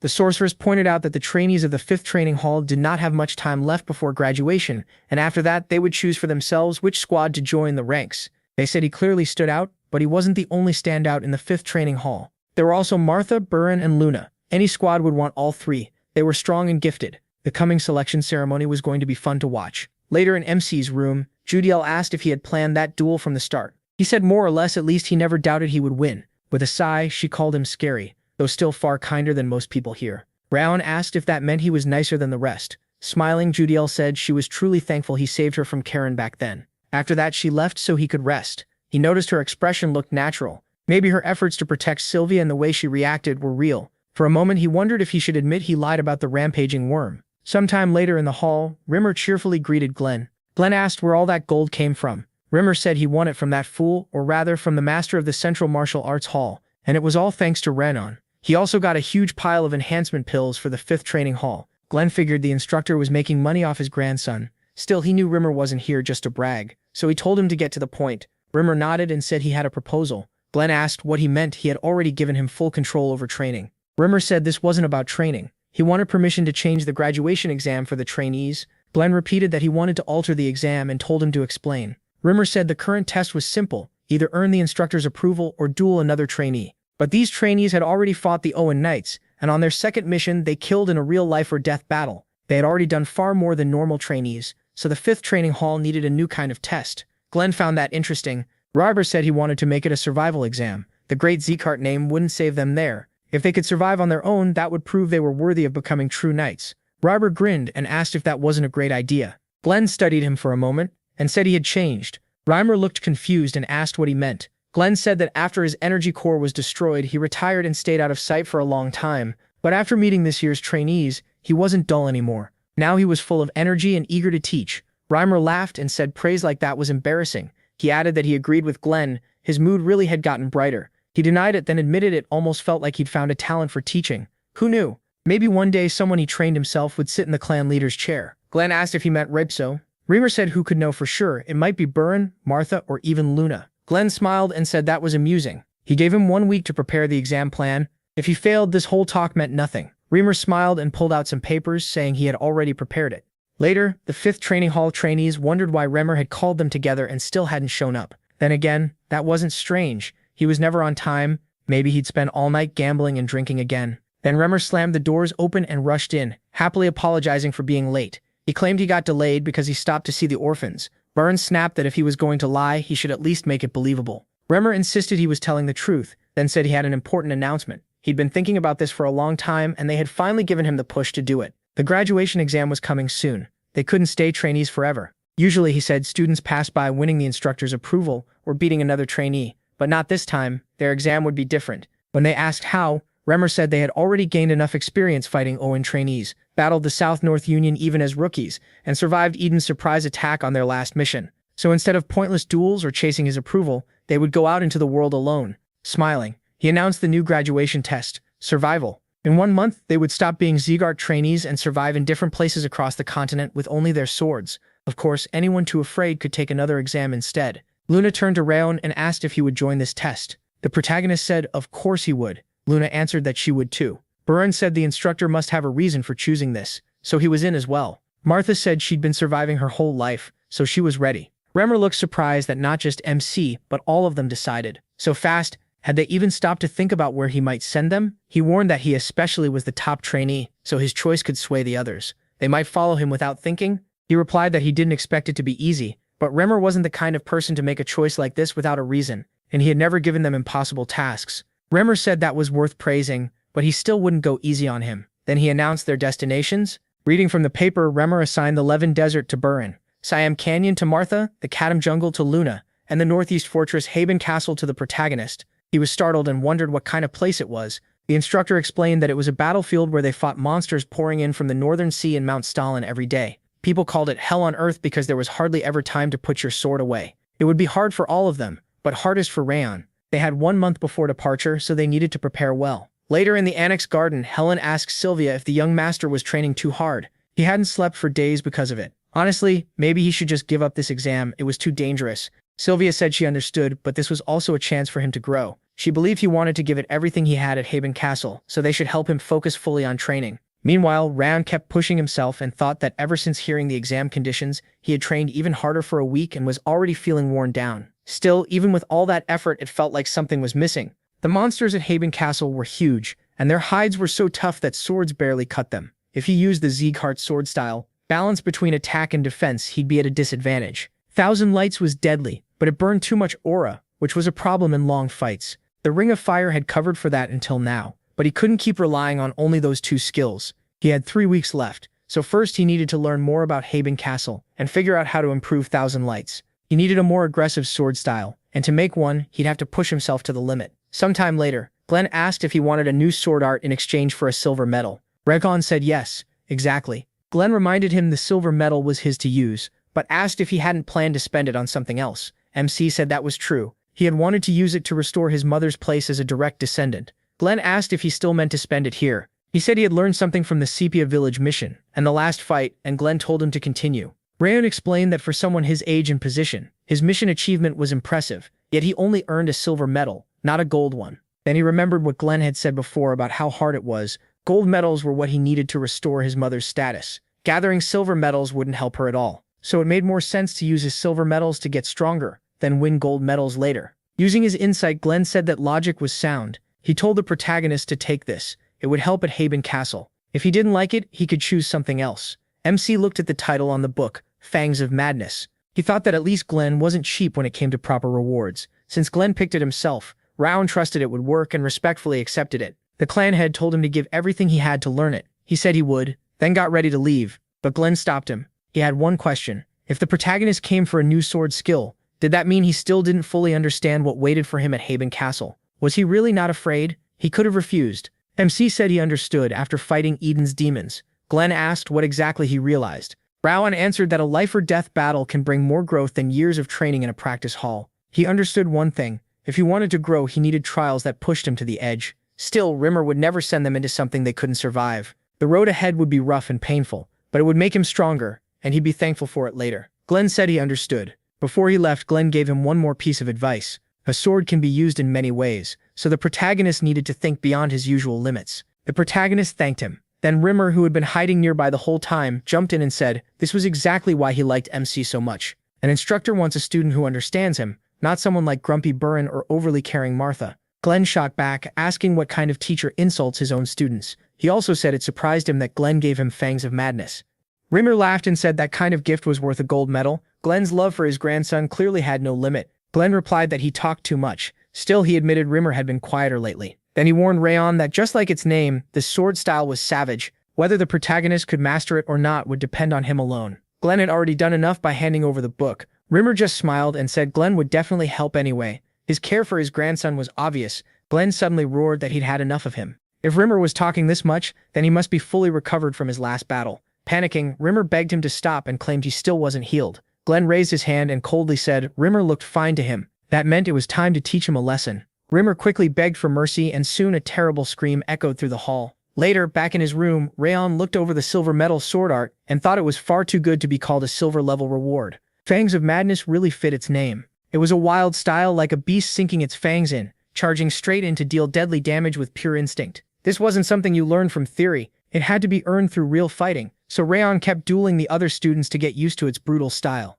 He trained without putting his sword down until the graduation exam drew near. He had to become sharper and fiercer before he could truly master it. So he kept training until no one wanted to spar with him anymore, and just before leaving he finally grasped the core of Fangs of Madness. Then his training time ran out and the final night before the graduation exam arrived. Judal pointed out all the bruises on his body. He'd pushed himself too hard because of tomorrow's exam, and Sylvia would be upset if she saw him like this. MC admitted she'd be right, he'd gotten carried away. To learn Fangs of Madness, he had fought every single day. Then he asked her to heal him somehow. Judal said it wasn't like she had a choice. Before leaving, Rayon said there was something he needed to tell her. As she listened, he closed his eyes and admitted he had lied about the frenzied worm. From her reaction, it seemed she may have already guessed. Judal said she had suspected it, though she wasn't sure. He asked why she doubted it. She explained that at first she truly believed he'd put the worm inside her, and after that she was too terrified to even think it might be a lie. All she could do was focus on surviving. But little by little, the warmth of the people in the annex changed her. Rayon treated her like a person, and asked for nothing back.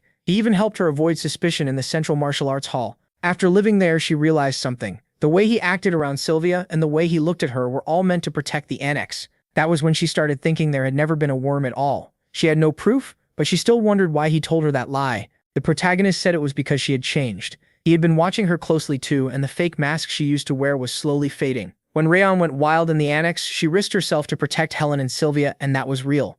Later, information about Rodan's sword style appeared on his bed. He asked if she had left that book there, because it had helped him a lot. He thanked her for it. Judal then said she had a younger brother. They were separated when she was taken away to serve, and now she didn't even know where he was. She obeyed orders only because she was told it was the only way she could see him again. With tears in her eyes, she apologized. Rayon told her he would save her brother. He was sure Karan wouldn't stay out of his path for long, and when they met again, he would demand her brother's return. As long as he lived, he'd do it. Judal asked one question. What if she reported him to Karan? Why tell her the truth about the worm at all? MC smiled and said it was because he trusted her. She said she hadn't expected that answer. Rakan asked what she would do now. Judal said she would follow him, and if he ever needed help, he only had to call. He said he would leave the annex in her care while he was away. Kneeling, she promised to protect it. The next morning came, and with it the day of the graduation exam. It was finally time to test them. Their mission was simple: survive for a year and come back. If they did, it would be a huge achievement. Then Rimmer told their representative to give a farewell speech. Robert thought his instructor kept pushing him into this stuff even though he hated it.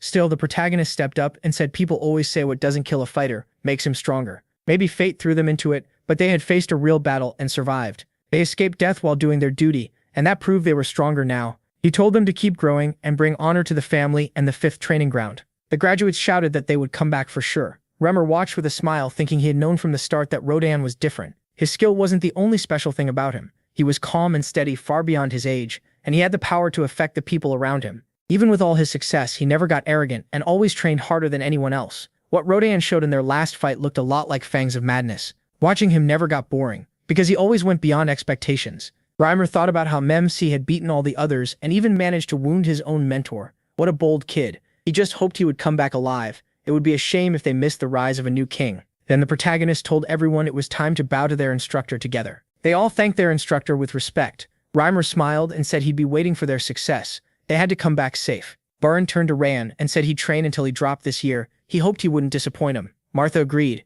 She still hadn't repaid her debt, so MC better not stop there. And if he died, she'd drag him back just to settle it. He could only think that they really couldn't be honest even once. Then Rodan called his name and held out a box. Surprised, the protagonist asked if it was really ice cream. She nodded and said she still had plenty, so it was fine. Rodan thanked her and said he'd enjoy it later. Rodan told him to be careful, and he promised that he would.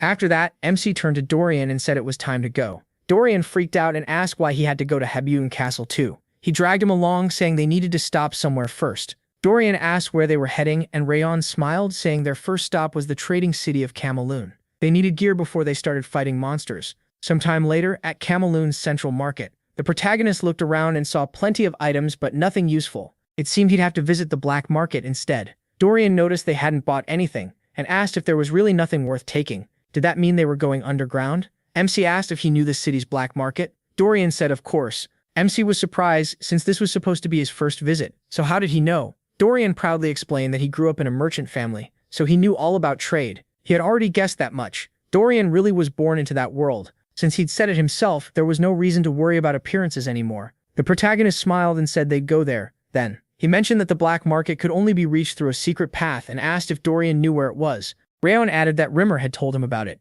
Dorian then said he'd heard there was gambling in the black market, so their instructor must have known exactly how to get in. With that, they headed there. They hid their identities under black hooded cloaks and headed for the secret passage to the black market. Soon, they arrived at Cameloon's black market. Dorian was stunned by how huge it was, and even more shocked that it was cleaner than the regular city market. Still, he wondered if they could really find what they needed here. Rayon pulled out a book and said he'd check the auction catalog to make sure. After a bit, they sat on a bench and MC realized he had found it. The black butterfly was listed for auction that night, with a starting price of 10 gold coins. Dorian asked if he really planned to buy it because it was crazy expensive. He knew he was right, spending all his travel money on it was too risky. He decided they needed more cash, so he told Dorian they were going to a pawn shop. They had to sell a few things before the auction. An hour later, Dorian asked why the protagonist was still browsing instead of going straight there. The protagonist holding an item said he was looking for anything useful. Since there was still time before the auction, MC kept searching. Now that he had a little extra money, he could trade, but even here useful items were rare.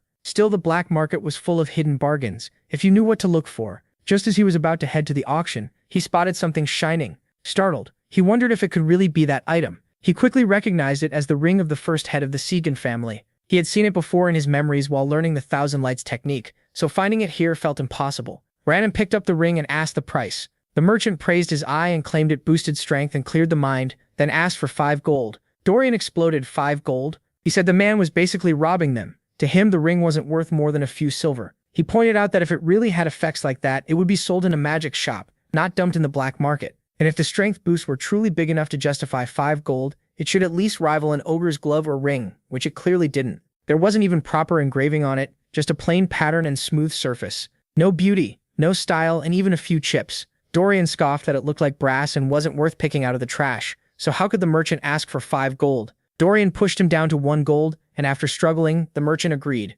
Rayon silently admired him. Wrath said the ring was obviously no ordinary item, but Dorian's sudden change was honestly unsettling. The protagonist thought Dorian was an amazing haggler, even if he couldn't judge true value. For the protagonist, this was a huge win. Then a masked girl stepped in and asked if he had already paid for the ring. MC said yes, and she immediately offered 10 times what he spent. She didn't care what the price had been. She wanted the ring. Judging by his look, she guessed he was an adventurer, short on money, so that should be enough. Dorian shouted in disbelief at the offer, while the merchant blurted out that he had sold it for 50 silver. Was it really that valuable? He urged him to sell it for such a huge price, but he realized the girl knew what the ring was really worth. Its true value had to be at least 100 gold. Even so, the protagonist politely refused. The masked girl raised the offer to 20 times, then 30, but he still said he wasn't selling it. Even when she offered 50 gold coins, MC turned her down again. He said he didn't sell his belongings, no matter the price. Her escort Satar warned that he didn't know who they were dealing with, and should be more careful. Going against the lady would only bring trouble.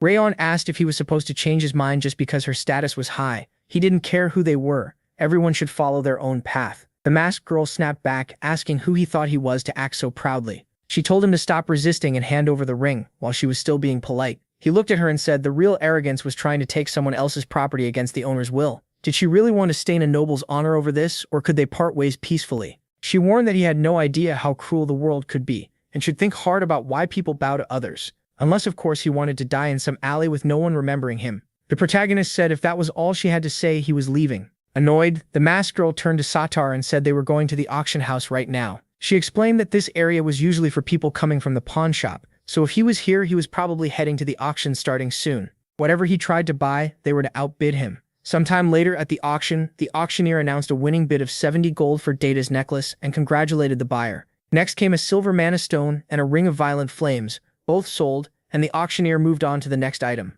So far, nothing interested Rayon. He kept waiting for the black butterfly. At last, the auctioneer introduced the next lot, a rare butterfly that worked especially well with mana stones. This one was a black butterfly, also prized as decoration because of its faint glow. It did have drawbacks, a short life and high upkeep, since it fed on mana stones. Even so, its beauty made it popular, and the bidding began. The price quickly climbed to 7 gold, and Rayon jumped it to 13. He thought that was already high. For a decorative butterfly, 13 gold should have been enough to scare everyone else off. Then the masked girl called out 50 gold and the room erupted.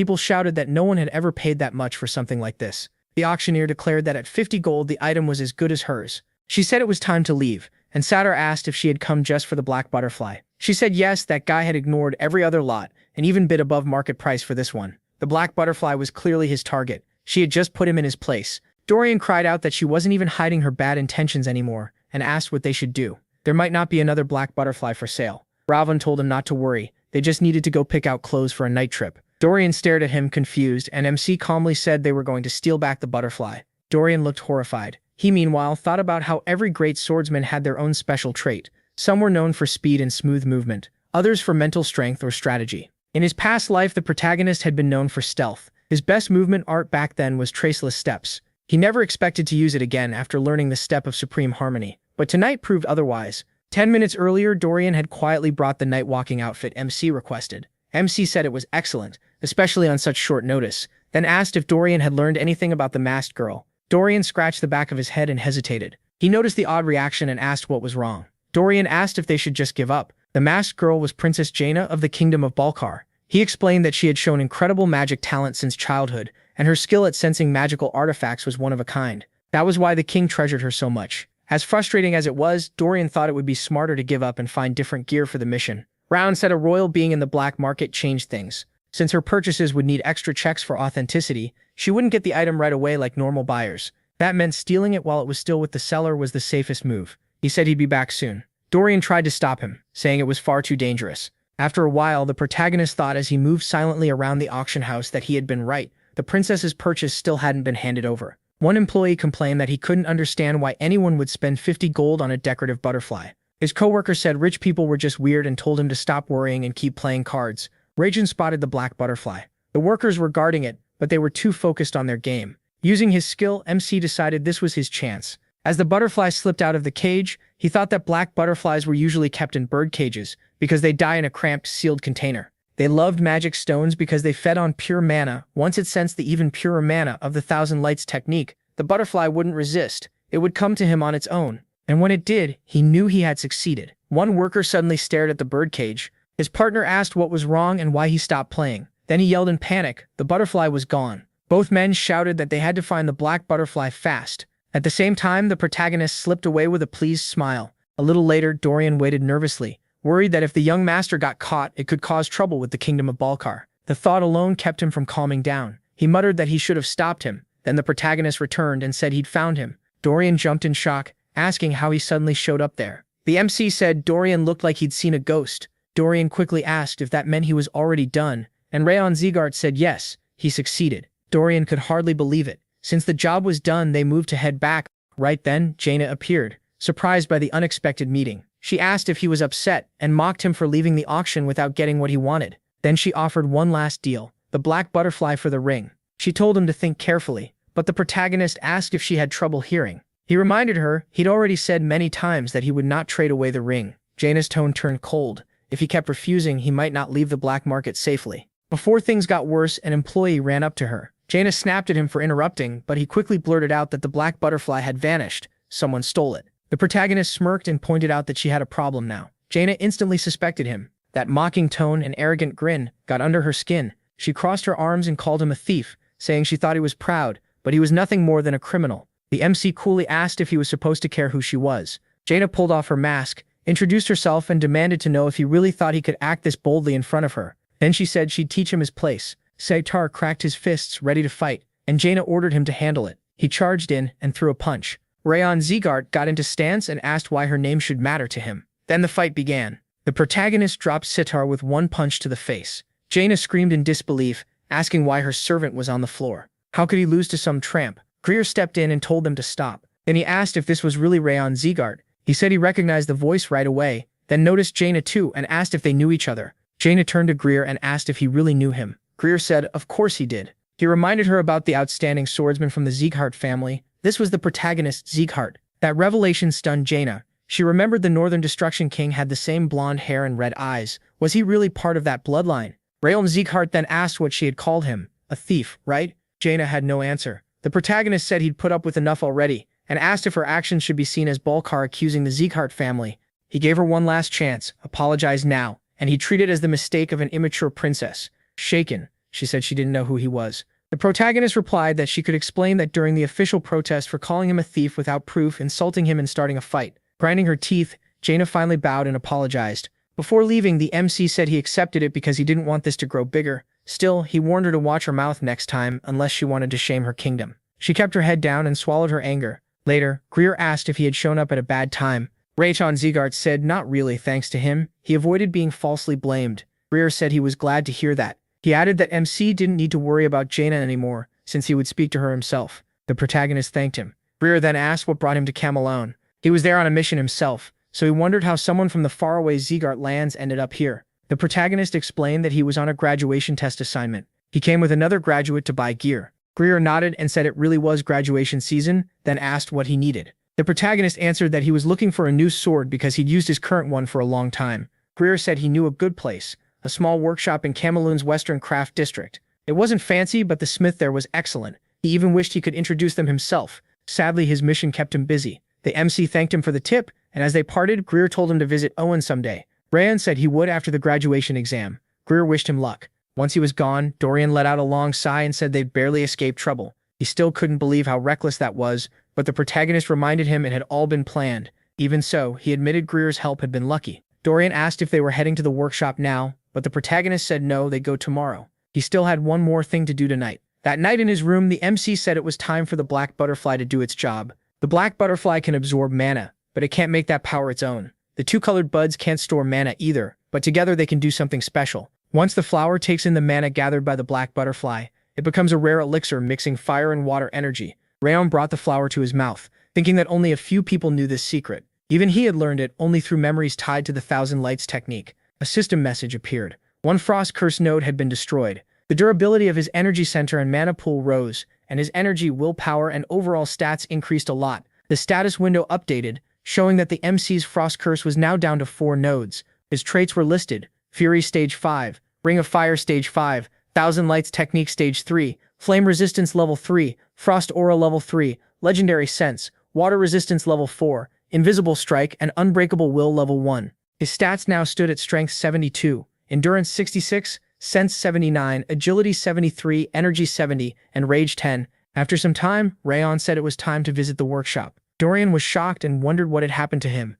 Over just one night, the protagonist's energy and aura had grown by a huge amount. At first, Dorian had only been curious about him. Back then, the protagonist was treated like a disgrace and looked down on by the direct line and the rest of the family too. Even so, the MC endured all of it in silence and poured everything into training. After getting close to Ran, Dorian came to understand something important. More than anyone in the 5th training hall, the protagonist truly deserved the name Zegart. That was why, even after going separate ways, the 5th training hall still looked up to him. Dorian thought that if he had even a little of the protagonist's strength, he might solve his family's problem. But that wasn't the reason he followed him. The protagonist turned and asked what Dorian was thinking about so seriously. Once they got the sword, they would have to keep moving right away. He told him not to slow down because they still had a long road ahead. Dorian smiled, thinking that was true. As long as Rayon stayed by his side, he could keep getting stronger. With them together, there was nothing to fear, and Dorian shouted that he was already moving. The protagonist calmly replied that he also wanted to see Dorian's flowing sword style on the way to Haven Castle. Dorian grinned at that. Sometime later, the blacksmith Kubra Jajan apologized for the rough greeting and said they had come on Sir Greer's recommendation. He asked if they really knew the 3rd prince of the Owen Kingdom. The protagonist confirmed it and said that if the prince recommended this workshop, then the weapons here had to be reliable. Kubrad seemed surprised that the prince had really sent them. Then the blacksmith studied the MC closely. He looked young, but his level wasn't below the prince's. Not perfect yet, but his aura felt sharp and powerful, like a strong blade. Kubrad said it was hard to believe a child could hold that kind of strength, and that his aura was different from the prince's. Then he asked, "Isn't this Rayon Zegart?" Dorian quietly wondered how the smith knew that without much talk. Wrath remarked that this was the real Kubrad, someone who could tell exactly who stood before him, and what they could do at a glance. MC thought his companion talked too much. Sitting in his chair, the blacksmith said he had seen many swordsmen in his life, but never anyone quite like the protagonist. The MC apologized for not introducing himself sooner and gave his name. Dorian introduced himself next, and Kubrad answered with his own name, calling himself just an old man who had spent his whole life at the forge. Ray Baron was stunned. Was this really Kubrad? The man who forged countless masterpieces for Owen and Balkar and became famous across the continent. He never expected to meet him in such a humble shop. The blacksmith asked what they wanted. The MC put a hand to his chest and said he needed a sword fit for the journey ahead. Kubrad asked if he wanted his first true battle sword. The protagonist said not exactly. First he had to pass the test that would earn him the right to be called a swordsman. He added that someone had already promised to forge his real battle sword. The blacksmith then asked if that person was Velkon. The protagonist nodded, confused. Kuberad lit up and said he knew it. Velkon gave up retirement to forge the protagonist's sword. Kuberad said he couldn't take Velkon's place by making MC's first true sword. So for now, MC should pick a temporary one for the test. He promised every weapon here was top quality, and Dorian grinned. Dorian asked if he could choose one too. Kuberad said yes, and told him to hurry while he was still feeling generous. Dorian quickly thanked him. Holding a blade, he thought Kuberad really earned his title as the best blacksmith on the continent. Every sword here was excellent. Then the protagonist noticed a dark blade in a barrel and asked what it was. Dorian pointed around excitedly, saying the swords were incredible, and he had no idea what to pick. Smiling, Kuberad said that was only natural. He made them. Dorian could choose blind and still do fine. The blacksmith suddenly froze. He snapped his head over and shouted that it was energy. Then he went silent, staring at Rayon, holding a sword wrapped in dark aura. Kuberad yelled for Dorian to arm himself right away. Dorian just stood there, confused. When he asked what was going on, Kuberad shouted that MC was holding a possessed sword. They had to take it away before its deadly energy took him over. Dorian said it didn't seem dangerous, and Kuberad barked back in disbelief. How could he not feel how dangerous that energy was? But when Kuberad looked at Rayon again, he was stunned. The sword was giving off a terrifying aura, yet it wasn't trying to possess him at all. Wrath cursed the blade as worthless trash. Furious, he shouted that this thing dared go after a body that belonged to him. He marched up to the sword, calling its nerve unbelievable. Wrath said he'd freeze it and smash it, but he told him not to touch it. Annoyed, Wrath yelled that the freak was trying to take his body, so why wouldn't he interfere? He even claimed the protagonist would have been possessed without him. The protagonist calmly answered that his body wasn't Wrath's, and the blade wouldn't have consumed him anyway. Kuberad asked if MC was alright. MC said he was fine, then added that this dagger was clearly no ordinary weapon. Kuberad said it was a failed piece. He didn't know if he had been hurt, but the blade was definitely possessed. He explained that there had once been a small southern village, called Siren. Its people served the sacred tree of Fellow and lived peaceful, trusting lives. Then the white blood cult attacked. Half the villagers were killed, and the rest were taken. No survivors were ever found. After hearing what happened, Kuberad used a branch from a fellow to forge this blade in their memory. But it became a terrible mistake. The moment the weapon was finished, its pale blade and hilt turned red. Instead of honoring the dead, it brought back the villagers' hatred and bitterness. No one had ever been able to withstand its malice and deadly energy.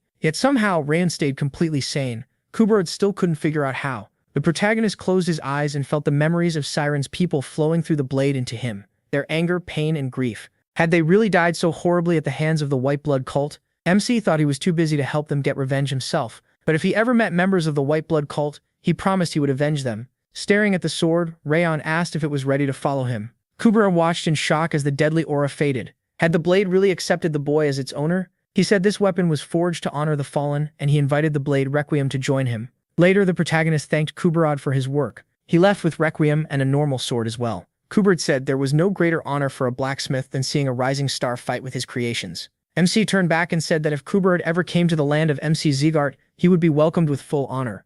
Kuberad wished him luck on the exam, and hoped all would go well. As he watched them leave, he thought that Rayon had not only endured the possessed blade but made it his own. Was it some kind of bond between the blade and his mind, or was his spirit just that strong? Either way, Kuberad felt the protagonist Zegart would shock the world again. After leaving Camelon, they kept heading north for several more days. Snow covered everything around them, and once they got used to the endless white, Haven Castle finally came into view, the place where they would take the final exam. Rayon let out a breath and said they had arrived. Dorian covered his mouth and asked what that smell was, while Wrath cheerfully called it the true scent of a battlefield. He even said it was refreshing. MC looked at Dorian and asked why he was already complaining when they had just gotten here. To him, the trip hadn't even been that bad. Dorian stared at him and shouted, asking if he was serious. Ever since they left Camelon, the cold kept getting worse, and he only moved faster like freezing weather meant they should train harder. That wasn't all. Whenever they rested, Rayon kept picking apart Dorian's sword skills, and during his night watch, he swung his sword right next to Dorian's ear. Dorian barely slept, so of course he was upset. Wrath grumbled that even a broken watch is right twice a day. The protagonist had really gone too far with the training. He didn't even let Wrath rest. Then Tarion Barradoon, the deputy commander of Haven Castle's defense, asked if they were the reinforcements. He pointed out that they were late, and introduced himself in a stern voice. Tarion made it clear that while they stayed here, they would answer directly to him. MC agreed and asked for his guidance. Tarion glanced at Dorian and asked if he was alright, but MC said this was normal for him, so there was nothing to worry about. Tarion told them to follow him. He urged Dorian to get up already, but Dorian dropped to the floor and muttered that he wanted to go home. As they walked through the castle, the protagonist thought it looked far more vivid in person. the walls scarred by collapse and repair, and the air thick with dust, blood, and the stench of burned bodies. It was exactly how Judiel had described it. There was no way she could have seen this herself. So how did she know so much in such a short time? Just then Yua, who worked at the Frosty Branches Tavern, turned and noticed Rayon. Carrying a bag of food, she said she didn't recognize them. Were they new reinforcements? Her grandfather asked why she had stopped, and told her they needed to open up. She answered that she was going. Yua ran off, and MC glanced to the side. A little later, Tarion announced their arrival as he entered the room. He said the reinforcements the commander mentioned, the Rayon Zegart trainees, had arrived. The castle's commander Milinj Braydun welcomed them and introduced himself. He recognized the name at once. This was the same Milan, known as the North, the man who had defended Haven Castle for over 20 years. Wrath noted that those eyes belonged to a real warrior. The protagonist quietly asked if he felt it too, and Wrath said only someone who had spent decades in war could have eyes like that. Milan folded his arms and said only the people in the room knew they had arrived. To everyone else, their presence was secret. He also knew why Rimmer sent them here, to gain real combat experience and return stronger. Then he warned them, this wouldn't be easy training with a kind teacher. There would be no hot meals or soft beds, only freezing wind and endless battles. If they came expecting comfort, they could leave now. Dorian instantly raised his fists and asked if leaving was really allowed. Raytheon answered first, saying they came to grow stronger, and he would accept any battle or situation.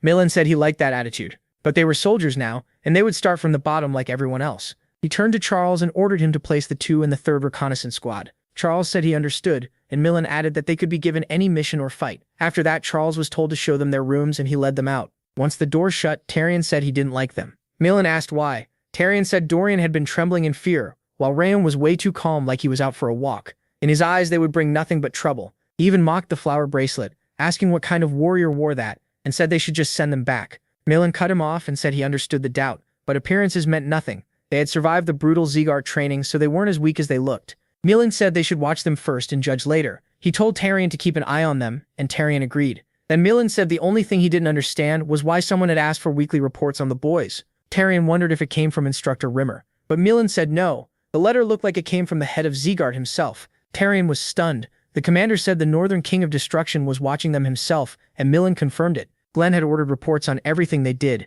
It was the first time the chief wanted every little detail, and even the commander had no idea why. A little later, Rayon stared at the room in shock. He asked how Dorian had fixed it up so fast. Dorian happily raised a hand and said he did it while MC was in the bathroom. He was baffled. Just a minute ago, the place had looked awful. He pulled back the curtain and asked where Dorian got it. Dorian proudly said he brought it with him. Rayon noticed it came in different colors too. Dorian nodded, saying it was a must-have. He had red, yellow, and green, then asked which one the protagonist wanted. The protagonist could only wonder what kind of magic bag Dorian was carrying. Then Rodden, the captain of the reconnaissance squad, stepped in and asked if the newcomers were done unpacking. After introducing himself, he said he knew they had just arrived, but there was no time to rest. Orders had come in. They were heading out on an expedition. Meanwhile, back at Zegart Castle, Glenn asked why Rimmer had come. Rimmer grinned and said he already knew everything. Glenn had secretly put people on Rayon to see how he was doing. Glenn rubbed his forehead, annoyed, thinking he never should have let MC go to those gambling houses, if that was where this got exposed. He told Rimmer to keep quiet, but Rimmer just excitedly brought up how incredible he was.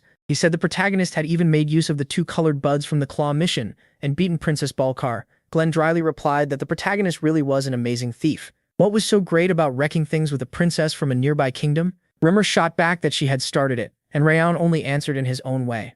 He added that even the Watchers couldn't figure out how MC stole the butterfly, and his next move would probably be just as impressive. Glenn said he doubted that. He'd already called his people back. Rimmer was stunned and asked why. Wasn't Glenn curious what he would do next? He'd even heard Kuberod gave him a sword. Glenn calmly said he only sent them to stop trouble inside the family. Since that was settled, there was no reason to keep watching. Rimmer smiled and said that was fine. Now Glenn's spies inside Hoven could send reports instead. Glenn looked horrified, and the butler shouted that he never said that. Rimmer kept pushing, saying it was obvious Glenn had people in the castle. Why was it so hard to admit his grandson was the best? Then he asked Glenn to show the protagonist some favor. That would also help the people in the annex, and it might fix things with Sylvia too. In the end, everybody would benefit, Glenn coldly said. One lesson clearly hadn't been enough for Rimmer. Rimmer instantly got nervous, said it was time to go, and rushed out. Glenn folded his arms and vowed to make sure he never forgot lesson 2. A loud scream echoed through the castle. At the same time, Rand turned his head and wondered if he had really just heard someone screaming. Later, Rodden announced they had reached Mount Sterling.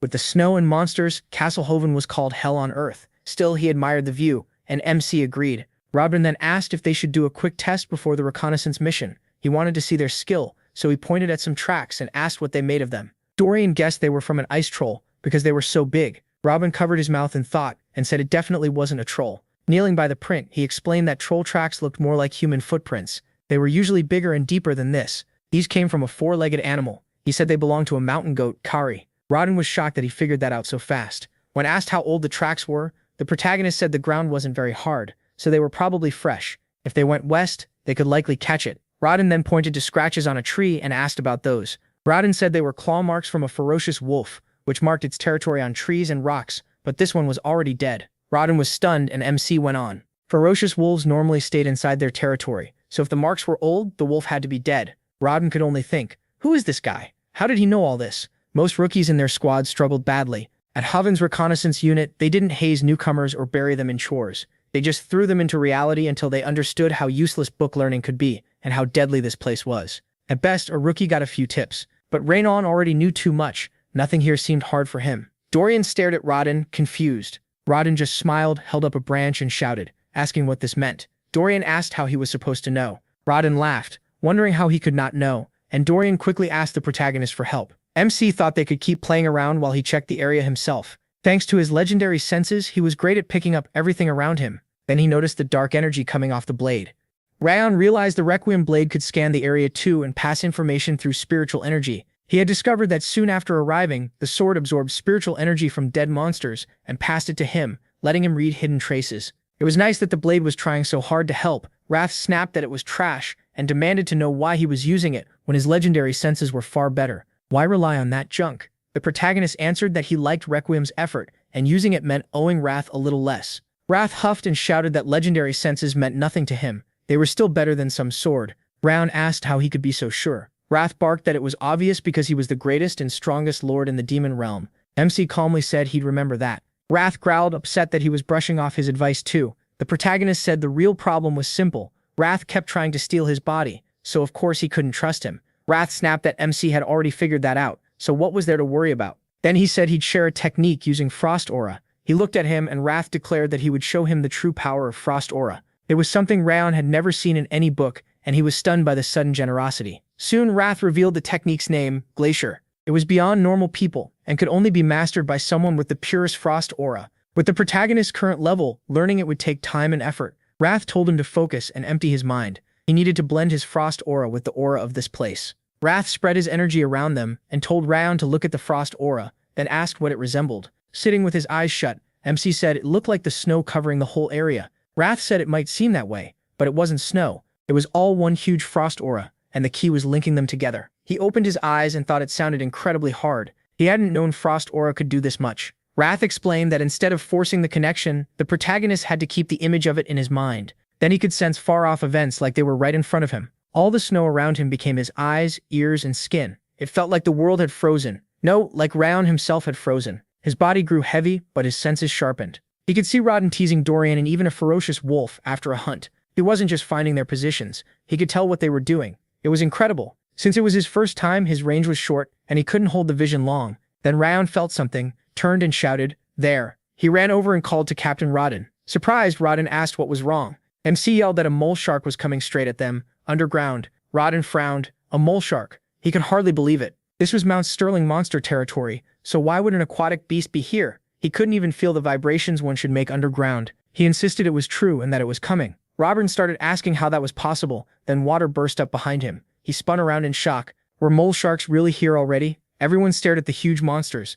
Robert forced himself to stay calm. Only he and the two rookies were here. He had to get them out and alert the squad somehow. As he tried to move, one monster let out a growl. Robert panicked, wondering why his legs had gone numb now. Of all times. Then Rayon flashed forward and slashed the monster in an instant. He said he'd hold them off, and Robert needed to warn the others. The protagonist knew the captain still didn't trust him, but at the very least he should trust MC's blade. Robert pulled Dorian with him and told Rayon to stay alive. He only needed to dodge and hold out until backup came. He stared at the mole sharks without panic, and muttered, "Guess it's time." The monsters charged at once, but the protagonist used fangs of madness and cut them down. He realized the technique worked even better than he thought. Normally monsters like these needed aura to beat, but now his swordsmanship alone was enough. Robert leaped aside in an instant, and the monster smashed into the ground hard enough to shatter it. He understood why his frost aura had linked with the area around him. That let him read their moves and use his sword better. So this was the Glacier. He needed to train it more. Real fights would sharpen that sense, As MC struck again, he aimed to sink fangs of madness with the glacier. He felt like he could handle any strong enemy now. He was adapting faster than expected, and Castle Haven was full of monsters to train on. Then Robert rushed over shouting for Raoul to fall back. He had brought reinforcements, but the captain froze in place, staring at the dead mole sharks he had killed by himself. Those things could wipe out a whole squad. Just who was this kid? Robert looked at the protagonist, speechless, while Raoul thought the captain had nearly gotten innocent people killed because of that doubt. Even if Robert wanted to say something, nothing came out. His pride had taken a hit, but he still bowed and apologized, admitting MC had saved them. He confessed he hadn't trusted him and had put him in danger. He didn't even try to excuse it with seniority. After thanking him, he was surprised the apology came so fast. He placed a hand on Robert's shoulder and said it was fine. He wouldn't have trusted a newcomer either. Robert stared at him, amazed, and said he finally understood who Robert was. The protagonist tensed, wondering if the captain had figured something out, but Robert just grabbed his hand and called him an angel sent from heaven. To celebrate the rookie's first win, he ordered everyone to gather at the tavern, his treat.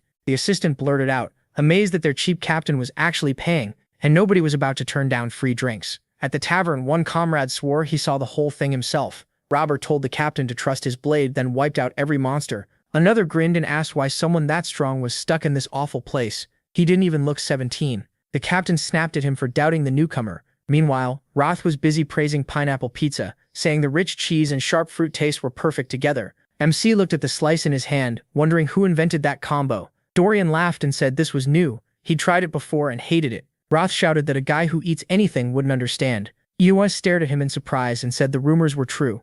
The senior scouts were apparently miserable. The new kid beat them in everything, even looks. Then she remembered to introduce herself as Yua. Holding a book, she asked if they wanted to see the rest of the menu. Rayon agreed and glanced it over while Raph studied the dishes with interest. He said the place might be remote, but the menu was packed and immediately demanded mint chocolate chip ice cream. The protagonist quietly said he wanted something else, but Yua lit up and started praising their mint ice cream, saying the mint near Castle Haven was the freshest around. Raph snapped that MC was unbelievable. He taught him a secret technique and this was the thanks he got. Rayon told the spirit to calm down, though he did wonder how a tavern out here even had ice cream. Then he simply raised a hand and ordered one serving. A man called out to the newcomer with a smile and asked if he really beat 6 mole sharks alone. He said not to take it the wrong way. He was just curious how someone so young could be that strong, and he also wanted to thank him for keeping them safe. The protagonist thanked him back and said he didn't need thanks. The man laughed, saying that with skills like his, promotion would come fast, so he wanted to talk while he still had the chance. Another comrade agreed and Dorian raised a fist with a grin,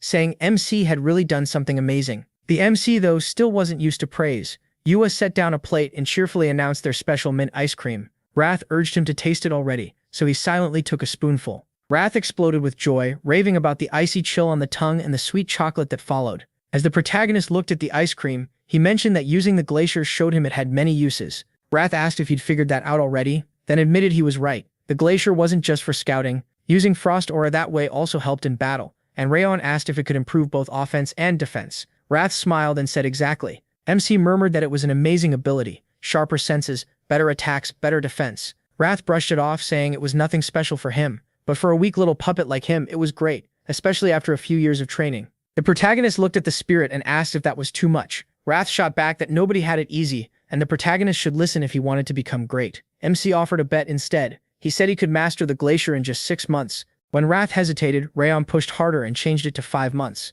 That did it. Wrath quickly accepted. A system message appeared, saying Wrath had accepted the bet. Later he suggested that Dorian head back to the dorm, and Dorian agreed. But Yua stopped them, saying she had something to give them before they left. She handed over a bag of cookies and said they seemed to like the pineapple pizza, so she used the leftover fruit to make pineapple cookies. Rayon accepted the bag and thanked her, while Wrath praised the pineapple girl. Yua smiled warmly and said she hoped they liked them, then asked them to come back anytime for more. The group waved goodbye and said they'd meet again. At the same time, back in the snowy forest, the second reconnaissance squad ran hard through the snow. Their captain knew this was an emergency. They had to get back fast and report to Commander Millen. Ice trolls had appeared nearby. Some time later, at the castle, Radine announced, without meeting their eyes, that they'd been ordered to eliminate the ice trolls. Dorian freaked out, asking if this was really another mission. They had just finished the first one yesterday. The captain said he knew the timing was rough, but the order came from above, and he couldn't change it. Dorian still asked why, and the deputy explained that the second reconnaissance squad had found 13 ice trolls near underground mine number 4,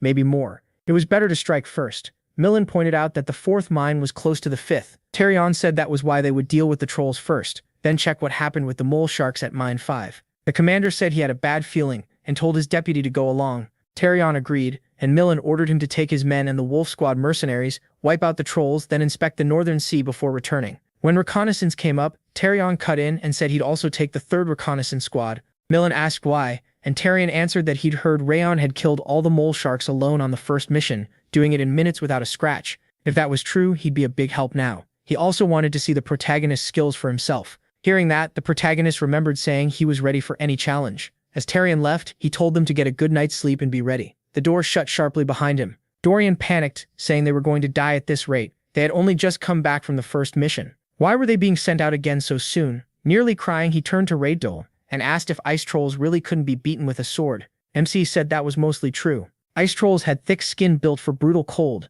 so without aura in your blade, killing them was nearly impossible. On top of that, like other trolls, they healed fast. Under his blanket, Dorian groaned that he couldn't take this anymore. He was sure he'd die on this mission and should probably write a will. He sat on the bed and told Dorian not to panic. With his speed, a few trolls were nothing. Dorian shouted that this was not helping. Rayon said there was another way, and Dorian quickly asked what he meant. Gripping his sword, the protagonist said the best cure for fear of ice trolls was simple. Fight him first. After that, trolls would look like cute little elves. He lifted his blade with a scary aura and said they were starting now. Dorian gave a nervous smile, then he blurted out, "Seriously? What was MC doing?" Compared to him, the trolls sounded weak. He hurriedly said goodnight, and Wrath muttered that Dorian was a strange guy. The next morning, at Hoven Castle's main gate, Tarion checked the list and called for roll. He asked how Dorian was doing. Looking exhausted, Dorian said he was fine. Anything was better than fighting him. Then Beto, leader of the Wolves mercenaries, walked over and asked if this was Radin. He introduced himself and said he was happy to meet him.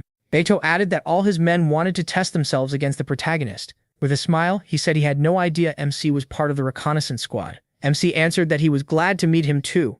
Beto shook his hand and said he was looking forward to working together. Then he waved and said he had to go check on his men. He only came over to introduce himself before the mission. Wrath immediately said he didn't like Beto. In his view, eyes like that belonged to traitors. Maybe not always, more like 8 times out of 10. So even Wrath sounded a little unsure. Wrath figured that idea had really stuck in Wrath's head. Still, he had to admit Beto's eyes made him uneasy too. Since they were traveling together, he decided to keep watch on him. As the troops got ready, Yoa came down the road carrying a box and apologized for being late. She said she brought the food they ordered. The soldiers lit up and told her she got cuter every day, and her cooking kept getting better. One of them patted her head and called her the pride of Hoven Castle. Rothan watched with a small smile. It was obvious everyone adored Yua. To him, she was basically the castle's mascot. Yua called out to young Master, the protagonist, handed him a bag and said she and her grandpa made jerky. She proudly told him to take it. Surprised, MC asked why he was getting one. Yua said it was because this was his first trip, and if he liked it, he should buy more from them later. He gently patted her head, thanked her, and said he was sure it would be great. Yua beamed and told him to visit, since they had lots of tasty things. Tarion then called everyone to attention and ordered them to line up. Before leaving, he gave a short briefing. Their first job was to kill the ice trolls. The second was to scout the area between Mount Sterling and the Northern Sea. Most of all, they needed to finish without anyone getting hurt. At that moment, Wrath noticed something. Wrath quietly asked what it was and where he was staring. Wrath said a faint aura was coming from the mountain, but he could still feel it. Could it really be him? A second later, Wrath shut that down and said it was nothing important. Then Tarion ordered everyone to move out. Later, a soldier from the vanguard raised his hand and told the scouts to unpack the bags and carry them. He warned them not to lose even one, saying they should treat the bags like their lovers. The others mocked the scouts, saying people like them wouldn't understand. Rathon turned to the captain and asked why the vanguard was making the scouts carry their gear. Rathon said this was the protagonist's first mission with them, so he'd explain. The attack squad saved its strength before battle, because they were the main fighters. That had been the rule for a long time. It was annoying, but scouts had no choice. They had no power and no status, so they just obeyed. Rathon added that it used to be even worse. They also hauled bodies and handled cleanup. In places like this, strength ruled everything. It was unfair, but that was reality. Rathon calmly thought it made no sense. Scouts risked their lives too. They were often the first to walk into traps or meet the enemy, yet they were treated like animals. He had believed everyone on the front line worked as one team, but clearly that wasn't true. Rathon said the attack squad was the problem. He believed most of this hazing came from their commander, Edquil. MC looked at the commander and realized this was the man poisoning the ranks. He decided Edquil needed to be taught a lesson. Some time later, Tarion stared ahead in surprise and asked what this was supposed to mean. According to the report, ice trolls should have been at the cave, but there were none. Radin said that couldn't be right. Tarion asked if he was sure, and Radin insisted he had seen 13 trolls near the forest edge. Edquil folded his arms and snapped that reconnaissance couldn't be trusted. In his view, a proper swordsman should always go with them. Radin, still confused, said he was certain. Tarion cut it off and ordered everyone to split up and search for signs of the trolls. He told them to inspect the area carefully. As the squad searched, Radin noticed more and more time passing. Still, there was no sign of anything. These men knew the land well, so missing obvious traces didn't make sense. Even if ice trolls left fewer marks than usual, they couldn't just vanish. Someone had to be behind this. He turned to Tarion and asked if he could try searching himself. Tarion listened, but Edquil cut in and told Ramon not to stick his nose into other people's work. He sneered that the protagonist should go help set up camp instead. The sun was almost down. Or was he trying to embarrass himself like the rest of the scouts?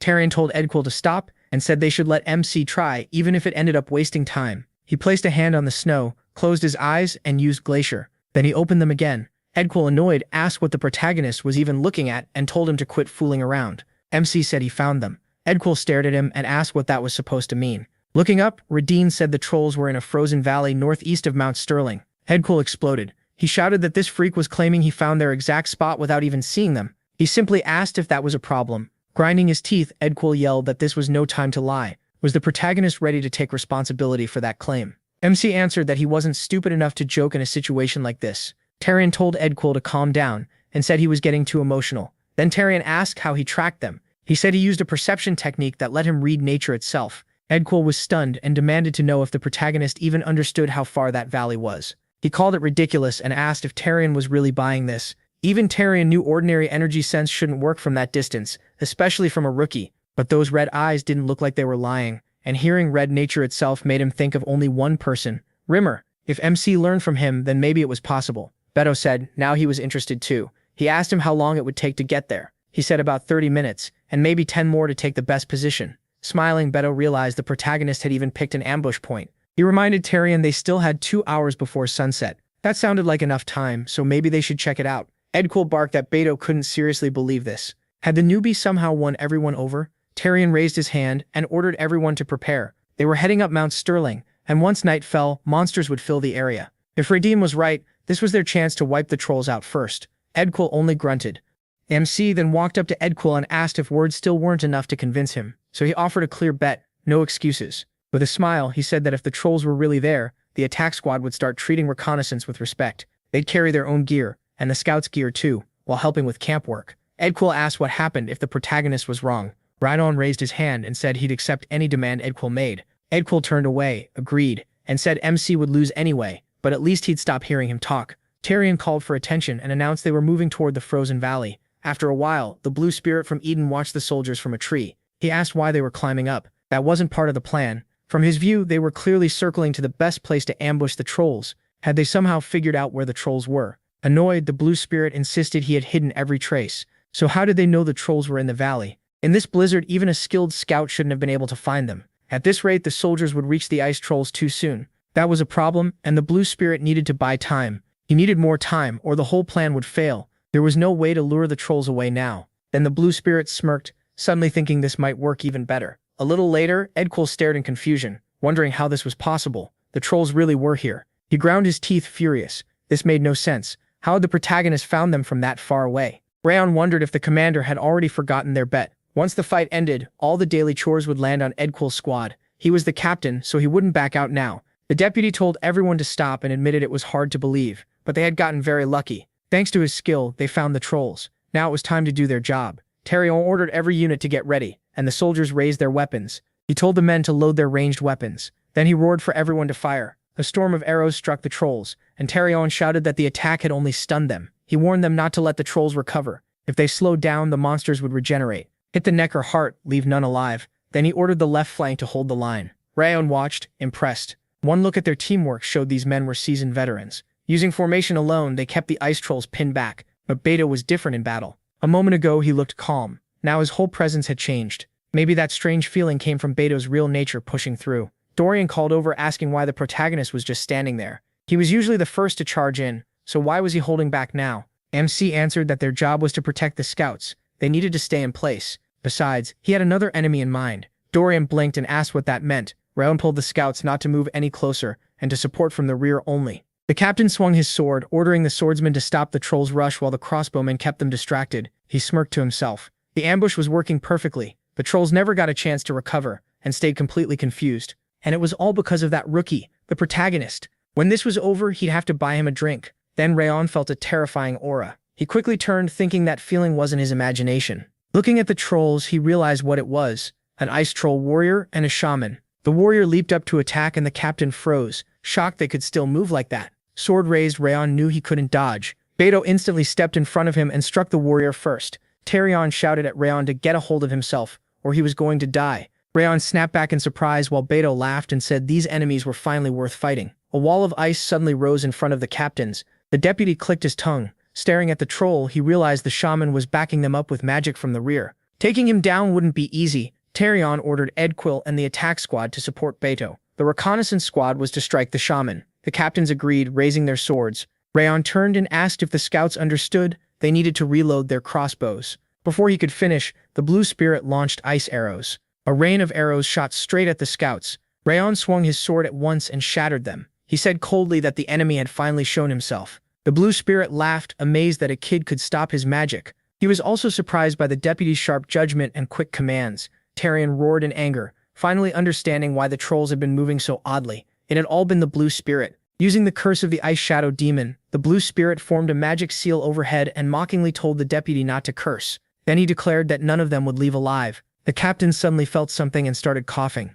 They dropped to their knees at once, and Edquil gasped that a brutal cold had pierced his body and he couldn't move anymore. The blue spirit said that for their great revival plan, he would send them all to the next world today. Smiling behind his mask, he ordered them to die. But Rayon suddenly slashed at him, and the blue spirit cried out in shock. How could MC still move under the curse? He said he didn't get it either. He'd spent his whole life under a far worse frost curse. Then he used Fangs of Madness and Wild Dance of Fangs, smashing the enemy with a heavy strike. Landing lightly, he said one thing: anyone who depends only on curses is helpless up close. Edquil stared in disbelief. Had the curse really broken? How did Rayon escape something even the deputy couldn't resist? Tarion sharply declared that the battle still wasn't over. He ordered everyone to wipe out the trolls before they could regroup, and the soldiers obeyed at once. A little later, Tarion looked at the blue spirit and asked if he was disappointed. He still hadn't managed to kill even one of them. Then Tarion demanded answers. Why had they attacked? Speak now and maybe he'd grant a quick death. The blue spirit laughed, saying he didn't need mercy. In fact, killing him fast would help them, because from the start, he had only been there to draw Castle Haven's forces away. One soldier pointed toward the castle. The blue spirit said that since things had reached this point, he would give them a gift. Thanks to their pathetic mercy, Castle Haven would fall today. Then huge explosions rang out near the castle. Edquil looked over in terror and called for Tarion to see it. Smoke was rising from Castle Haven, and the deputy froze in disbelief. Rodin shouted that Castle Haven was supposed to be an unbreakable fortress. The blue spirit grinned and said they were meant to be bait from the start, to lure Millen's forces here. When that failed, he switched plans before they arrived, and used a spell to send a troll horde at Castle Haven. By now it should all be ruined. Tarion punched him in the face in pure rage. He told the blue spirit to shut up and shouted that a few trolls would never bring Castle Haven down. Rodin thought Tarion was right. Even if the castle's elite forces were here now, Commander Milland and the rest of the army were still inside. Some ice trolls alone couldn't take Castle Haven. The blue spirit laughed wildly and asked, what if there were more than just a few trolls there? Then the ground beneath the soldiers began to shake.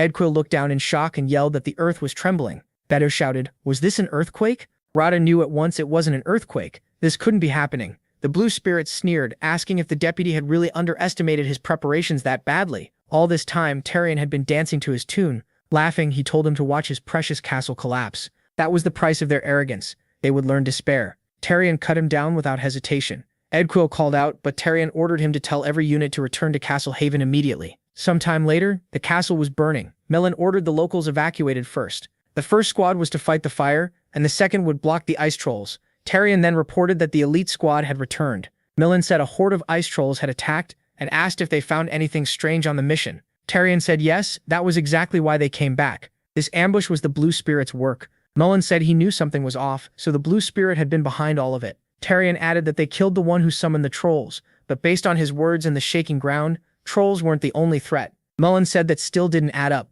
What did they gain from Castle Haven falling? Tarion apologized and admitted they never learned the reason. But because of their interference, the monster wave would hit sooner than expected. Millen went still and said there were signs of ice trolls, summoned monsters, and now the quake. There was a high chance all of it would trigger a wave heading straight for them. The soldiers panicked. The castle was already in chaos from the trolls, and now a monster wave too? They cried that this was the end. Watching them, Rayon Zegart realized the pressure was breaking their nerve. Fighting like this would be hard. Millen barked at them to calm down. Why were they whining? Had soldiers ever lost to monsters? Castle Haven was the iron fortress that guarded the continent. If they gave up, who would protect the people? Their families, their friends. He tightened his grip on his sword and said they could do this. They had held before, and they would hold again. He told them to steady themselves and grip their swords tighter, not for themselves, but for the people they cared about. The soldiers answered with new resolve. Rodin thought that was exactly what a real commander looked like. Just a few words and Millen had changed the whole mood.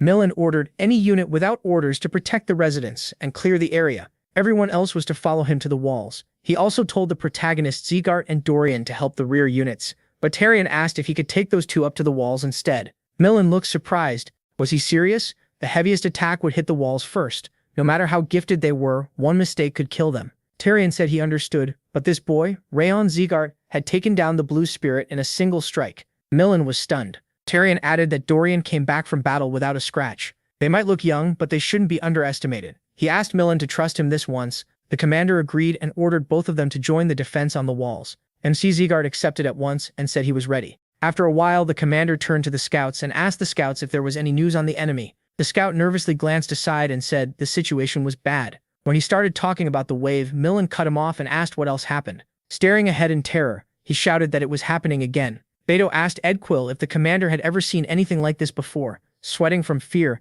Edquill said this was his first time seeing it. Rayon looked out at the scene. It reminded him of what Rimmer once said, that Haven Castle in the northeast would become his battlefield, a place where people fight monsters every day from the Northern Sea and Mount Sterling. They call it hell on earth, and for him, it would be even harder. A mass of trolls gathered before the walls. Millen asked how big the wave was, and the deputy said they counted around 1,000 monsters, but from how far the line stretched, he guessed there were really tens of thousands. Even Ryan knew he couldn't count them all. So this was what defending Haven looked like. Millen asked if the protagonist knew what a monster wave meant, and he said yes, he'd heard of it. A monster wave is a huge invasion that can take hundreds of lives. That is why they send out scouts here to get ready and lower the losses as much as they can. Broken walls can be rebuilt and ruined gates can be replaced, but the dead can never return. Millen told Rayon to save as many soldiers as he could. That was his duty now. MC firmly said he understood, and then a deafening roar cut him off. Millen said there was no time left to talk. He ordered the soldiers to raise their swords and admitted the size of this wave was terrifying.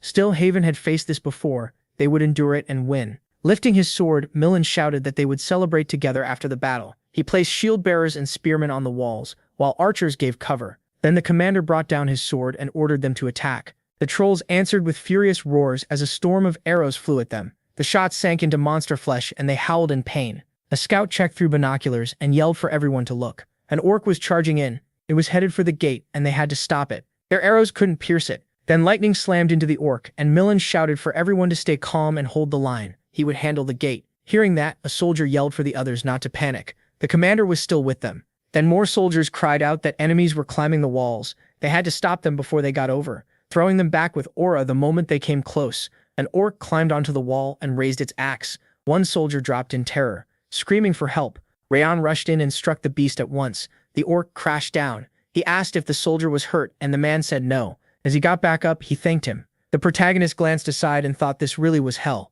He had already killed hundreds, yet the monsters kept coming. Milan suddenly warned everyone to brace themselves. The demolition unit was coming from the right. Rayon turned and an explosion went off at once. Gritting his teeth, he wondered if explosive monsters existed too, and what happened to the soldiers. Then he heard screams. Several soldiers lay on the ground, badly wounded. MC dropped to a knee in shock and wondered if the blast had thrown them off the wall. He told them to hold on and started forward. But Millen sent an aura command telling him to go back. Rayon froze, realizing the message came through aura. It was Millen. Holding a blood-covered sword, the commander told him to protect the others. If they got distracted, the whole defense would fall apart. He told the protagonist to accept the loss, and the protagonist knew it made sense. If they left the wall to save the wounded, the line could collapse. Looking at the many injured soldiers, he pressed his lips tight. Then he gripped his sword and decided he was not a commander. His job was to stop soldiers from dying, so he leaped down to the ground. Wrath called him insane and asked if he had even thought before jumping. Did he really believe he could save everyone? Rasht said it would be hard,